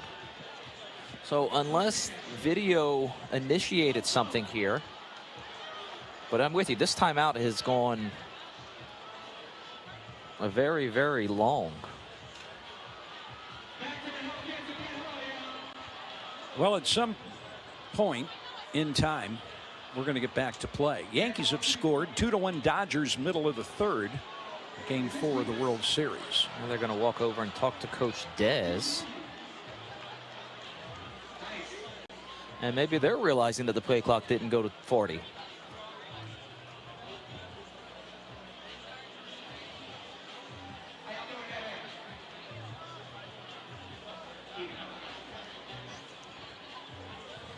Well, something is getting explained.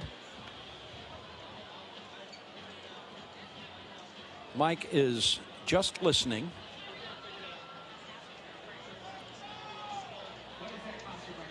Now they're going to come over and talk to G.J. Kinney as well.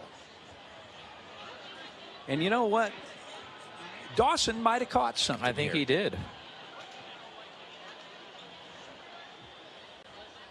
The problem for the Cajuns is Des took a timeout based on the play clock. Right. So they ought to take 15 seconds off it, or 14. I'm with you. I just don't know how you do that. I don't know how you do it either.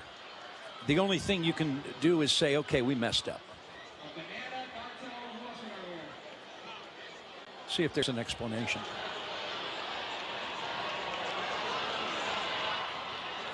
Nope, because his microphone's not working.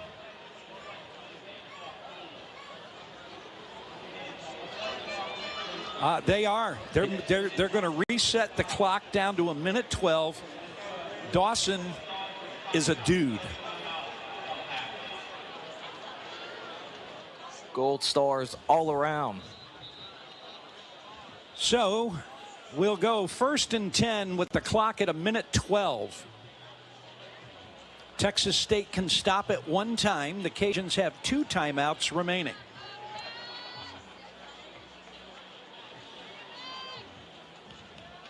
Bill Davis is in at running back.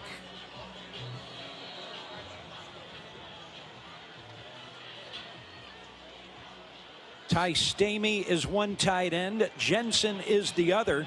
They'll come up with a third tight end. That's Fitzgerald West as they come with the heavy package. Woldridge into the end zone. Touchdown, Louisiana. It is Caden Jensen, and he was in the back of the end zone by himself. And the Cajuns with a big drive here toward the end of the second quarter. And they are ahead now 13-3. Yeah, Cajuns fake the run to the left, and it's just a high-low combination. Terrence Carter draws all the attention out in the flat. The Texas native Caden Jensen runs a little corner route in the back of the end zone for the Louisiana touchdown. Kenny Almendaris is on for the extra point. Dalen Cambry is the holder for Ben Woldridge, his 16th touchdown pass of the year.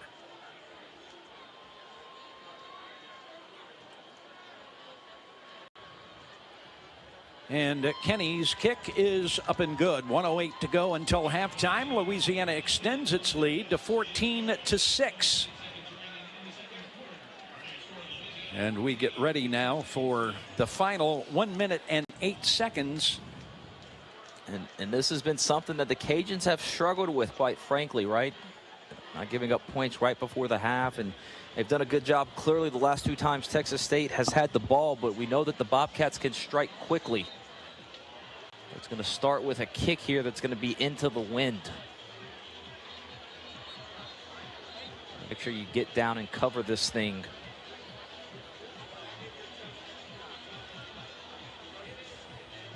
Motti will be the deep man as Almendaris prepares to kick it. And the Cajuns have sucked out whatever energy was in this stadium with that long drive. The ball has blown off the tee. So Almendares will tee it up again.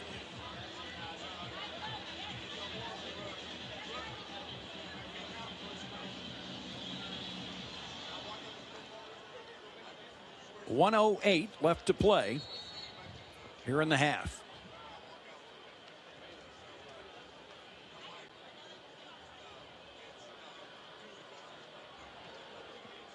Almendares, a line drive kick taken by Motti, drops it, picks it up at the 2. And Motti is out to about the 16-yard line. That's excellent coverage by the Cajuns. And, oh, my goodness, it's Dalen Cambry who makes the tackle. Cambry and Key Barnes down there. Really good job. They'll mark it at the 16. Texas State's got 1 timeout and 1:02 left to play. And I don't think they're just going to take a knee here. I think you're right. That is certainly not in G.J. Kinney's personality. Motti will be the running back. 2 wide receivers left side, 1 to the right. Hobart is the slot man. He's the favorite receiver. Snap to McLeod, back to throw. Passes out, pass is caught. 23-yard line. About 7 yards on the play. Got a couple Cajuns slow to get up. KCO's side pops up, but there's still a Louisiana defender down. Ball is out to the 23. It will be a 2nd down and 3 when we come back to play.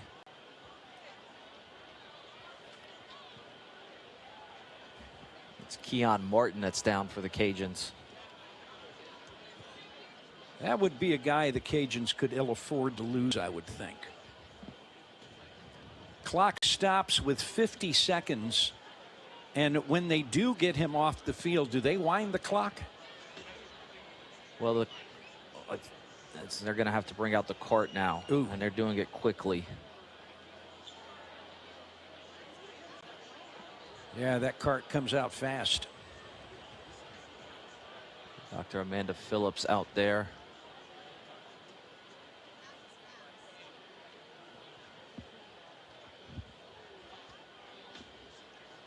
Dr. Phillips has been on the medical crew for Cajun football for quite a few years now. And she's really good at what she does, and she loves what she does with the football team. But pretty quiet here right now, and you see a lot of Cajuns across the way on a knee as they get ready to load Keon Martin onto the cart. He's still down on the ground. I'm going to bring out the spine board here. Oof.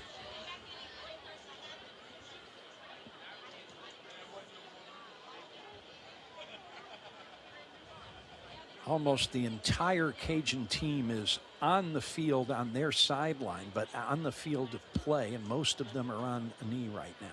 Texas State also, all their players on a knee.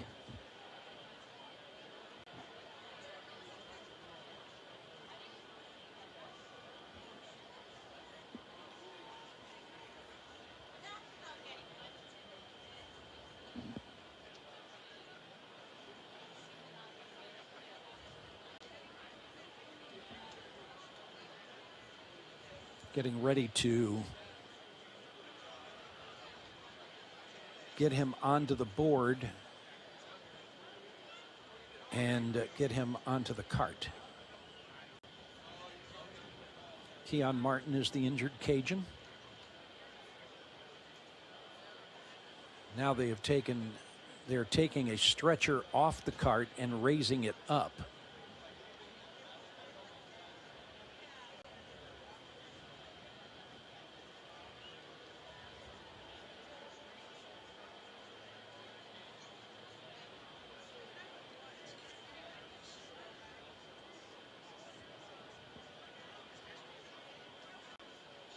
As the training staff and doctors continue to work on Keon Martin.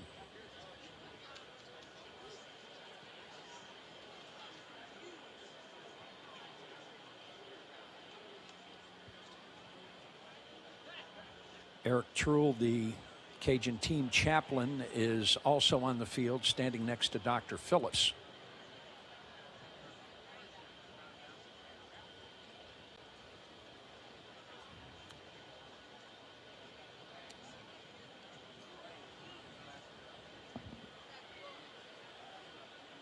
And everybody else just continuing to view and in several cases pray.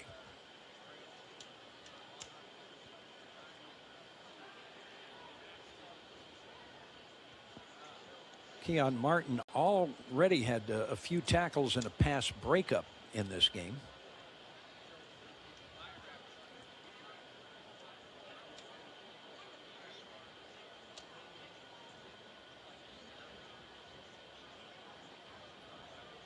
That cart belonging to the San Marcos Hayes County Emergency Medical Services.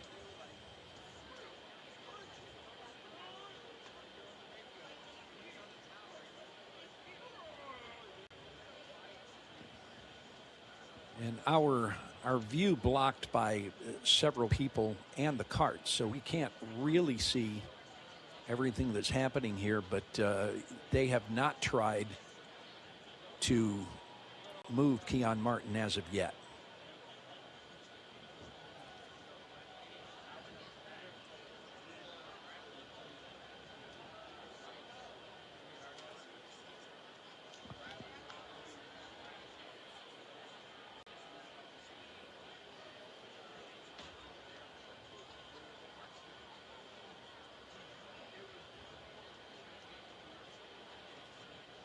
Eric Truhl was kneeling by Keon Martin. He's gotten up now. Dr. Phillips also on her feet.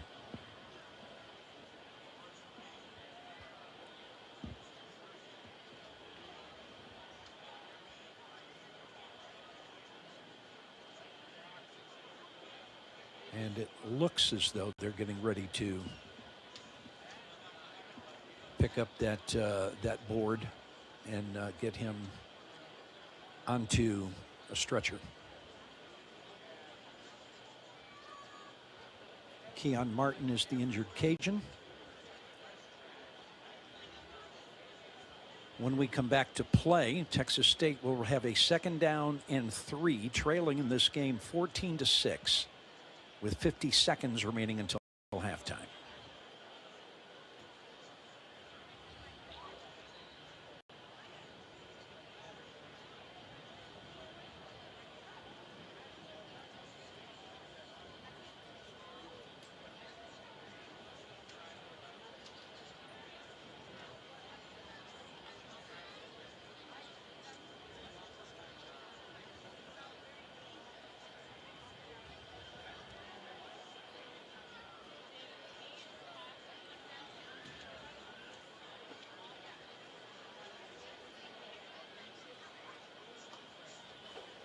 Everybody from the Cajun squad is on the field right now. A couple of them are standing, but almost all of them are on a knee. And that goes with the Cajun coaching staff. I saw Troy Wingert, the chief of staff, down there. Yeah, Director of Athletics, Dr. Brian Maggard, also on a knee down there.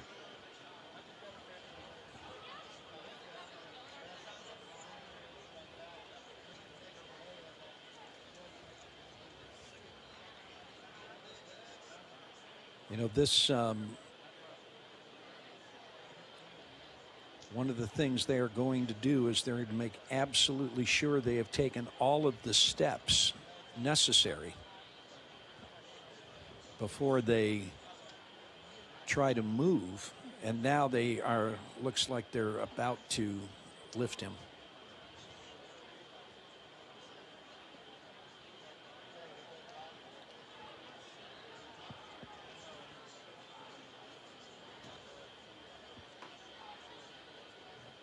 Like some of the Cajuns are starting to make their way towards the stretcher.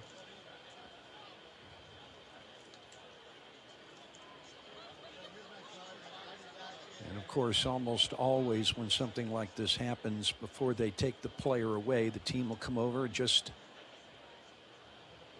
give them a touch somewhere.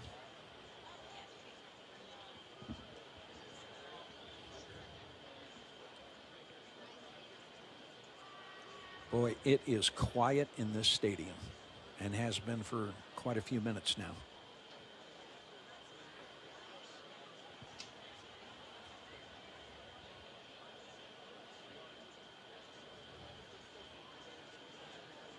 They have still not lifted him as of yet.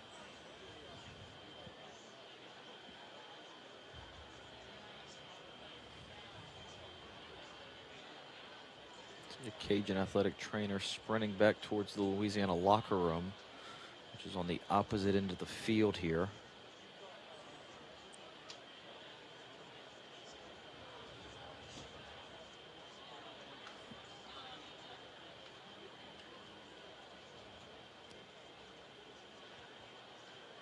In case you've just joined us, Cajuns, there it is now, they're lifting. Moving the stretcher underneath the board.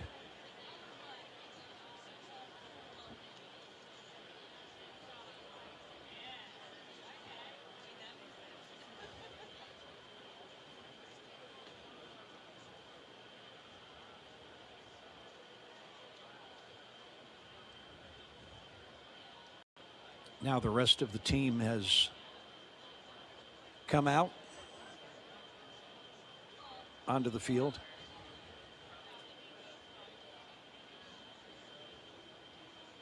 So they have gotten Keon Martin onto the stretcher.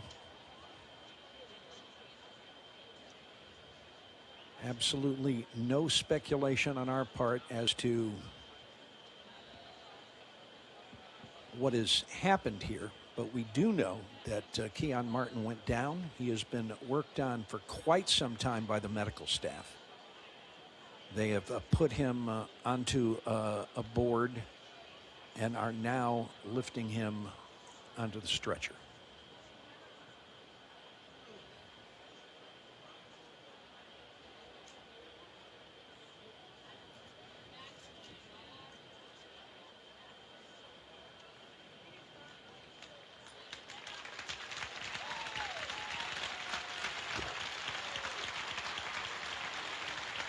They are now wheeling the stretcher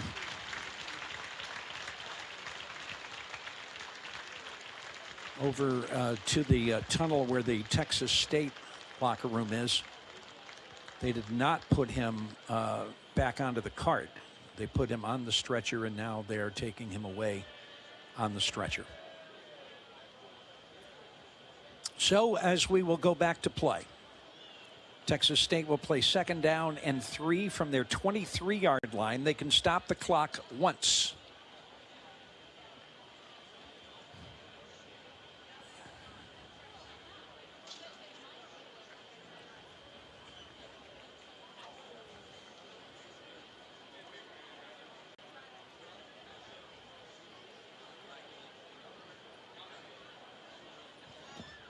Good news, I guess, is that those that are down in the field reported that Keon was talking.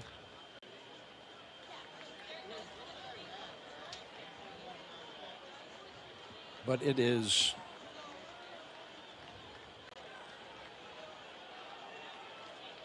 second down and 3 yards to go. One receiver left side, 2 to the right. McLeod back to throw, got his pass away. McLeod, the safety valve is Maudie, and he is out to the 28-yard line, near the 30. That's going to be good enough for a first down. Yeah, and you're going to go ahead and add 15 more to that. We're either going to get a late hit or a taunting, one of the two on Antoine Bayless. Cajuns ran a twist up front. Bayless got home, but late.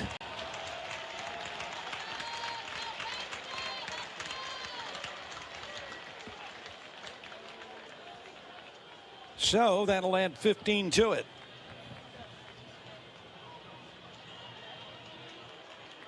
The ball's nearly going to be at midfield, and now all of a sudden Texas State knocking on the doorstep of field goal range. So from the 46, first down. Man in motion from left to right. McLeod back to throw, has time. Passes out, but the pass incomplete. off the hand of the intended receiver. And the intended receiver was Jaden Williams. Yeah, deep in cut. The Cajuns, again, not blitzing, but doing a good job running games up front. And McLeod just a tad bit off with these deliveries. 43 seconds remaining. Second down and 10. Texas State at its 46.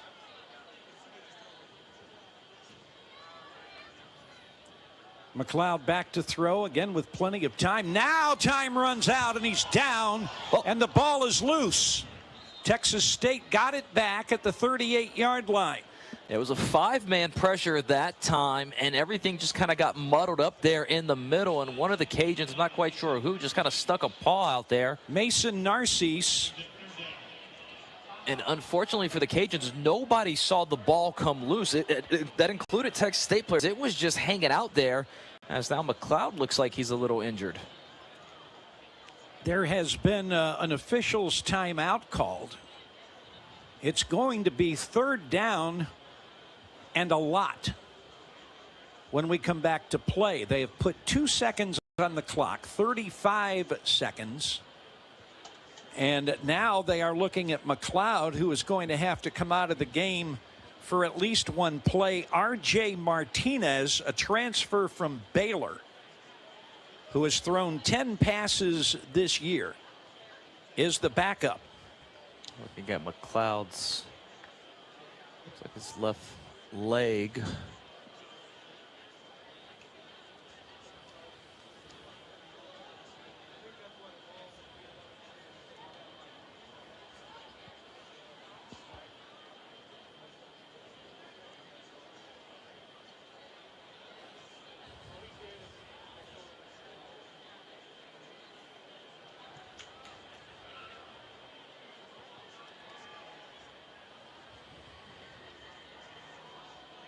Cam Whitfield was there helping out Narcisse, who got the sack. So that's twice now that Louisiana has been able to get home and take McLeod down. Texas State had given up just 8 coming into the year, as now McLeod pops up and is walking off the field. Doing so a bit gingerly, though.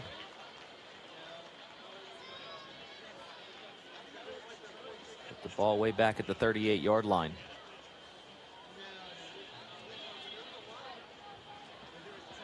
So we'll come back.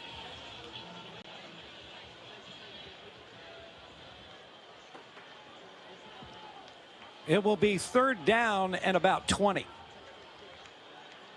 And won't be surprised if they just go ahead and run it here. Texas State has no timeouts remaining. We're going to get a... Yep, there's a false start. That's going to move the ball back another 5 yards.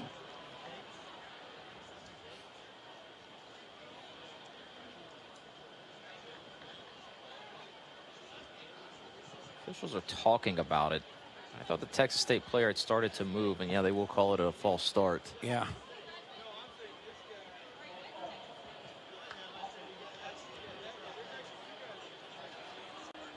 So that moves the football back to the 33. They need to get to the Cajun 46. So it's 3rd and 21.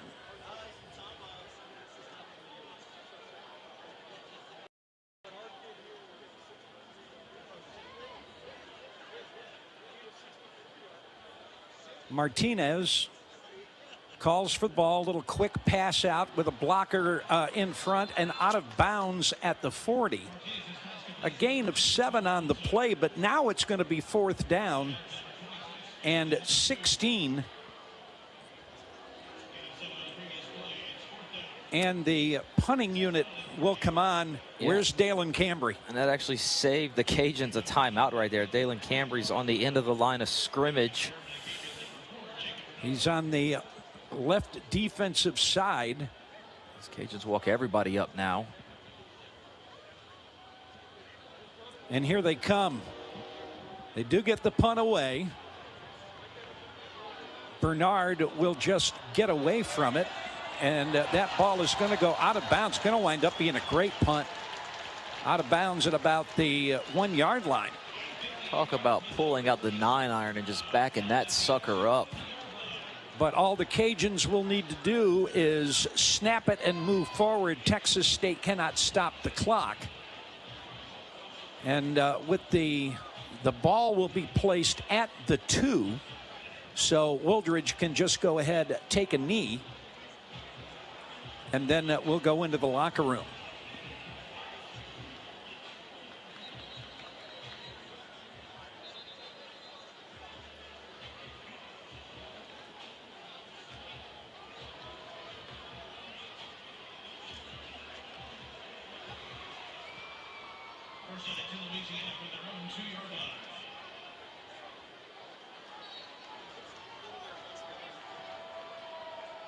So Wooldridge comes straight ahead, gets back to the line of scrimmage. And that should be the end of the half. Players having to be separated here. The thing's a little chippy. And that will be the end of the first half. And the Cajuns will go into the locker room with an 8-point lead. And Dawson is going to grab Mike. Coach, we want to start just our thoughts with Key. A tough situation there at the end, but your thoughts on the first half.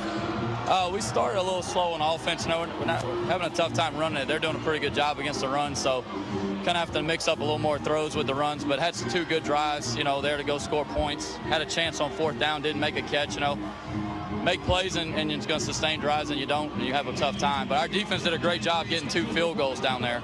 Yeah, I was just going to say, keeping them out of the end zone. How big was that? Well, it's huge. I mean, right now you're up 8 at half instead of being tied here. So, I mean, that was 2 big deals. I mean, that's a huge momentum shift as well. I mean, feel good about getting the ball back. We need to go put a drive together and go try to create some space between us and them. Thanks, Coach. Yeah, thank you. All right, Mike and Dawson, thank you so very much.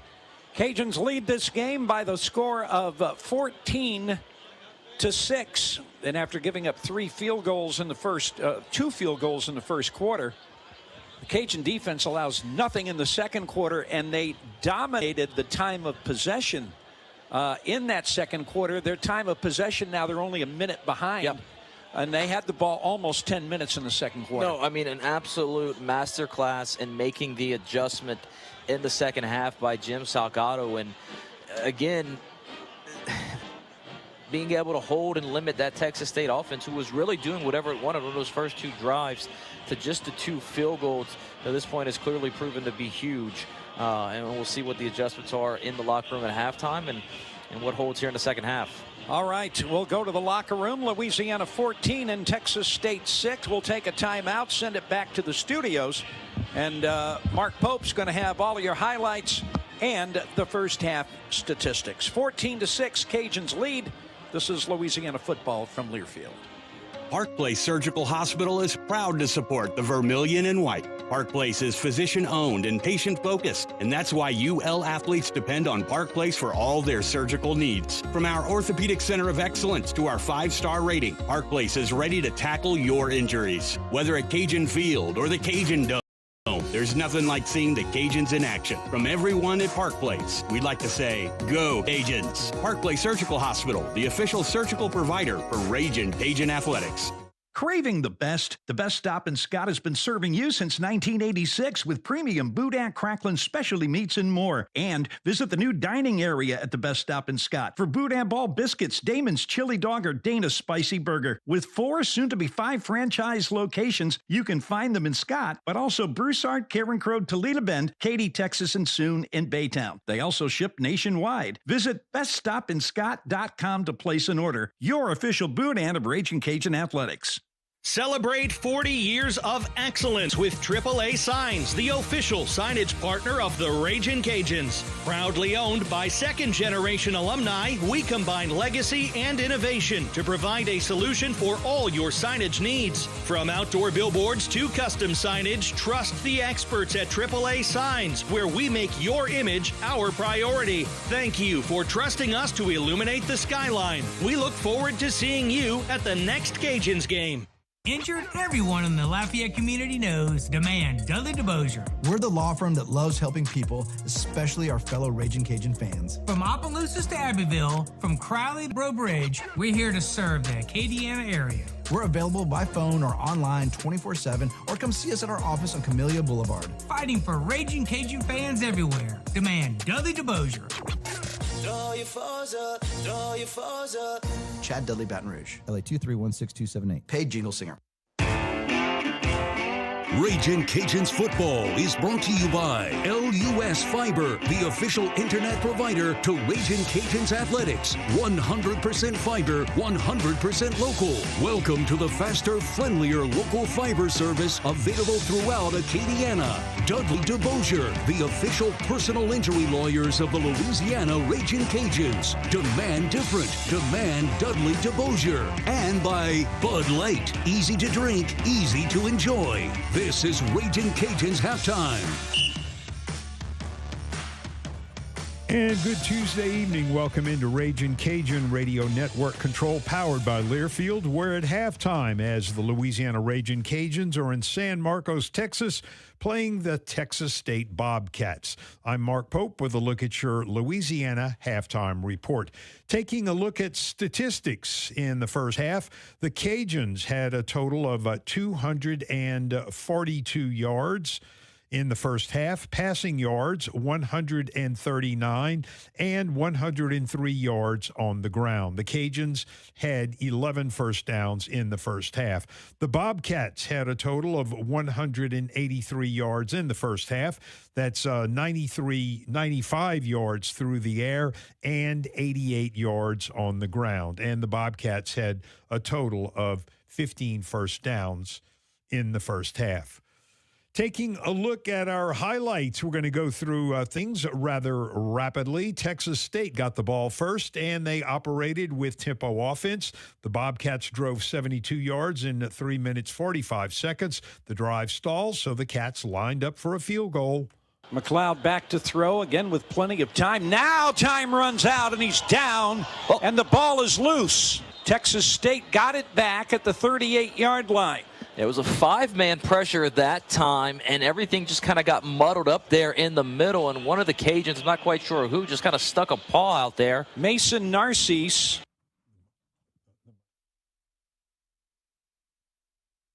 All right, we apologize. Wrong highlight there. I tell you what, we're going to go through our scoring highlights. So the Cajuns, it was 6-0. The Bobcats were shutting out the Cajuns. The Cajuns got their offense on track with their second possession. Draylon Washington scored on a big break-free run. In the slot on the right side and another slot man on the left. Draylon Washington is the running back. Snap to Woolridge, hands to Washington, and Draylon's off to the races to the 50, 40, Draylon Washington to the 20, 10, 5, touchdown, Louisiana.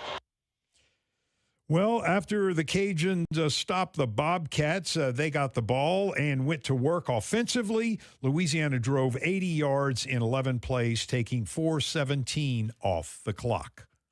Snap to McLeod. Cajuns are coming with a safety blitz, and they got him back at the 34-yard line. That is Carmicah Glass, who made the stop, and on fourth down, the Cajun defense will force a Texas State punt. There you have it. There's your scoring highlights. Cajuns with a 14-6 lead over the Bobcats as we are in halftime in San Marcos, Texas. We'll go ahead and take a timeout. Back with more of Louisiana Halftime here on Ragin' Cajun Radio Network, powered by Learfield.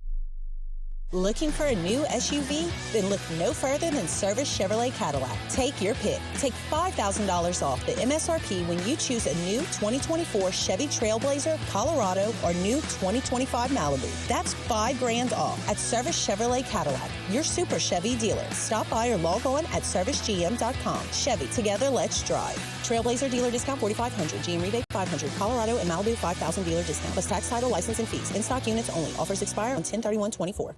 Adopted Dog Brewing is located minutes from Cajun Field and is the only brewery that brews all of its beers in the Lafayette city limits. While the Blueberry Blonde 337 is the flagship beer, Adopted Dog proudly serves 18 signature craft beers, along with a pub food menu, music, and games in an open, exciting atmosphere. Bring the whole family and hang out before or after Cajuns games and enjoy the unique environment with live music on Friday nights. For great craft beer and a fun time, visit Adopted Dog Brewing, 329 Dulles. Champion Real Estate Services is a professional commercial real estate firm that provides brokerage, leasing, and property management services, along with construction supervision. Founded and headquartered in Lafayette since 2001, Champion Real Estate is dedicated to providing excellence for Lafayette businesses to thrive, meeting all of their real estate needs. Just like the Ragin' Cajuns are committed to the culture, Champion Real Estate Services is committed to making and keeping Lafayette a great place to live and work. Everyone needs a champion in their corner. Which schools will take home the prestigious Learfield Directors Cup as the top college athletic programs for the 2024-25 college athletic season? You can follow the standings of your favorite team or alma mater at L Directors Cup on Twitter and online at thedirectorscup.com. Trophies will be awarded in June 2025 to the winning institutions in all college sports divisions. Learfield Directors Cup, the crowning achievement in college athletics.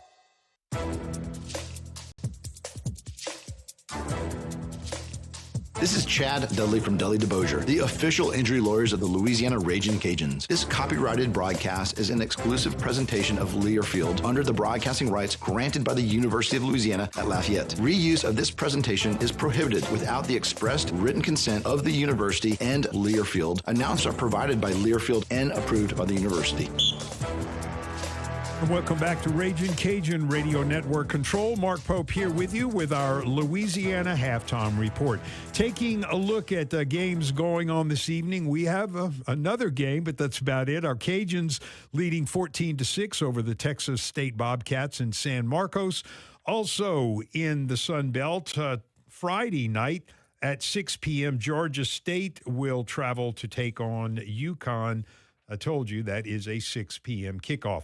On Saturday, full slate of Sun Belt games. Old Dominion at App State, 1:30 kickoff there. At 2:30, UL Monroe will be playing at Marshall. 3 p.m. on Saturday has Coastal Carolina at Troy.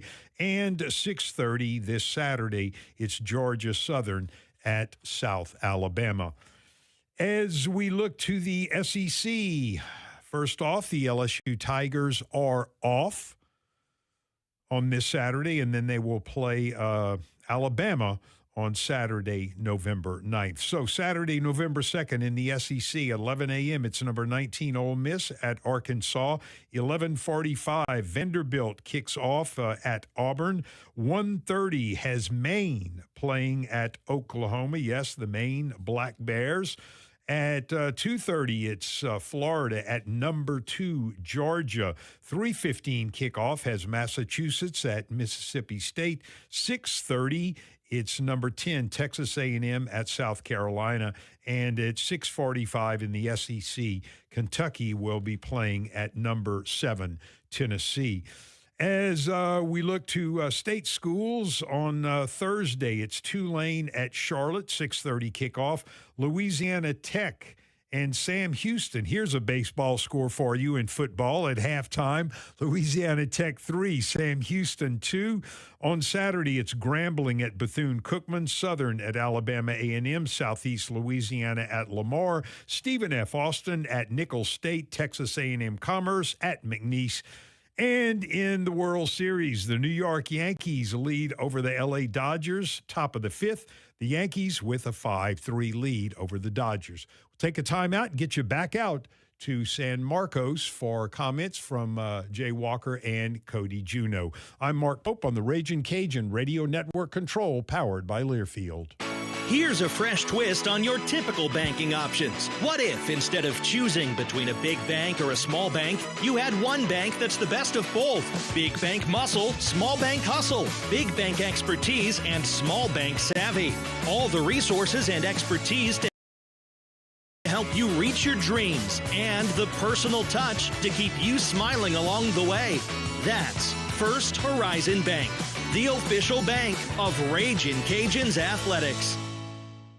Injured, everyone in the Lafayette community knows Demand Dudley DeBosier. We're the law firm that loves helping people, especially our fellow Ragin' Cajun fans. From Opelousas to Abbeville, from Crowley to Breaux Bridge, we're here to serve the Acadiana area. We're available by phone or online 24/7, or come see us at our office on Camellia Boulevard. Fighting for Ragin' Cajun fans everywhere. Demand Dudley DeBosier. Draw your foes up, draw your foes up. Chad Dudley, Baton Rouge. LA 2316278. Paid jingle singer. Looking for a heart-thumping career?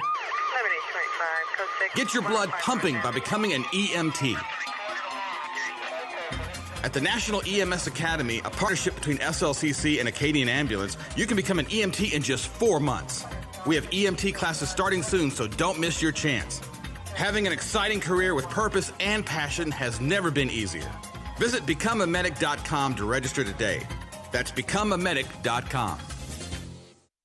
There was a time when a person's word was enough, a time when a handshake meant something, and integrity really mattered. For over 70 years, the values of Farm Bureau Insurance have been rooted in hard work, faith, and family. In that time, we've seen the world change in many ways. What hasn't wavered is Farm Bureau Insurance's commitment to protect our customers' way of life and serve the communities in which they live when they need us most. You deserve more. You deserve a promise. Learn more at lafarmbureau.com. Ragin' Cajuns football is brought to you by Sunshine Quality Solutions, your hometown John Deere dealers, serving southern Louisiana and Mississippi.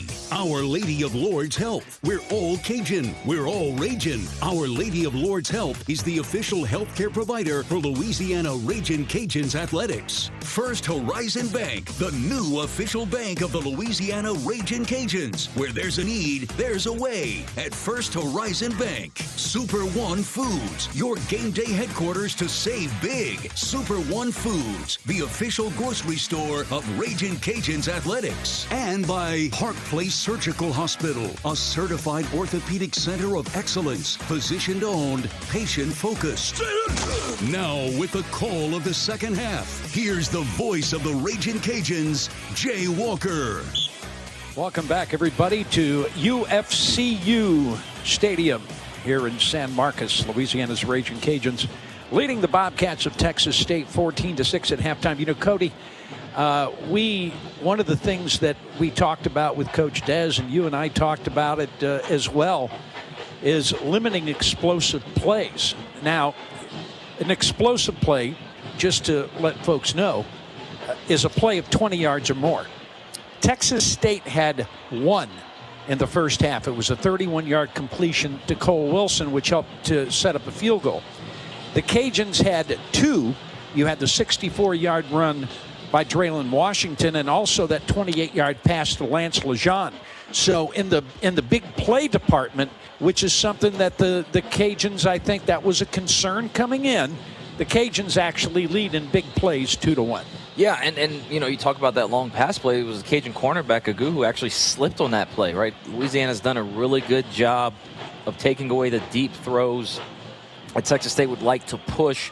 And so, you know, they're going to have to continue that here in the second half, and obviously have to do it without Keon Martin, who's been a vital part of this Louisiana defensive team, the team in general, you know, with the leadership that he's shown in the big plays that he made, including several in that first half. Yeah, you know, Lorenzo Dubose is the guy who's listed behind him, and, you know, we're not going to speculate who's going to wind up being up there. That's just what the depth chart shows, and we're certainly not omniscient when it comes to what Mike is going to do and what Jim Salgado is going to do as far as his personnel are concerned. We will do our best to get some kind of word as to the situation with Keon Martin. Of course, he was taken away, so we're not going to have what we would call an update for you, but we hopefully can at least, honestly, we're going to go down, and Dawson is going to talk with Travis Swallow, the head athletic trainer, and just say, is there anything good you can tell us? Correct, yeah.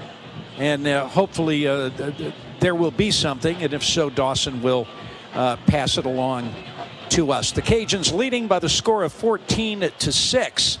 Louisiana hitting 7 different receivers in the first half. Texas State had 6 different ball carriers. The Cajuns had 4.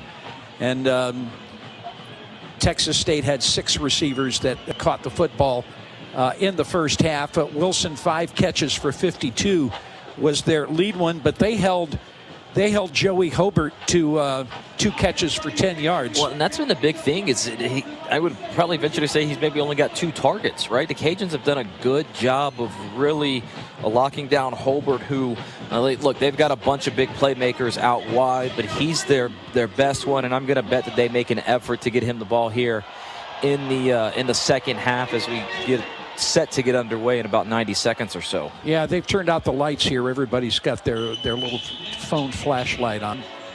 I don't know if they're looking for Santa Claus or what they're doing, but they're going to swag surf here.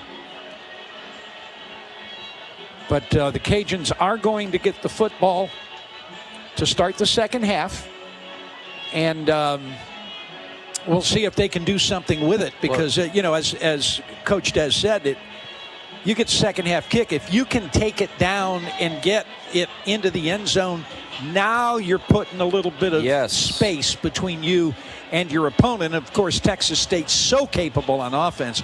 And, here's the other question. We were all out there and trying to find out if there was anything that we could see on television or whatever as far as Keon Martin was concerned.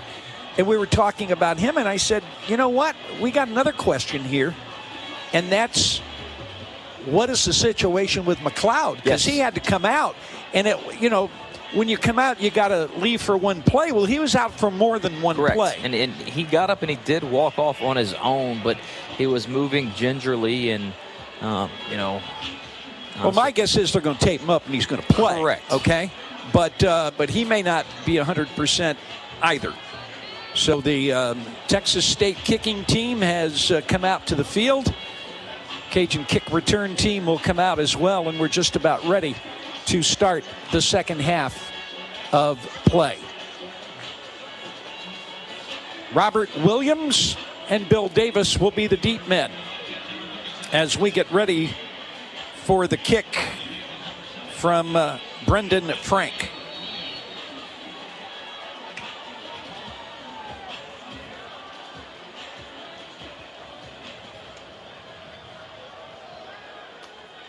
And that kick is coming down. It'll go into the end zone. Cajuns will start from their 25-yard line.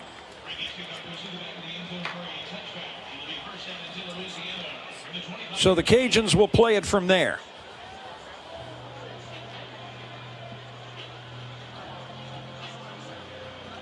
Ben Woolridge in the first half was solid.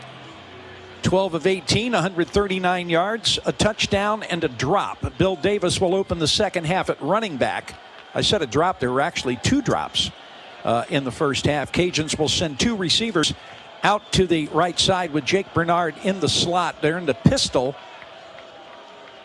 with 1st and 10 from the 25. Terrence Carter goes in motion. The pitch comes to Davis, and Davis will get out across the 25 to about the 27, a pickup of just 2. It'll be 2nd down and 8. Yeah, Texas State bringing the blitz there on the first play, walking the safety down. Cajuns trying to get that run to the left side. And now we've got a stoppage. They'll give him 3 yards out to the 28, and we have another Texas State player. Boy, we've had some players go down in this game. This is Derek Mourning Jr., a linebacker, started his career at Arizona, then went to Kilgore Junior College.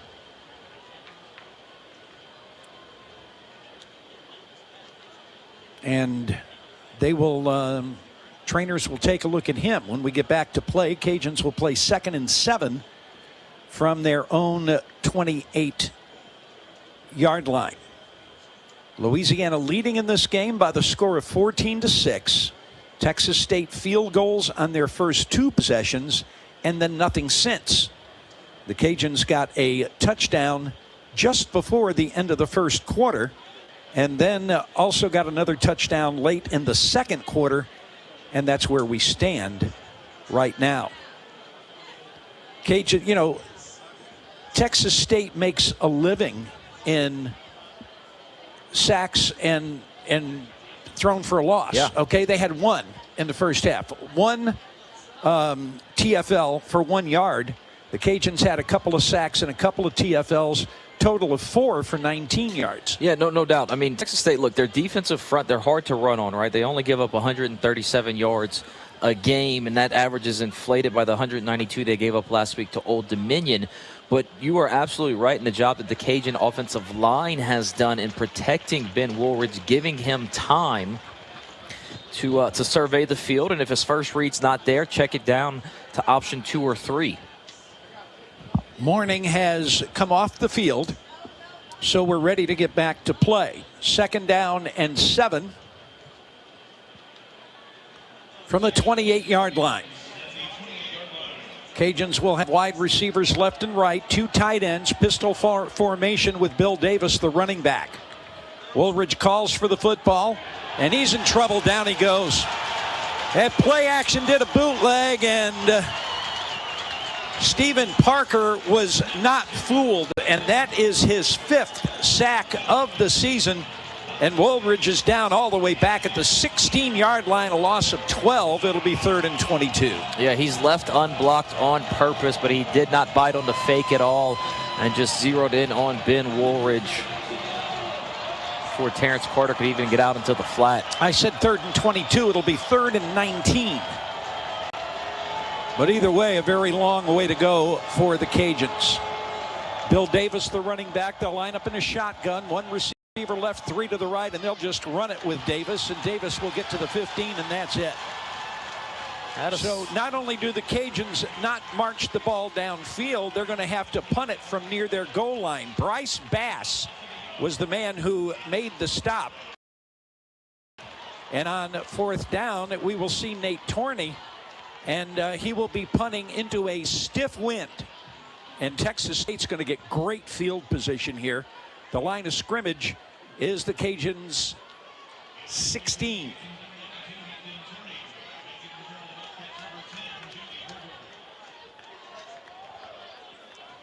Torney on the season averages just 38 yards a kick. Good snap. And boy, I'll tell you, the wind just killed that. And it's going to be stopped or downed at the Cajun 45-yard line. And that is just a 29-yard punt. And, man, when that thing got up in the wind, it just got knocked down. No, it just stopped. It was a high punt, end over end. And you're right, the wind just stopped it dead in its tracks right there. And Texas State's going to have great field position to start this 3rd quarter drive for them. They'll have it at the 45. It will be Martinez at quarterback. McLeod was back on the sideline working through some footwork, but he doesn't have his helmet in his hand at the moment. Motti is the running back on 1st down.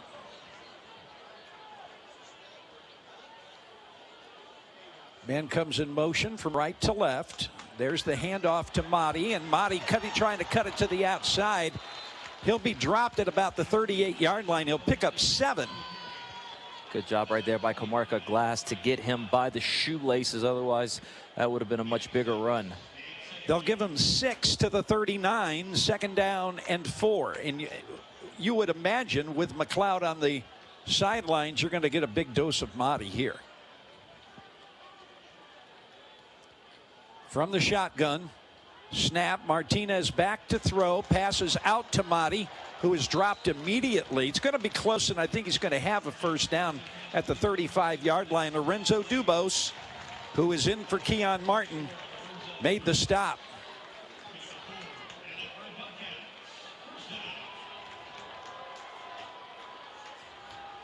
On 1st down, Motti breaks a tackle, goes to the outside, tries to turn the corner, gets to the 29 for a gain of close to 7 yards. It was Amir McDaniel that made the stop. Jordan Lawson had him wrapped up, and he just spin cycled right out of that thing as Texas State goes fast. Empty backfield, Martinez. Quarterback draw. And he's down to about the 24. That's going to be good enough for a 1st down.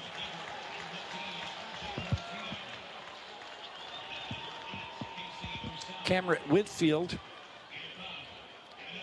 made the stop. Ball is at the Cajun 25. Cajuns will bring 3 defensive linemen into the ball game. Texas State using tempo in this opening drive. Torrance Burgess has come into the game at running back. Man goes in motion, left to right, back to the left. Martinez pump fake, gets his pass away, and it is caught at the 25 and brought inside the Cajun 20 to about the 18-yard line. Good job by the Louisiana secondary there. Texas State wanted to pump and go. Tyree Skipper made the stop. The gain is to the 19-yard line. It is 2nd and 4. Martinez hands it off to Burgess. Burgess is inside the 15. He's going to have a first down, still on his feet all the way to the 11. Just a dive play straight ahead. Texas State offensive front doing a good job of creating holes. Now it looks like we've got a Cajun down. We're going to have an officials timeout here. Let's see if they decide to go to a break. Doesn't look like they will. KC Osai is the man who is down. Let's go downstairs. Dawson's got a Gulf Coast Office Products sideline report. And Jay, Casey not the first one on that drive. Carmicah Glass ran off after he made that shoestring tackle. He was holding his shoulder. I saw Jordan Lawson also run off and was getting his hand worked on. This has been really surprising. I mean, we've seen players going down all over the field all night for both teams. All right. Ball is marked at the 11. That'll be first down for Texas State. Casey did pop up and walk off the field on his own.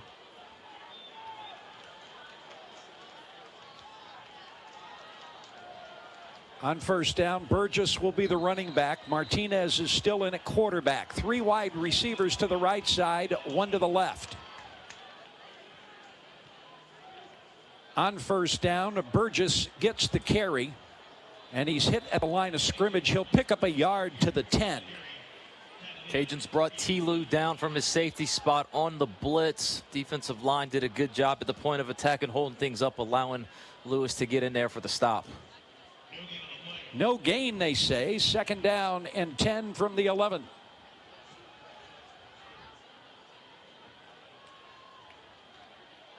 Gives the ball once again to Burgess, and Burgess this time has a little bit of a hole, and he gets inside the 10 to about the 7.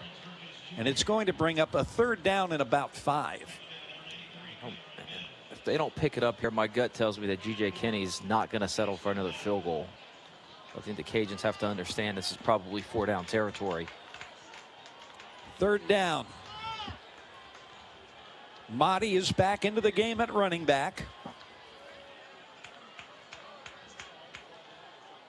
Martinez is back to throw. Gets his pass away. It is caught, and it is going to be down close to the goal line. Did he get in? No mention yet. Yes. And now the hands are raised. No. But it is a first down. It is a first down, but it'll be at the 1-yard line. It was just a quick spot route, and the Cajuns actually flung him forward as he spun. We'll have it 1st and goal.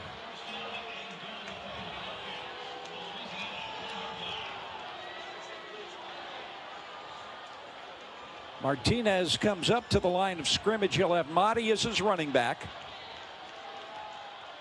And on first down, Motti is in the end zone. Martinez gave it to him and then pushed him in the back. And he's in for the touchdown. And Texas State is within 2. And they're keeping the offense on the field here. So they will go for the 2-point conversion to try to tie this game with 8:23 left to play in the 3rd quarter.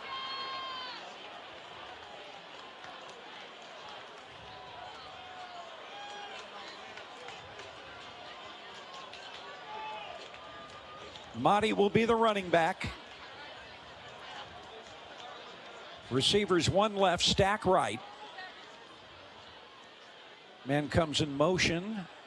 Martinez with the quick pass to the outside, and then another pass, and that is good in the back of the end zone for the 2-point conversion.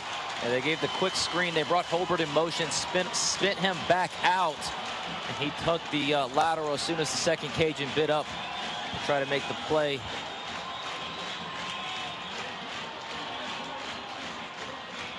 Looked like it was Jaden Williams on the receiving end there. So the 2-point conversion is good. We've got timeout on the field in a brand new football game. 8:23 to go in the third with your score. Louisiana 14, Texas State 14. This is Louisiana football from Learfield. At Dwight Andrus Insurance, a division of Hub International Gulf South, we believe that well-placed insurance programs come from a team who understands your needs. For over 78 years, our team has been dedicated to making insurance easier by providing you with property and casualty, employee benefits, and personal lines coverage with customized attention and placement. As Louisiana's largest insurance broker, we don't just sell insurance. Call 337-981-7300 or visit dwightandrusinsurance.com for more information. Ragin means something different to us than it does anywhere else. It's our promise to never back down, never quit, and never give up on Acadiana. We show it in how we cheer on our team and how we look out for each other. It's about going above and beyond because that's what Cajuns do. It's about listening to the rage of the Cajuns and joining our voices with theirs. Because at Our Lady of Lourdes Health, we're all Cajun and we're all Ragin.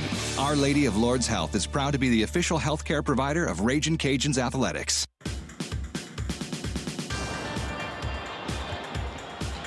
Texas State scoring drive is 10 plays, 45 yards, 4 minutes and 33 seconds off the clock. A 1-yard run by Ishmael Mahdi. And then the 2-point conversion pass to Jalen Williams. And we are tied at 14 apiece. First Horizon Bank is a fresh twist on your typical banking options. They're the only bank with big bank muscle and small bank hustle. First Horizon, the official bank of the Ragin' Cajuns. So the wind for the first time really plays a part in this game as the Cajuns deep in their own territory. And then the punt by Nate Torney into the wind just got knocked down, and it went for just 30 yards, and Texas State able to drive down and get the touchdown. Yeah, very similar to the way that the game opened. But again, the two big negatives that the Cajuns hadn't allowed, they give up on back-to-back plays, and Texas State able to flip field position there, and they kind of march right down the field.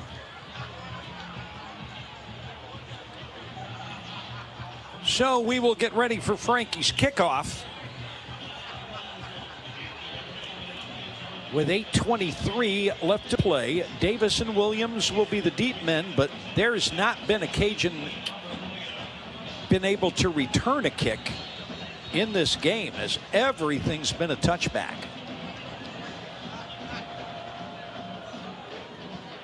And that will be two. That thing is into the stands? Into the stands. 5 rows deep into the stands. Wow.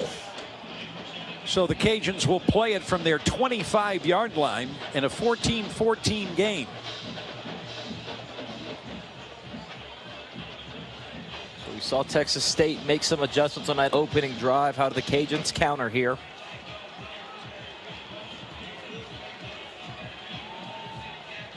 And that big adjustment was just not to honor the bootleg, right? Just go get the quarterback. Draylen Washington will be the running back. Carter and Williams are wide right side. Broussard is wide left.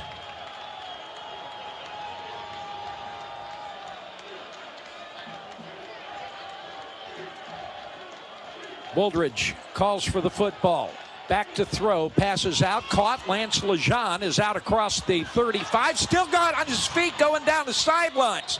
And he is into Texas State territory all the way to the 37-yard line before Chris Mills ran him out of bounds. What looked like it was going to be about a 12 or 13-yard gain instead goes all the way to the Texas State 38. Texas State playing man defense there, but just a little drag route by Lance, and nobody picked him up. Skated right by both linebackers.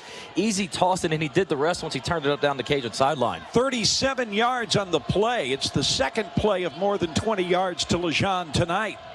On first down, Williams goes in motion. There is the handoff to Draylen Washington. Breaks a tackle. He's inside the 35, down to the 30. A gain of 8 on the play. It'll be 2nd and 2. Yeah, great job. We've talked about Texas State and the backs, how they kept their balance all night. Draylen does the same things here. Texas State line overcommits, able to keep his hand on the ground to scamper for those 8 yards as we've got another Bobcat down. That is Stephen Parker, who had the sack of Woolridge earlier. And he is being looked at right now. The play by Washington gained 8 yards. And the Cajuns will play 2nd and 2 when we come back to play. 7.5 minutes left to go in the third quarter. Texas State and the Cajuns are tied at 14. It's the second time Parker's had to be looked at this evening. Woolridge now 13 of 19, 176 yards and a touchdown. Parker currently the leading tackler for Texas State, 5 stops tonight.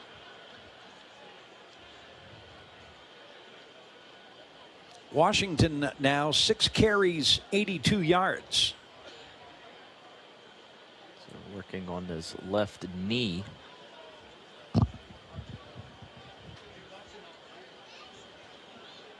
By the way, Keon Martin, of course, has been taken to a nearby hospital to be checked out. We do not have an update as to his condition at this time. While they work on the Texas State player down on the field, Jordan McLeod is throwing the football on the Texas State sideline. In the meantime, the football just inside the Texas State 30. Cajuns are going to play 2nd down and 2 when we come back to play. Cajuns 279 yards of offense in this game. Texas State at 228.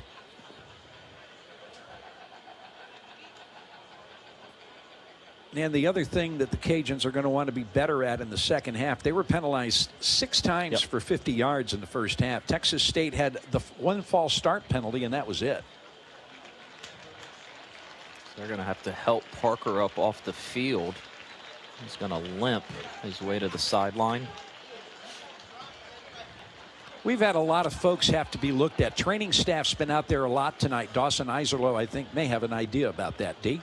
Yeah, Jay, it's just been weird. You know, the NFL gets a lot of flack for their Thursday night short turnarounds, but this is not that. They've had 9 days off, and you'll have the bye after it, so just feels like a weird kind of coincidental type of day. 2nd down, 2 yards to go. Cajuns are in the pistol. Draylen Washington is the running back. Tight end lines up on the right side. 1 wide receiver left, 2 to the right. Snap to Woolridge. Rolling out. His pass out, and his pass is caught. Lance Lejean once again at the 18-yard line. That's a B1 Bank first down as he picks up another 14. Cajuns once again go to the bootleg right there. Lejean just an out route when he started right on the hash.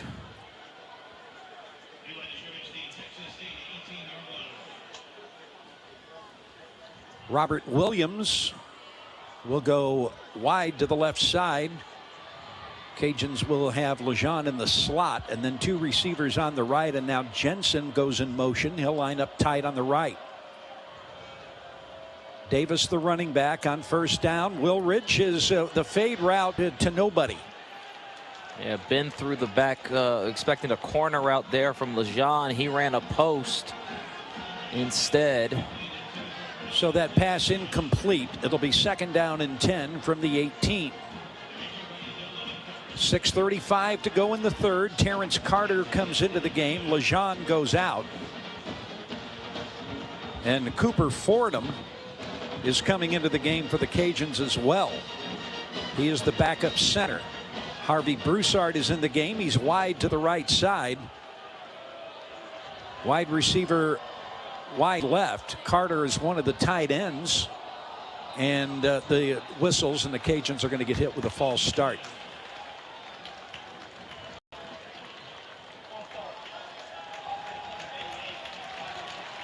And that is going to be called on the tight end, Jensen.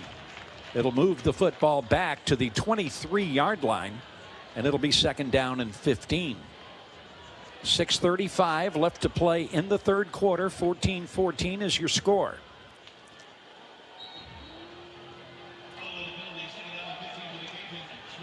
Wide receivers left and right. 2 tight ends. Washington is the running back.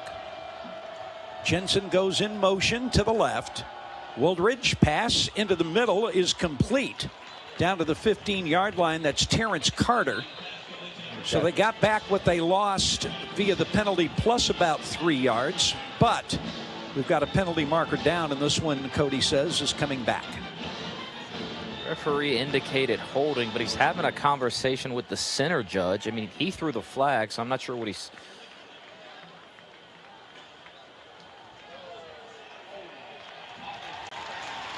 No sooner did I say the Cajuns have got to cut down on their penalties that they pick up 2 of them. One on a false start, now a hold. We'll move it back another 10 yards, move the Cajuns out of field goal range. It will be 2nd down and 25.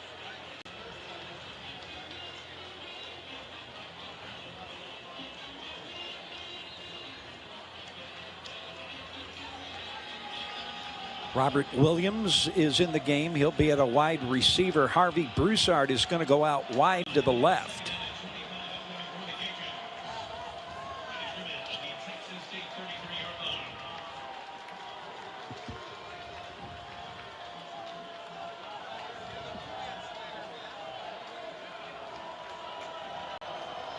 Landon Burton has returned at center for the Cajuns. Davis is in the game at running back. Williams goes in motion. Woolridge, swing pass to the outside, incomplete. He was lucky it didn't get picked off, as he would really led Washington by a bunch. Yeah, it was a good job by the Bobcats on the back end. Ben had to work through his progression, finally came back around, trying to get Draylon out in the flats, and he could feel the pressure as the Bobcat defensive end was closing in. So 3rd and 25 from the 33-yard line. A field goal would be 50, but it's into a 20 to 25 mile an hour wind. So that's not happening. Texas State making wholesale changes. The umpire's not stopping it. If the Cajuns, and G.J. Kinney's going to have to burn a timeout. Texas State will call the timeout with 5:49 left to go in quarter number 3. We have a timeout on the field with the score: Texas State 14, Louisiana 14. This is Louisiana football from Learfield. Golfballs.com carries the latest selection of golf balls, clubs, and gear from brands such as Titleist, TaylorMade, and Callaway. Get custom fit in our state-of-the-art golf simulator or shop our selection of high-quality apparel from Vineyard Vine, Southern Tide, and Bad Birdie. Featuring 20,000 square feet of golf equipment and gear, Golfballs.com was founded here in Acadiana 25 years ago and remains the world leader in golf customization. Located on Arnold Boulevard next to Harbor Freight Tools, and of course online at Golfballs.com. Darnall Sykes and Frederick is a CPA firm proud to be supporters of Ragin Cajun Athletics. We also love lending a helping hand to all University of Louisiana students and student athletes. That's probably why we continue to employ and seek out so many UL alumni. Here's to wishing good luck and a successful, healthy season to Coach Desimo and Ragin Cajun football. From our 4 offices covering Acadiana to Cajun Field, we'll be rooting you on. From Darnall Sykes and Frederick.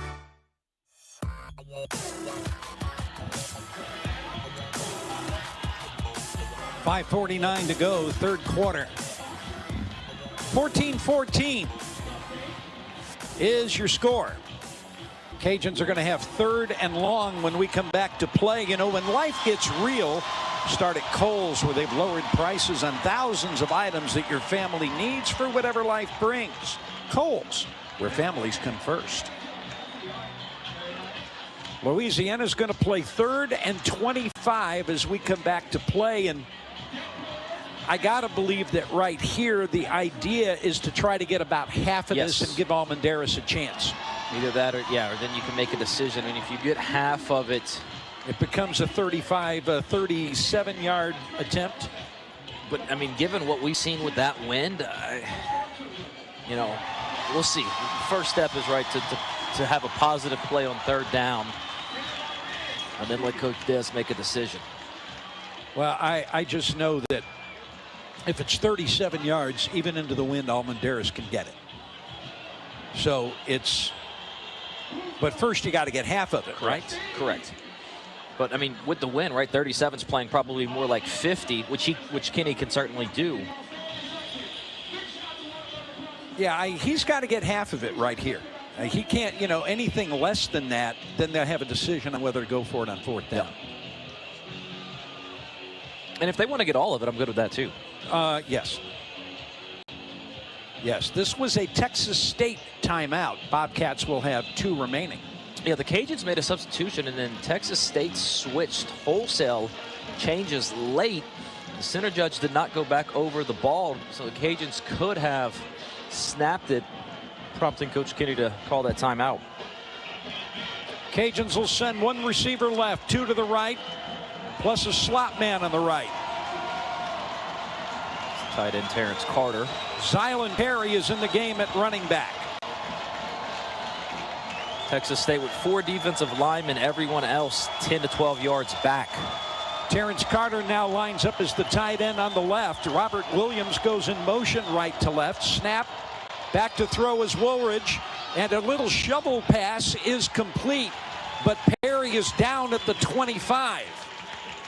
Yeah, Ben stepped up in the pocket. That 4-man rush, still able to get enough pressure as the Cajuns will bring on the field goal unit here. So this will be a 42-yard try for Almendaris into a stiff wind. Cambry will be the holder, and we thought that the max might be 40. They're going to try it from 42, and they wouldn't be if Almendaris hadn't said, I can make it from there. Cambry is the holder. Ball on the right, hash mark. Snap and placement. Almendaris' kick has got plenty of distance, and it's good. Yeah, you're right. Kenny, the kicker, crushed it. 4:59 left to play in quarter number 3. And the Cajuns have answered Texas State's touchdown with a field goal, and they lead by the score of 17 to 14. That 8-yard pass from Woolridge to Perry helped to make it an easier try for Almendaris. 7 plays, 50 yards in the drive, 3 minutes and 24 seconds. And the Cajuns lead it now 17 to 14. We still got 5 minutes left to play in quarter number 3. Kenny will be kicking into that win again here.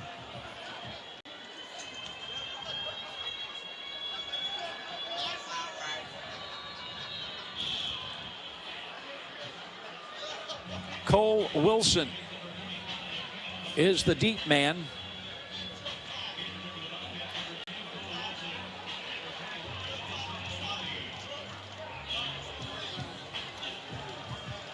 Almendaris runs up on it. This one will be returned from the 13. Now cutting it upfield across the 25 to the 26. And that's where it'll be 1st and 10 for Texas State. Yeah, kind of a line drive squib that bounced. Trey Fight made the tackle on special teams. And it's Bobcats football, 1st and 10. Still the backup. Still Martinez at quarterback.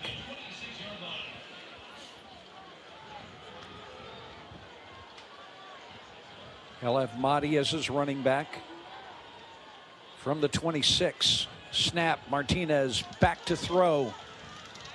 And his pass out and complete short, out to about the 30 after the catch. So that is Mahdi out of the backfield. He picks up 4.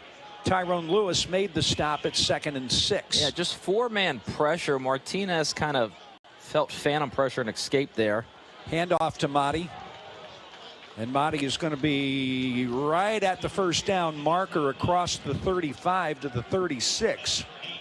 That'll be good enough for a 1st down. Casey Osai back in the game for the Cajuns. Made the tackle, and he's not got the 1st down. He's just short. There's Mahdi again. Now he's got it. As he's out to about the 39.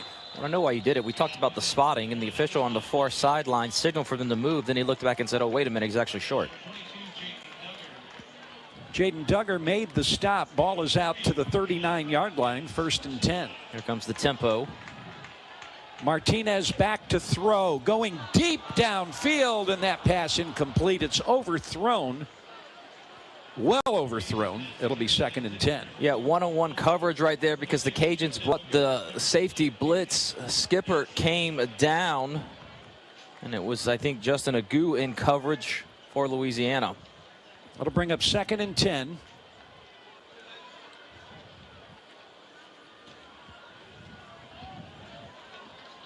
Pass was intended for Jaden Williams, I think.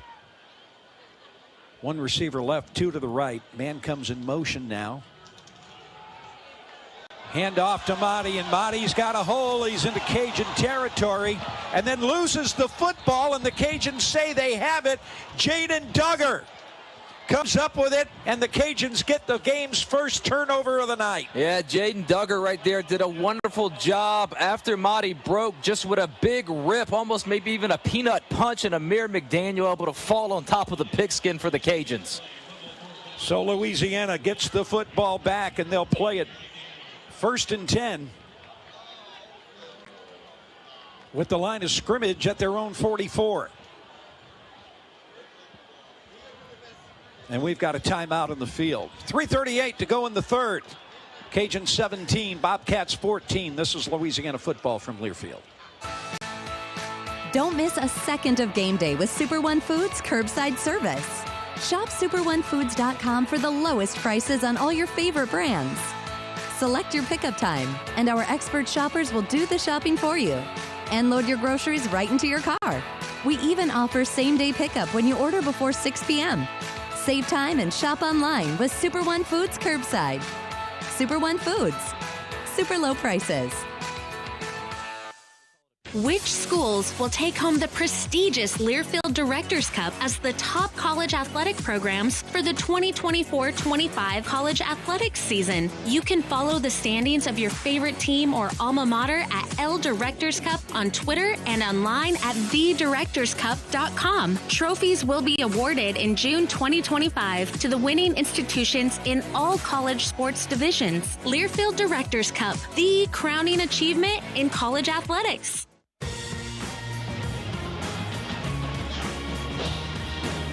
On that play, as we are back here at UFCU Stadium, on that fumble, Jaden Duggar is given credit for the forced fumble. Amir McDaniel is given credit for the recovery. So the Cajuns will have it at their 44.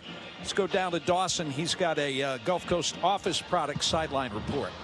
Jay, when Kenny Almendaris walked out to that 43-yard field goal, we were speculating, is he going to have the leg get straight into the wind? I'm not making this up. The flags died down for like 30 seconds as he went out there, and then he drilled it. He had enough distance from 50-plus. The wind immediately picked back up before he even kicked it off. It was unbelievable. I am not buying a word of that, okay? I'm just letting you know. My guy, Kenny Almendaris, has that kind of a leg. Yes, he does. Okay, and so no, we refuse to believe it. It's probably true, but we refuse to believe it. Cajuns will have it at the 44 as we come back to play. Louisiana leading in this game 17-14.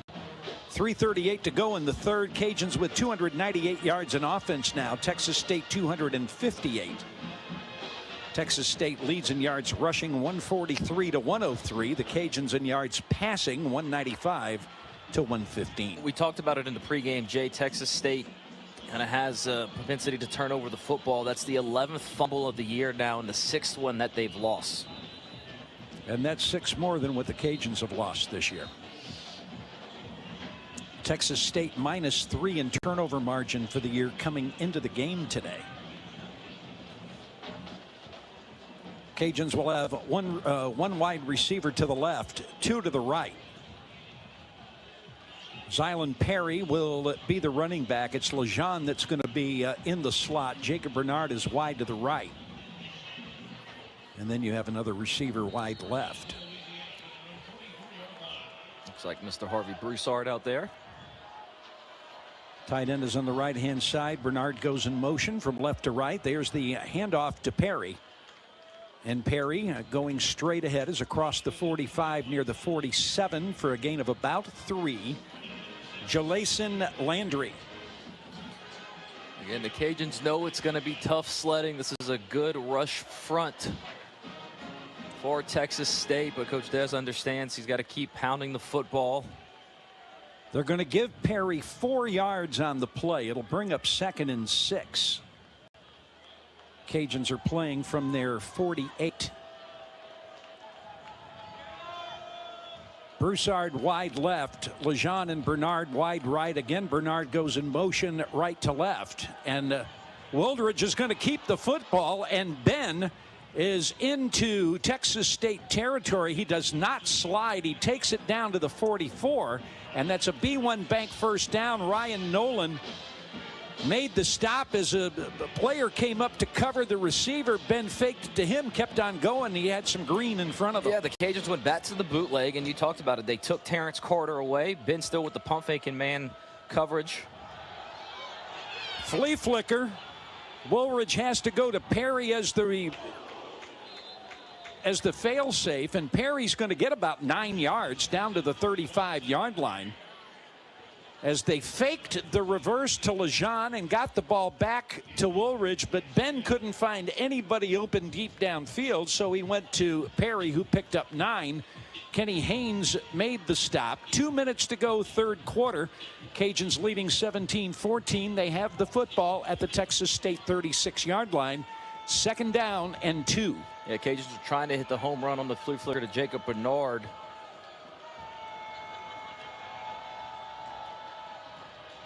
Perry gets the carry. No gain. It'll be 3rd and 2. Texas State just winning that time at the point of attack on the inside run by Louisiana. Cajuns quickly line up. They send Lejean and Bernard wide to the right side. Broussard wide to the left.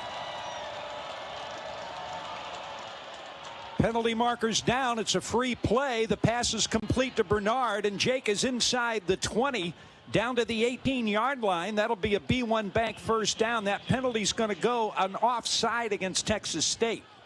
Yeah, 3rd and short. The Cajuns go hurry up, and they go to the hard count. So kind of playing mind games right there with the Bobcats.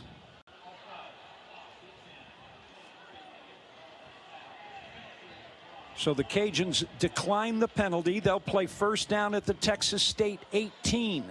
1 minute, 8 seconds left to play in the third quarter. Louisiana leading 17-14, and they will have the wind in the fourth quarter.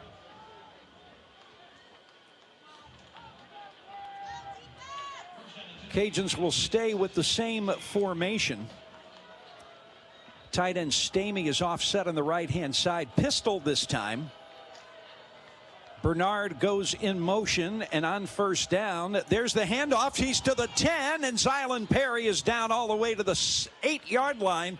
That'll be another B1 Bank first down as Zylan Perry got something off right guard and took it down to the 8. Yeah, and you talked about Ty Stamey. He came across on that split flow right there and sealed that backside. And when the front side opened up the hole, ZP was able to hit it with some speed. Carter and Jensen have come into the game.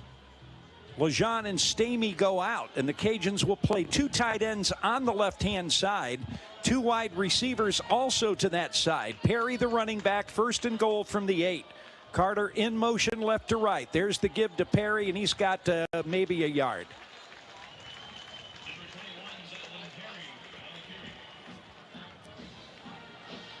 It'll be 2nd down, and that's the end of the third quarter.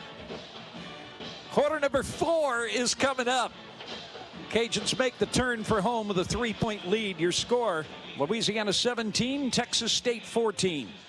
This is Louisiana football from Learfield. Park Place Surgical Hospital is proud to support the Vermilion and White. Park Place is physician-owned and patient-focused, and that's why UL athletes depend on Park Place for all their surgical needs. From our Orthopedic Center of Excellence to our 5-star rating, Park Place is ready to tackle your injuries. Whether at Cajun Field or the Cajun Dome, there's nothing like seeing the Cajuns in action. From everyone at Park Place, we'd like to say, go Cajuns! Park Place Surgical Hospital, the official surgical provider for Ragin Cajun Athletics.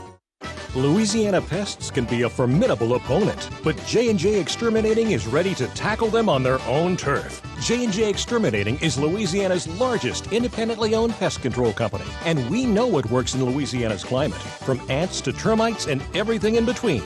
J&J Exterminating will protect your home or business with 100% satisfaction guaranteed. Get the shield. J&J Exterminating. Yeah.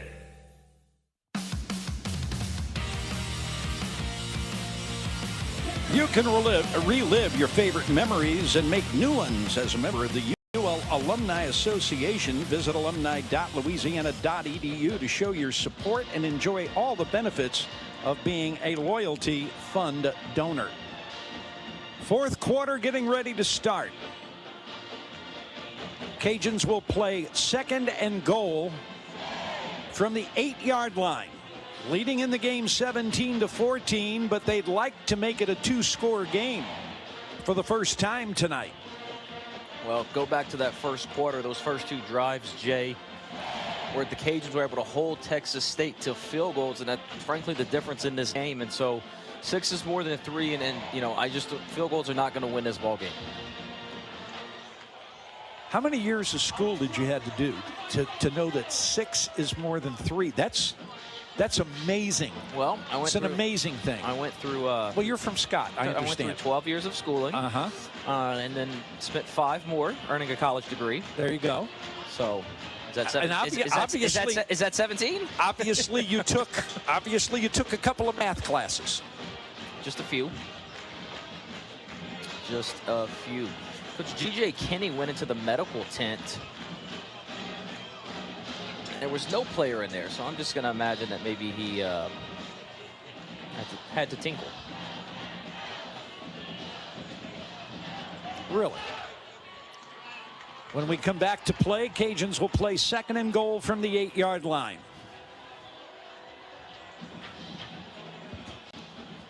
Louisiana at the end of 3 quarters, 346 yards of offense, 258 for Texas State. Ben Woolridge is 17 of 25, 221 yards and a touchdown. Cajuns leading rusher Draylon Washington 6 for 82 and a score. Martinez, since coming in, 5 of 6 for 27 yards, and Motti 14 carries for 82 yards and a touchdown. But the Cajuns still have given up only 1 play, 20 yards or more. Yeah, and they tried to take a shot, put some pressure, force that overthrow by Martinez. Perry will be the running back. The Cajuns will have Carter and Jensen as the tight ends. Bernard is wide to the right. Broussard wide to the left. Pistol formation. Woolridge on the roll to the end zone, incomplete. Jacob Bernard, the intended receiver, and it will be 3rd down. Yeah, Cajuns go to the bootleg once again. Jacob Bernard running a corner route. Thought he might have had Zylan Perry out in the flat, but then opted to take a shot in the end zone. It would have been hard for Z to turn that one up. Carter comes out of the game. He was limping just a tad, but Lance Lejean has come in to replace him. And Lejean will go wide to the right side with Bernard in the slot. Perry is the running back. 3rd and goal. Lejean goes in motion. Woolridge on a designed run that gets maybe a yard, and that's it. So the Cajuns really don't have a choice but to go ahead and send Almendaris in and have to settle here for a try for 3 to make it a 6-point game. It's a good job by the big fellas up front for Texas State. There was a hole for Ben, but as he tried to sliver through it, they were able to get off some blocks and make the play.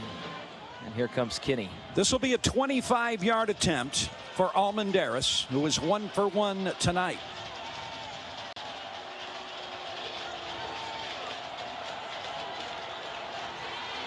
Boy, I'll tell you, that is a good kick, but that is a better hold. A better hold, because Cambry had to go ahead, and he didn't field it cleanly, but he did get it up, and Almendares is able to boot it through, and the Cajun lead is now 6. So with 14:08 left to play in the fourth quarter, Louisiana's lead is increased to 20-14. The Cajuns go 10 plays, 49 yards after the turnover, 4 minutes and 30 seconds off the clock. And Almendares now is 16 out of 18 on the season.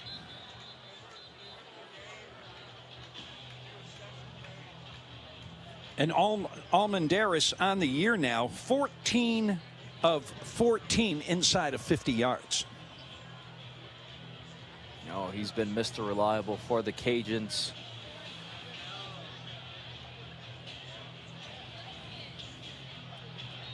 So Almendares gets ready to kick it off. 14:08 to go. Cajuns have 3 timeouts. Texas State has 2. Cole Wilson, the deep man, standing a yard deep in the end zone. Almendares now kicking with the wind.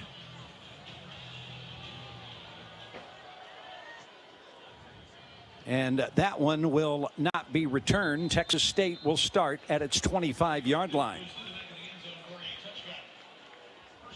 Let's go ahead, take you down to Dawson with the Gulf Coast Office Products sideline report. Yeah, Jay, we do have an update on Keon Martin that comes from himself. On his Twitter account, he tweeted out a picture of himself with a thumbs up, said, appreciate all the prayers and concerns. I'm going to shake back. God's got me. Hashtag Go Cajuns. There you go. Certainly love to see that right there. Wonderful news. 1st and 10, Texas State from the 25. They'll send 2 receivers left, 1 to the right. Martinez is still the quarterback. And he's back to throw on 1st down. Little swing pass out with blockers in front. And Motti wrapped up and thrown down at the 40. And if not for the open field tackle by Tyree Skipper, he might still be running. Yeah, design screen pass on the swing. The right tackle gets out there in front. 15 yards on the play. Martinez back to throw again, and this time he's going to be brought down. Sack time, loss of 2 on the play. Jaden Duggar making the defensive play, and it'll be 2nd down and 11. A loss of 1 on the play. 4 wide receivers, 2 to either side. Ball on the right hash. Man goes in motion, empty backfield, passes out, pass is caught, and the Cajuns miss tackles, and down the sideline they go. All the way down to the Cajun 33-yard line. Tyrone Lewis made the play. We've got a Cajun down, and the trainer's coming out to take a look at him, but that is one of the biggest gains of the night for Texas State, as they move the ball to the 33-yard line. Yeah, as we've seen the Cajuns dial up more pressure in this second half. That's 2 screens in the last 3 plays out of the Texas State offense. G.J. Kinney guessed right there as the Cajuns brought more pressure. Casey Osai came right up the middle. That pass to Jaden Williams, a 28-yard gain, the second play of the night that Texas State has had that's gone for more than 20.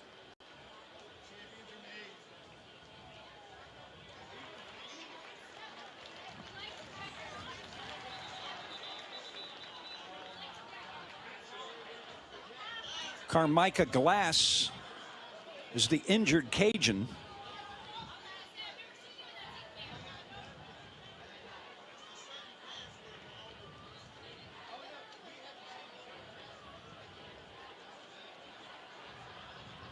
So from the 33, 13-11 left to go. The Cajuns leading in this game 20-14. 2 receivers left, 1 to the right.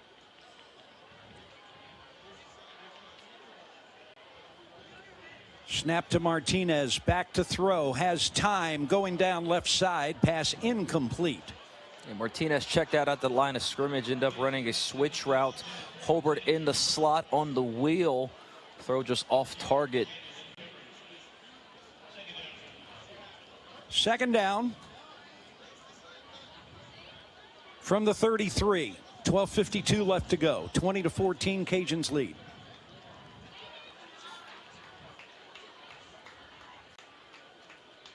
Cajuns show 5 on the line.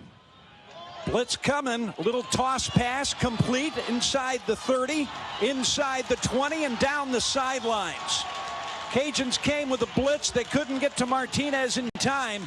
And Martinez, little screen pass. Terrence Williams finally made the stop. But Texas State now in business as they bring it down to the Cajun 11-yard line. And there's the chess match once again. The Cajuns opt for pressure. Texas State with the right call on the running back slip screen out to the left side. Burgess is the running back on first down from the 11.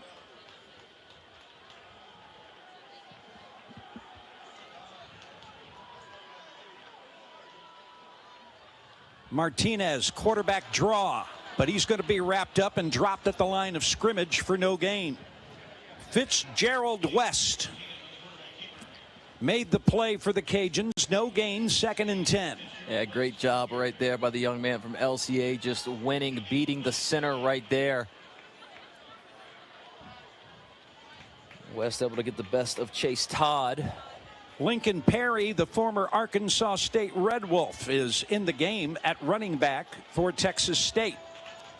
Shotgun formation. 2 receivers right side, offset tight end on the right as well, and now he goes right to left. Martinez hands the ball to Perry.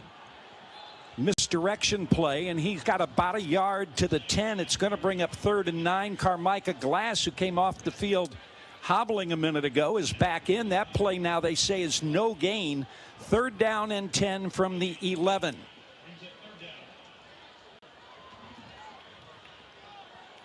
One receiver left, 2 to the right. Martinez standing back in the shotgun. 4-man front for Louisiana, only one with his hand in the dirt. Back to throw. Martinez rolling to his right, being chased, and now he'll run it, but he's out of bounds at about the 8, and it'll be 4th down. Good job right there. Cajuns actually lost containment, but they never gave up on the play.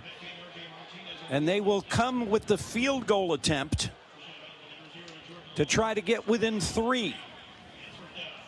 Mason Shipley is 2 for 2 tonight. This one a chip shot from 25 yards.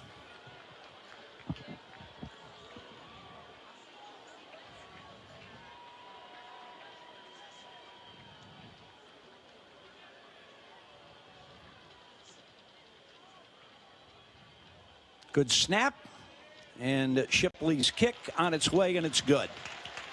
10 minutes, 2 seconds left to play in the 4th quarter.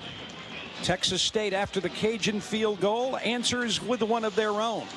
Your score, Louisiana 20, Texas State 17. This is Louisiana football from Learfield.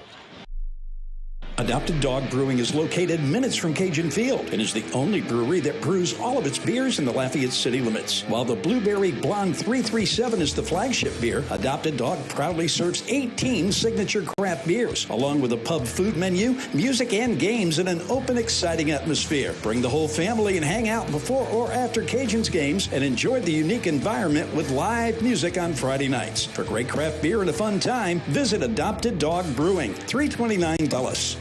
Since 1984, Spadel's has been delivering floral arrangements to Lafayette and the surrounding areas for all occasions. We are proud to announce that we now deliver to New Iberia daily and have become Acadiana's regional florist, offering same-day delivery to 15 cities across Acadiana. Visit us at our new location at 1012 Petroleum Parkway in Broussard for all your floral needs. 24-hour ordering is available online at spadels.com or simply call our professional and knowledgeable staff for your personal and corporate floral orders. That's spadels.com.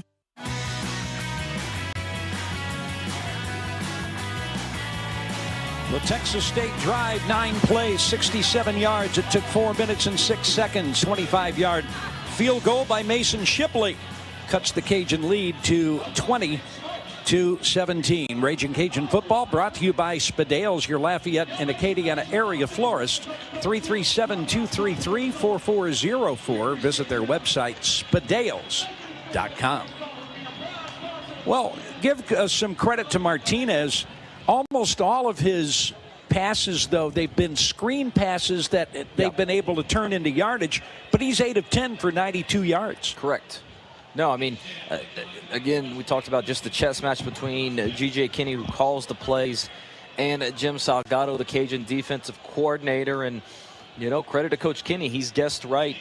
Every time the Cajuns have brought pressure, he's answered with a screen, which, I mean, it was 3 big screen passes on that drive that allowed them to go down the football field. But again, the Cajun defense stiffens and forces the Bobcats to the field goal.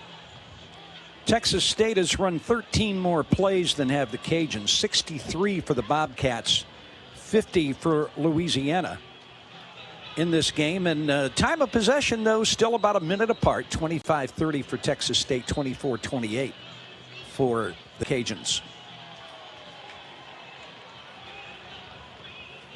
So, kickoff about to come. And the Cajuns have not returned one tonight. Robert Williams will be the deep man. This kick will come into the wind, but it hasn't really mattered for Texas State. Everything has been in and out of the end zone. Frankie runs up on it. And that kick, once again, into the wind, goes to the end line of the end zone. And the Cajuns will play it 1st and 10 from their 25-yard line with 10:02 left to play in the 4th quarter.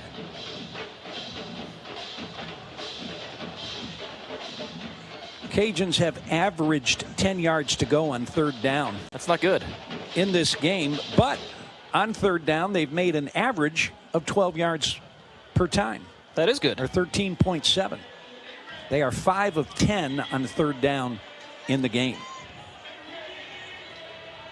Zylan Perry will be the running back for the Cajuns. They've held him out a good part of the game, and now late 3rd, early 4th, he's been the guy that they've turned to. Pistol formation. Couple of receivers to the left side, and Perry goes straight ahead, and he breaks a tackle, gets across the 30, out near the 32. They're going to give him about 7. It'll be 2nd down. Yeah, there's some of that shiftiness from Z, just kind of squeaking through the line. Able to hit it with a good burst. Made a man miss in the backfield. 2nd down, about 3.5 from the 32-yard line. Pistol formation, wide receivers left and right. 2 tight ends both on the left. Here's the snap, play action. Woolridge, his pass incomplete. He was looking for Terrence Carter after the play fake, but we've got a penalty marker down. Let's see what this is. Yeah, tried to get it out to Terrence Carter in the flat, but we're going to get a hold against the Bobcats. Well, that will be good enough for a B1 Bank 1st down. That's why that pass didn't come close, I guess, right? Well, I think they're going to get it downfield. No, Texas State had some pressure in Ben's face. It was Hardy Broussard running a deep comeback route, and they're going to get the hold against the Texas State defensive back there. It's actually away from the play. Okay, they just penalized him 9 yards. Nope, it's right. It's only the 2nd accepted penalty of the night against Texas State, and that's a team that averages a lot of penalty yards. Yep. Well, they and the Cajuns have kind of been going in opposite directions over the last few weeks in that area. Terrence Carter, the tight end on the left side, and now a man comes in motion that the Cajuns are going to get hit with a false start. This will be the 3rd one they've had tonight.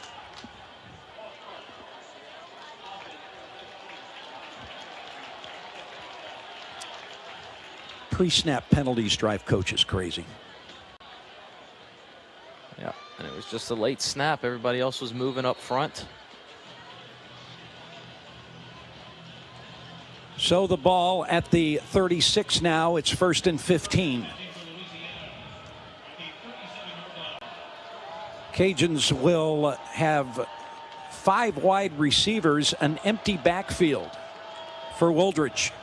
Back to throw. Ben's pass is complete to Robert Williams. Makes a man miss. Going to try to turn the corner, and he does. 50, 45, 40, 35, out to about the 33-yard line. And a B1 bank first down, and a great move by Robert Williams after the catch. Just a little stop route for Robert Williams, and it's one of those where as soon as he starts running lateral, you say no, no, no, and then all of a sudden it's yes, yes, yes once he was able to make that corner and head upfield. From the Texas State 33-yard line.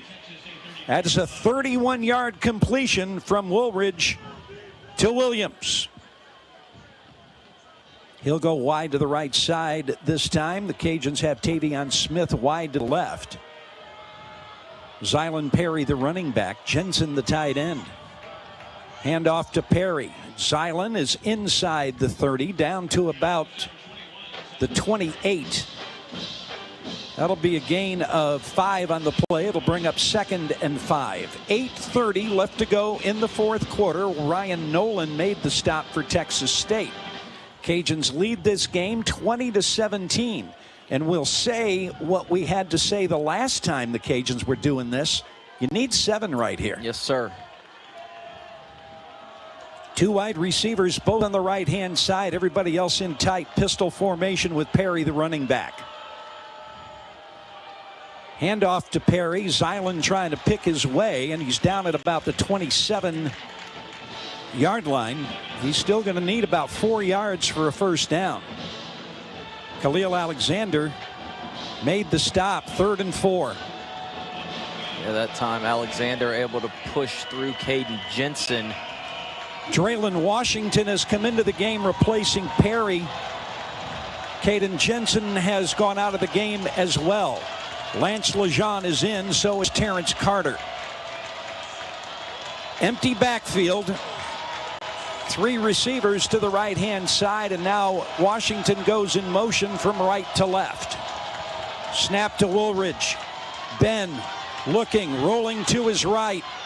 Still looking. His pass away and incomplete. So it's going to bring up 4th down and 4, and they'll have to send in Almendaris with 7:12 left to play. Thought Ben had an opportunity to kind of step up and run with the football, but kept waiting for folks to get open downfield. Lance Lejean slipped in the scramble drill. Kind of forced to just throw it away there. Almendaris 2 for 2 tonight. This will be a 45-yarder. He's got the win this time around. Cambry is the holder.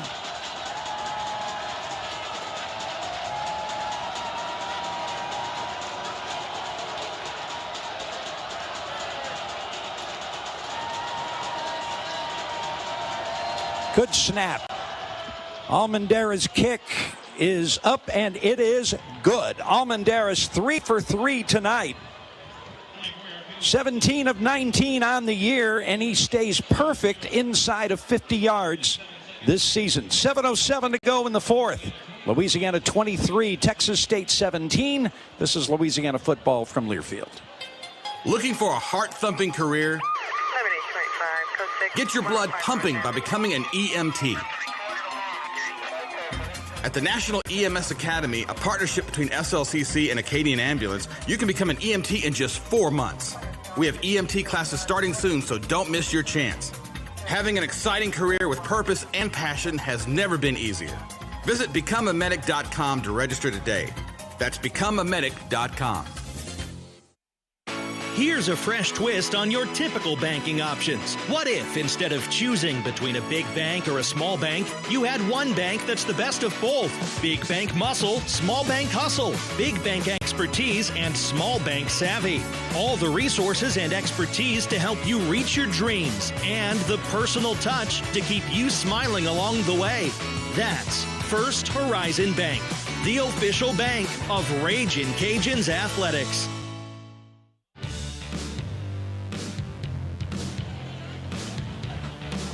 Cajun scoring drive, 6 plays, 48 yards, 2 minutes and 55 seconds, a 44-yard field goal by Kenny Almendaris. And the Cajun lead is back to 6, 23-17. Cajuns have been outscored 11-9 in the fourth quarter. Texas State's got the second half only touchdown.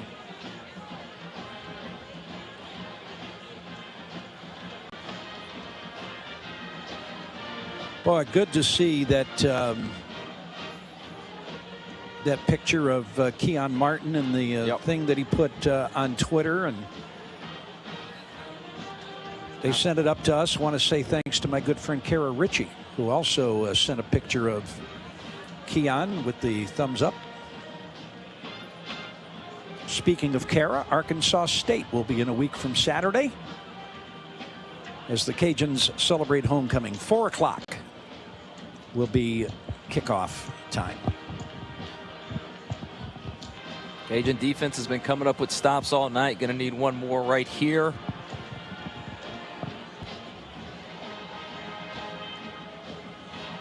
Don't forget to keep an eye on the Cajuns' social channels for a chance to bring home the boudin. Until then, visit the best stop in Scott Broussard and Karen Crow for all of your game day needs. The Best Stop, the official boudin for Ragin' Cajun Athletics. Almendaris will kick it off.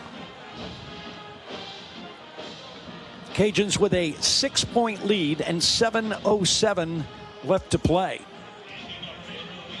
You know, you said field goals weren't going to win the game.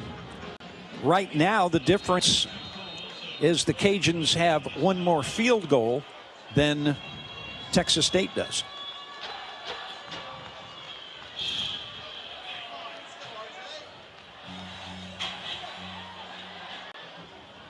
There is the kick going down, and it'll be 1st and 10 from the 25-yard line. Actually, field goals are even at 3 apiece. The Cajuns have one more touchdown, but Texas State did have a 2-point conversion after theirs. So 1st and 10 from the 25. Martinez, 8 of 10, 92 yards. Motti, 14 carries, 82, and a touchdown.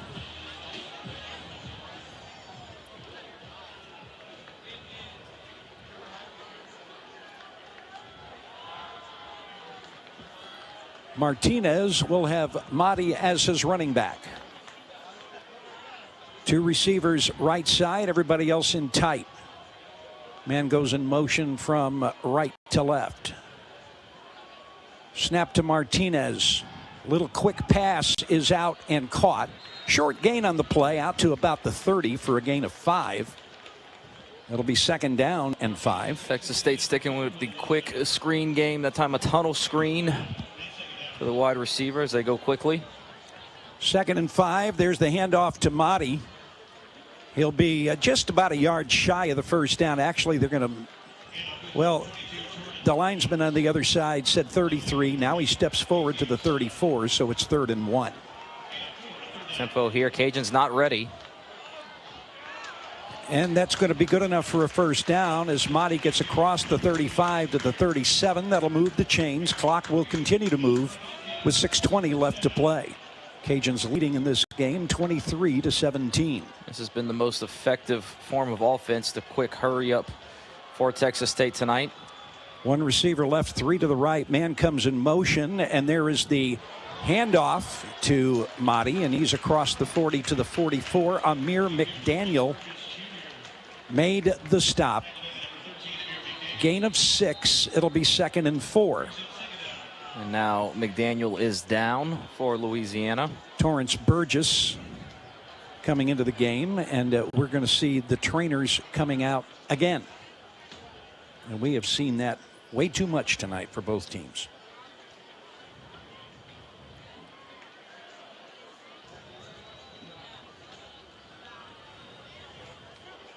There's been 1 turnover in this game, and that was a fumble that was forced by Jaden Duggar and recovered by Amir McDaniel.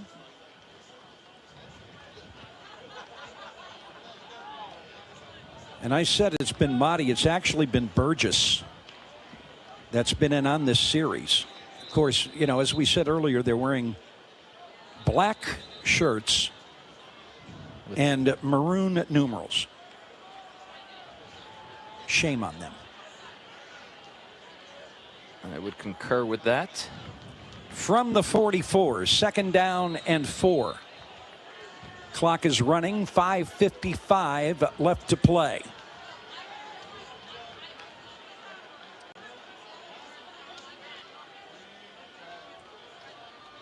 Two receivers left side, one to the right. Tight end offset on the right-hand side.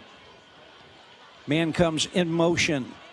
There is the handoff and breaking into the clear into Cajun territory down to the 46-yard line. Dubose made the stop. Cody's pointing at something. We've got a flag down, and this one's coming back. Yep, going to be a holding call.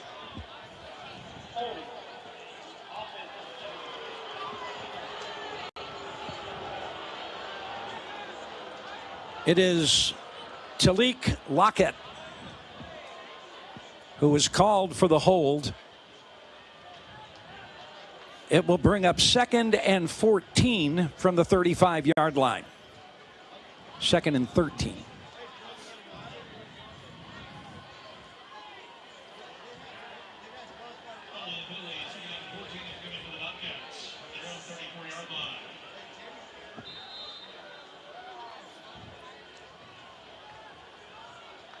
Burgess is the running back. Snap to Martinez. Back to throw. Pass is caught at the 35 and breaking a tackle, and then out to the 38. Shallow crosser to Joey Hobart there. We've got another flag down.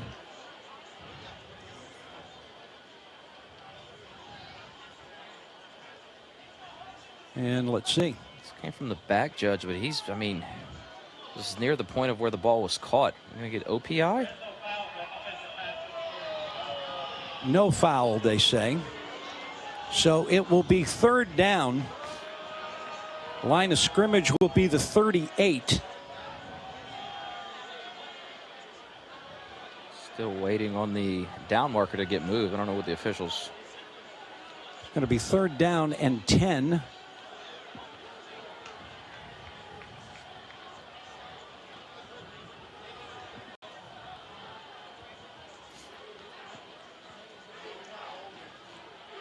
Quite sure why we're holding things up here. Two receivers left, one to the right. They'll wind the clock. 5:13 left to play. Big 3rd down here for Texas State. Micah Glass standing over the center. Man goes in motion. Martinez is back to throw. He's got plenty of time. Little swing pass out to the 40, 45. 1st down in Cajun territory at the 49-yard line. Knocked him forward on the tackle. The swing pass to the tailback. Little check down. Well, Cajuns over pursued, allowing Burgess to turn it up. 1st down, 10 yards to go. Midfield is where they mark it. Martinez back to throw. Now he's going to scramble and run. He's to the 45 and out of bounds at about the Cajun 43 for a gain of 7. Cajuns got pressure but lost contain there, and Martinez just tucked it. Gain of 6. 2nd down and 4. Clock continues to run with 4:10 left to play. Two receivers left, one to the right. There's the handoff, and again a big hole inside the 35 to the 32. It's Burgess. And a 1st down for Texas State. They need a touchdown. Lincoln Perry is in the game for Texas State. One receiver left, two to the right. Martinez back to throw. Has time. Passes out, and the pass is intercepted at the 22-yard line. The interception by Tyrone Lewis, and the Cajuns have the football back with 3:29 to play. It was a half sprint to the right. They tried to sneak the tight end out the backside. The ball was deflected by, I think, Fitzgerald West right into the arms of T. Lou. Kyron Mims might have been the Cajun that got arms on that one. But they're probably going to look at it. In fact, I know they're going to look at it. Because it was a diving interception by Lewis.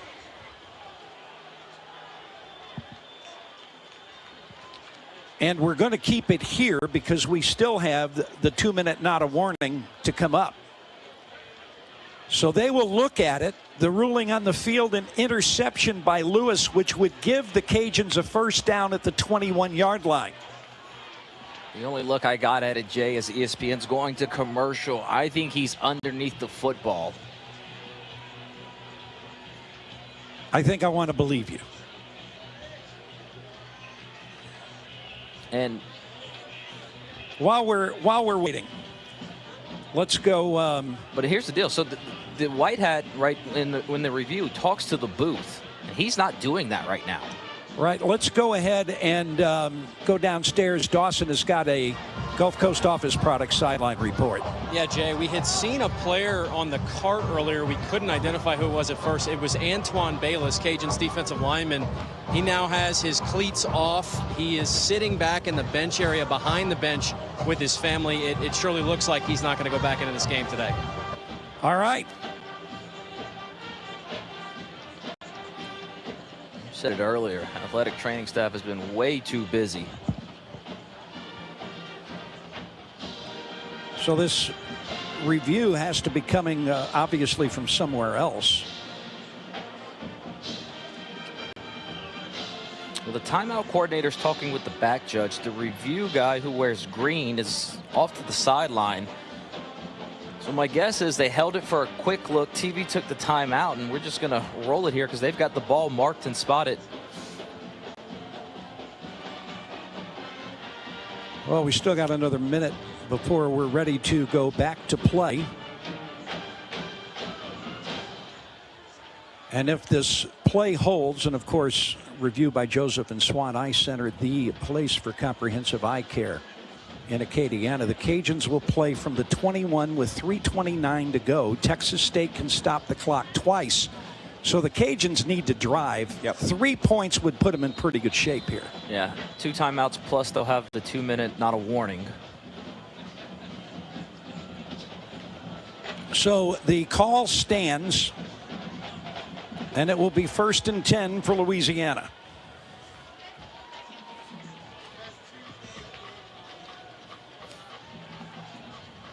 Draylon Washington will be the Cajun running back.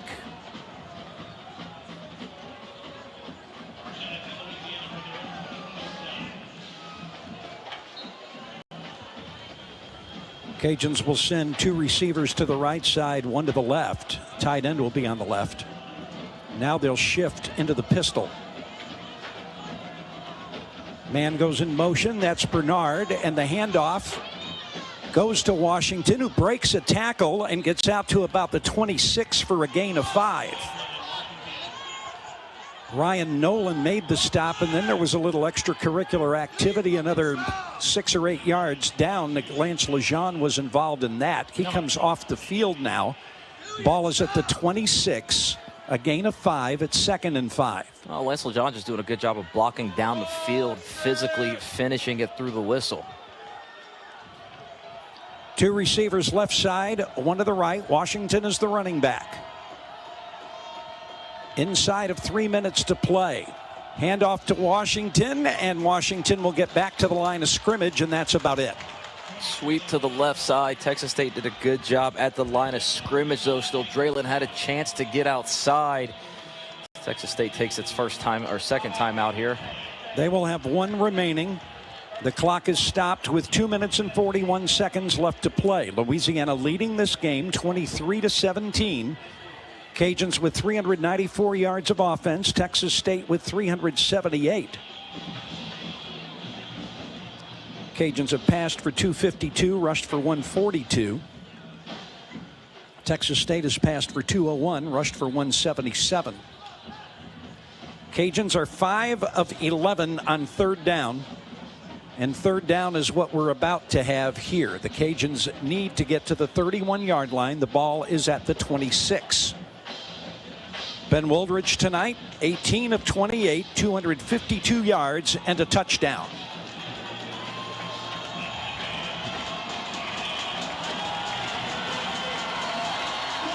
Zylan Perry is in the game at running back. 4 wide receivers in the pattern, 2 to each side. 3rd down and 5. Texas State showing corner pressure from the inside slot defender. in check, so does Texas State. Snap to Wooldridge. Quarterback drawn. He's got room. 30-35. He'll slide down at the 39-yard line. And they'll mark him at the 40. That's a B1 Bank first down, and the clock runs with 2.5 to go. Yeah, Texas State still brought pressure, 2 from the outside. Ben saw it. The big fellas up front kind of parted the way, and 10 did the rest. Texas State can stop it once. Of course, we'll also have the 2-minute not a warning, which is going to come up before this next play gets underway.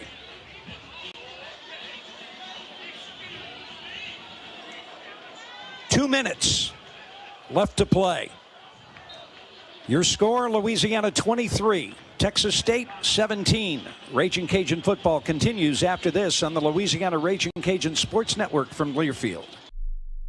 Champion Real Estate Services is a professional commercial real estate firm that provides brokerage, leasing, and property management services, along with construction supervision. Founded and headquartered in Lafayette since 2001, Champion Real Estate is dedicated to providing excellence for Lafayette businesses to thrive, meeting all of their real estate needs. Just like the Ragin' Cajuns are committed to the culture, Champion Real Estate Services is committed to making and keeping Lafayette a great place to live and work. Everyone needs a champion in their corner.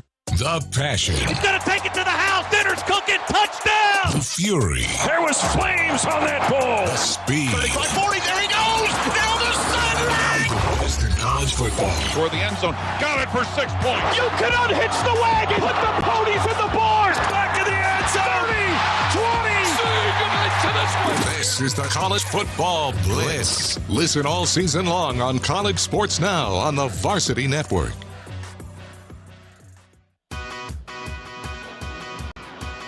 We've got 2 minutes to play here at UFCU Stadium in San Marcos. Louisiana leads 23-17. They will play a first down at their own 40. With 2 minutes to go, Texas State can stop it one time. One more first down would probably do it. Yes. But they've got to get it first. They do. Texas State can stop it once. And Coach Dex talks about this situation all the time. Texas State knows exactly what the Cajuns are going to do. Can the Cajuns find a way to win those battles up front, run the football to secure this victory here? It's a battle of will at this point.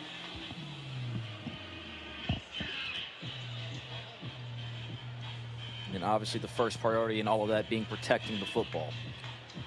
You can listen to the Ragin' Cajuns everywhere you go. Make sure you download the Varsity Sports app. It is a free download on your smartphone. And that enables you to listen to the Cajuns anywhere and bring up all of the archives as well.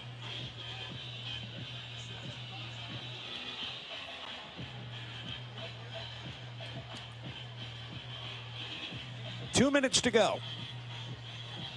Cajuns now 409 yards of offense, 378 for Texas State.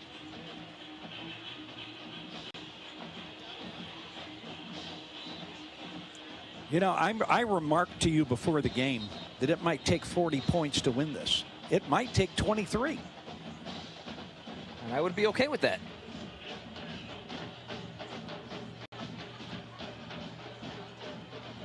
Both of these defenses have done a good job, even though the two teams have combined for nearly 800 yards of offense.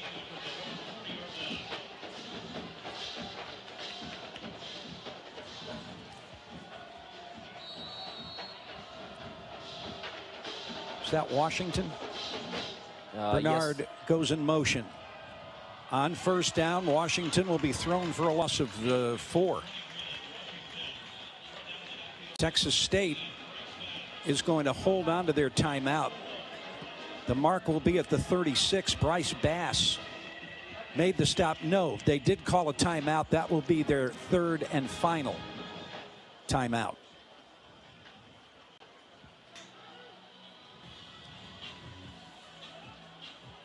All right, let me do some math here. I will say, so the Cajuns can burn 40 seconds times 3, right? And that's not including whatever the play is. 40 seconds times 2, because this is going to be second down. Second down. So 40 times 2 is 80. And 80 is so that about 37 seconds is what they can get it down to. And they can solve all those problems with a first down. Yes. Second down, 14. Cajuns will play 2 receivers to the left side, ball on the left hash mark. Texas State can no longer stop the clock. Draylon Washington is the running back. Bernard goes in motion from left to right. There's the handoff to Washington, and Draylon cuts it to the outside, and Draylon Washington is within about 2 yards of a first down. And the Cajuns now will have third and makeable. This magnificent job of running on the inside give by Draylon Washington. Cut it outside, made a couple Bobcats miss. Third down and 2. If the Cajuns get 2, they're going to leave here with their 7th victory of the year. I think Coach Dez is going to let this clock get all the way down and take a timeout here. And he does. Clock is at 1:11. This will be a 30-second timeout. You said it's very simple. 2 yards to win the football game. That's it. That was a great run by Washington. It picked up 12. He's now 10 carries, 94 yards. All right, Dawson says Ben Woolridge keeper. I tend to agree with him. The question is, do they try to get outside or keep it up inside? Now, I will say this. Texas State, the defensive front, has gotten great penetration the last 2 plays. They were actually too quick into the backfield at the mesh point on that last play, which allowed Washington to make the hay there. Silent Perry has come into the game at running back. The Cajuns will play third down and 2 at their 48. A first down will win the football game.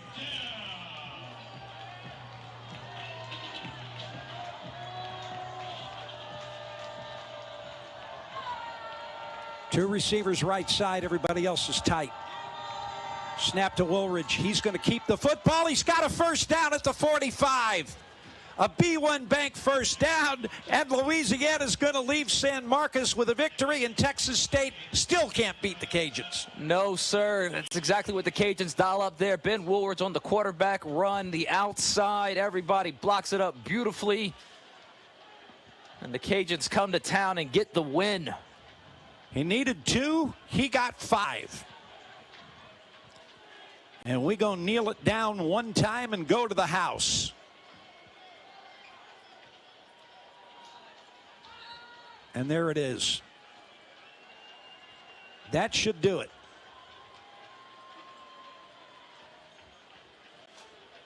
Well, neither side's coming out to shake hands yet.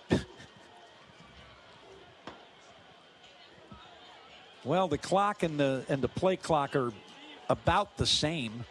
They could go ahead and line it up again and take another knee, but now G.J. Kinney is headed out to shake hands with Mike Desormeaux. And the Cajuns are now 7-1. More importantly, they are 4-0 in Sun Belt Conference play, and 3 of their next 4 will be played at Cajun Field. I mean, you talk about a hard, tough fought victory. This was a physical football game, and Cajuns winning, I'm going to tell you, Jay, is actually the second best piece of news tonight. The fact that Keon Martin able to send that picture, letting everybody know that, you know, he's doing much better than when he certainly left the ball game, and his teammates able to come through and get a hard, physical victory on the road. In the meantime, the Yankees have broken it open. It's 11-4 in the bottom of the 8th inning. So there will be a Game 5 in New York tomorrow night.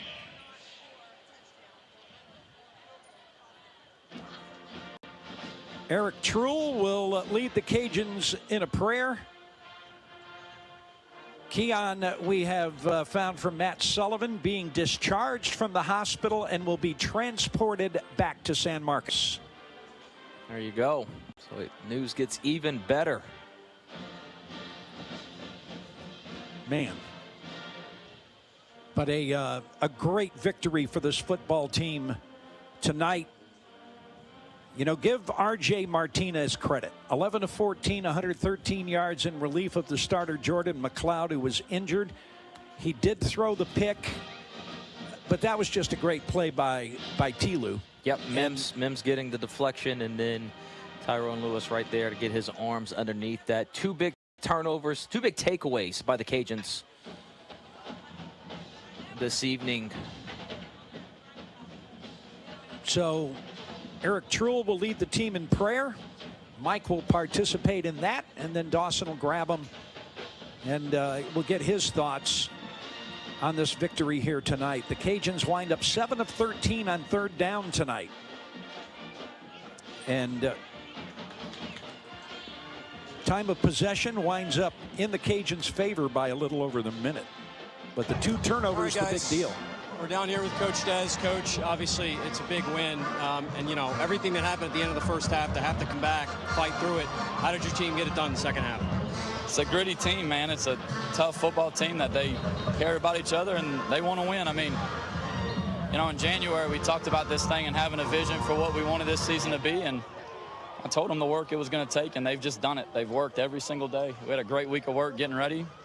Wasn't the prettiest. You know, you wish you get some touchdowns down there instead of field goals. But at the flip side, our defense did a hell of a job forcing field goals. So it's a gritty, tough win.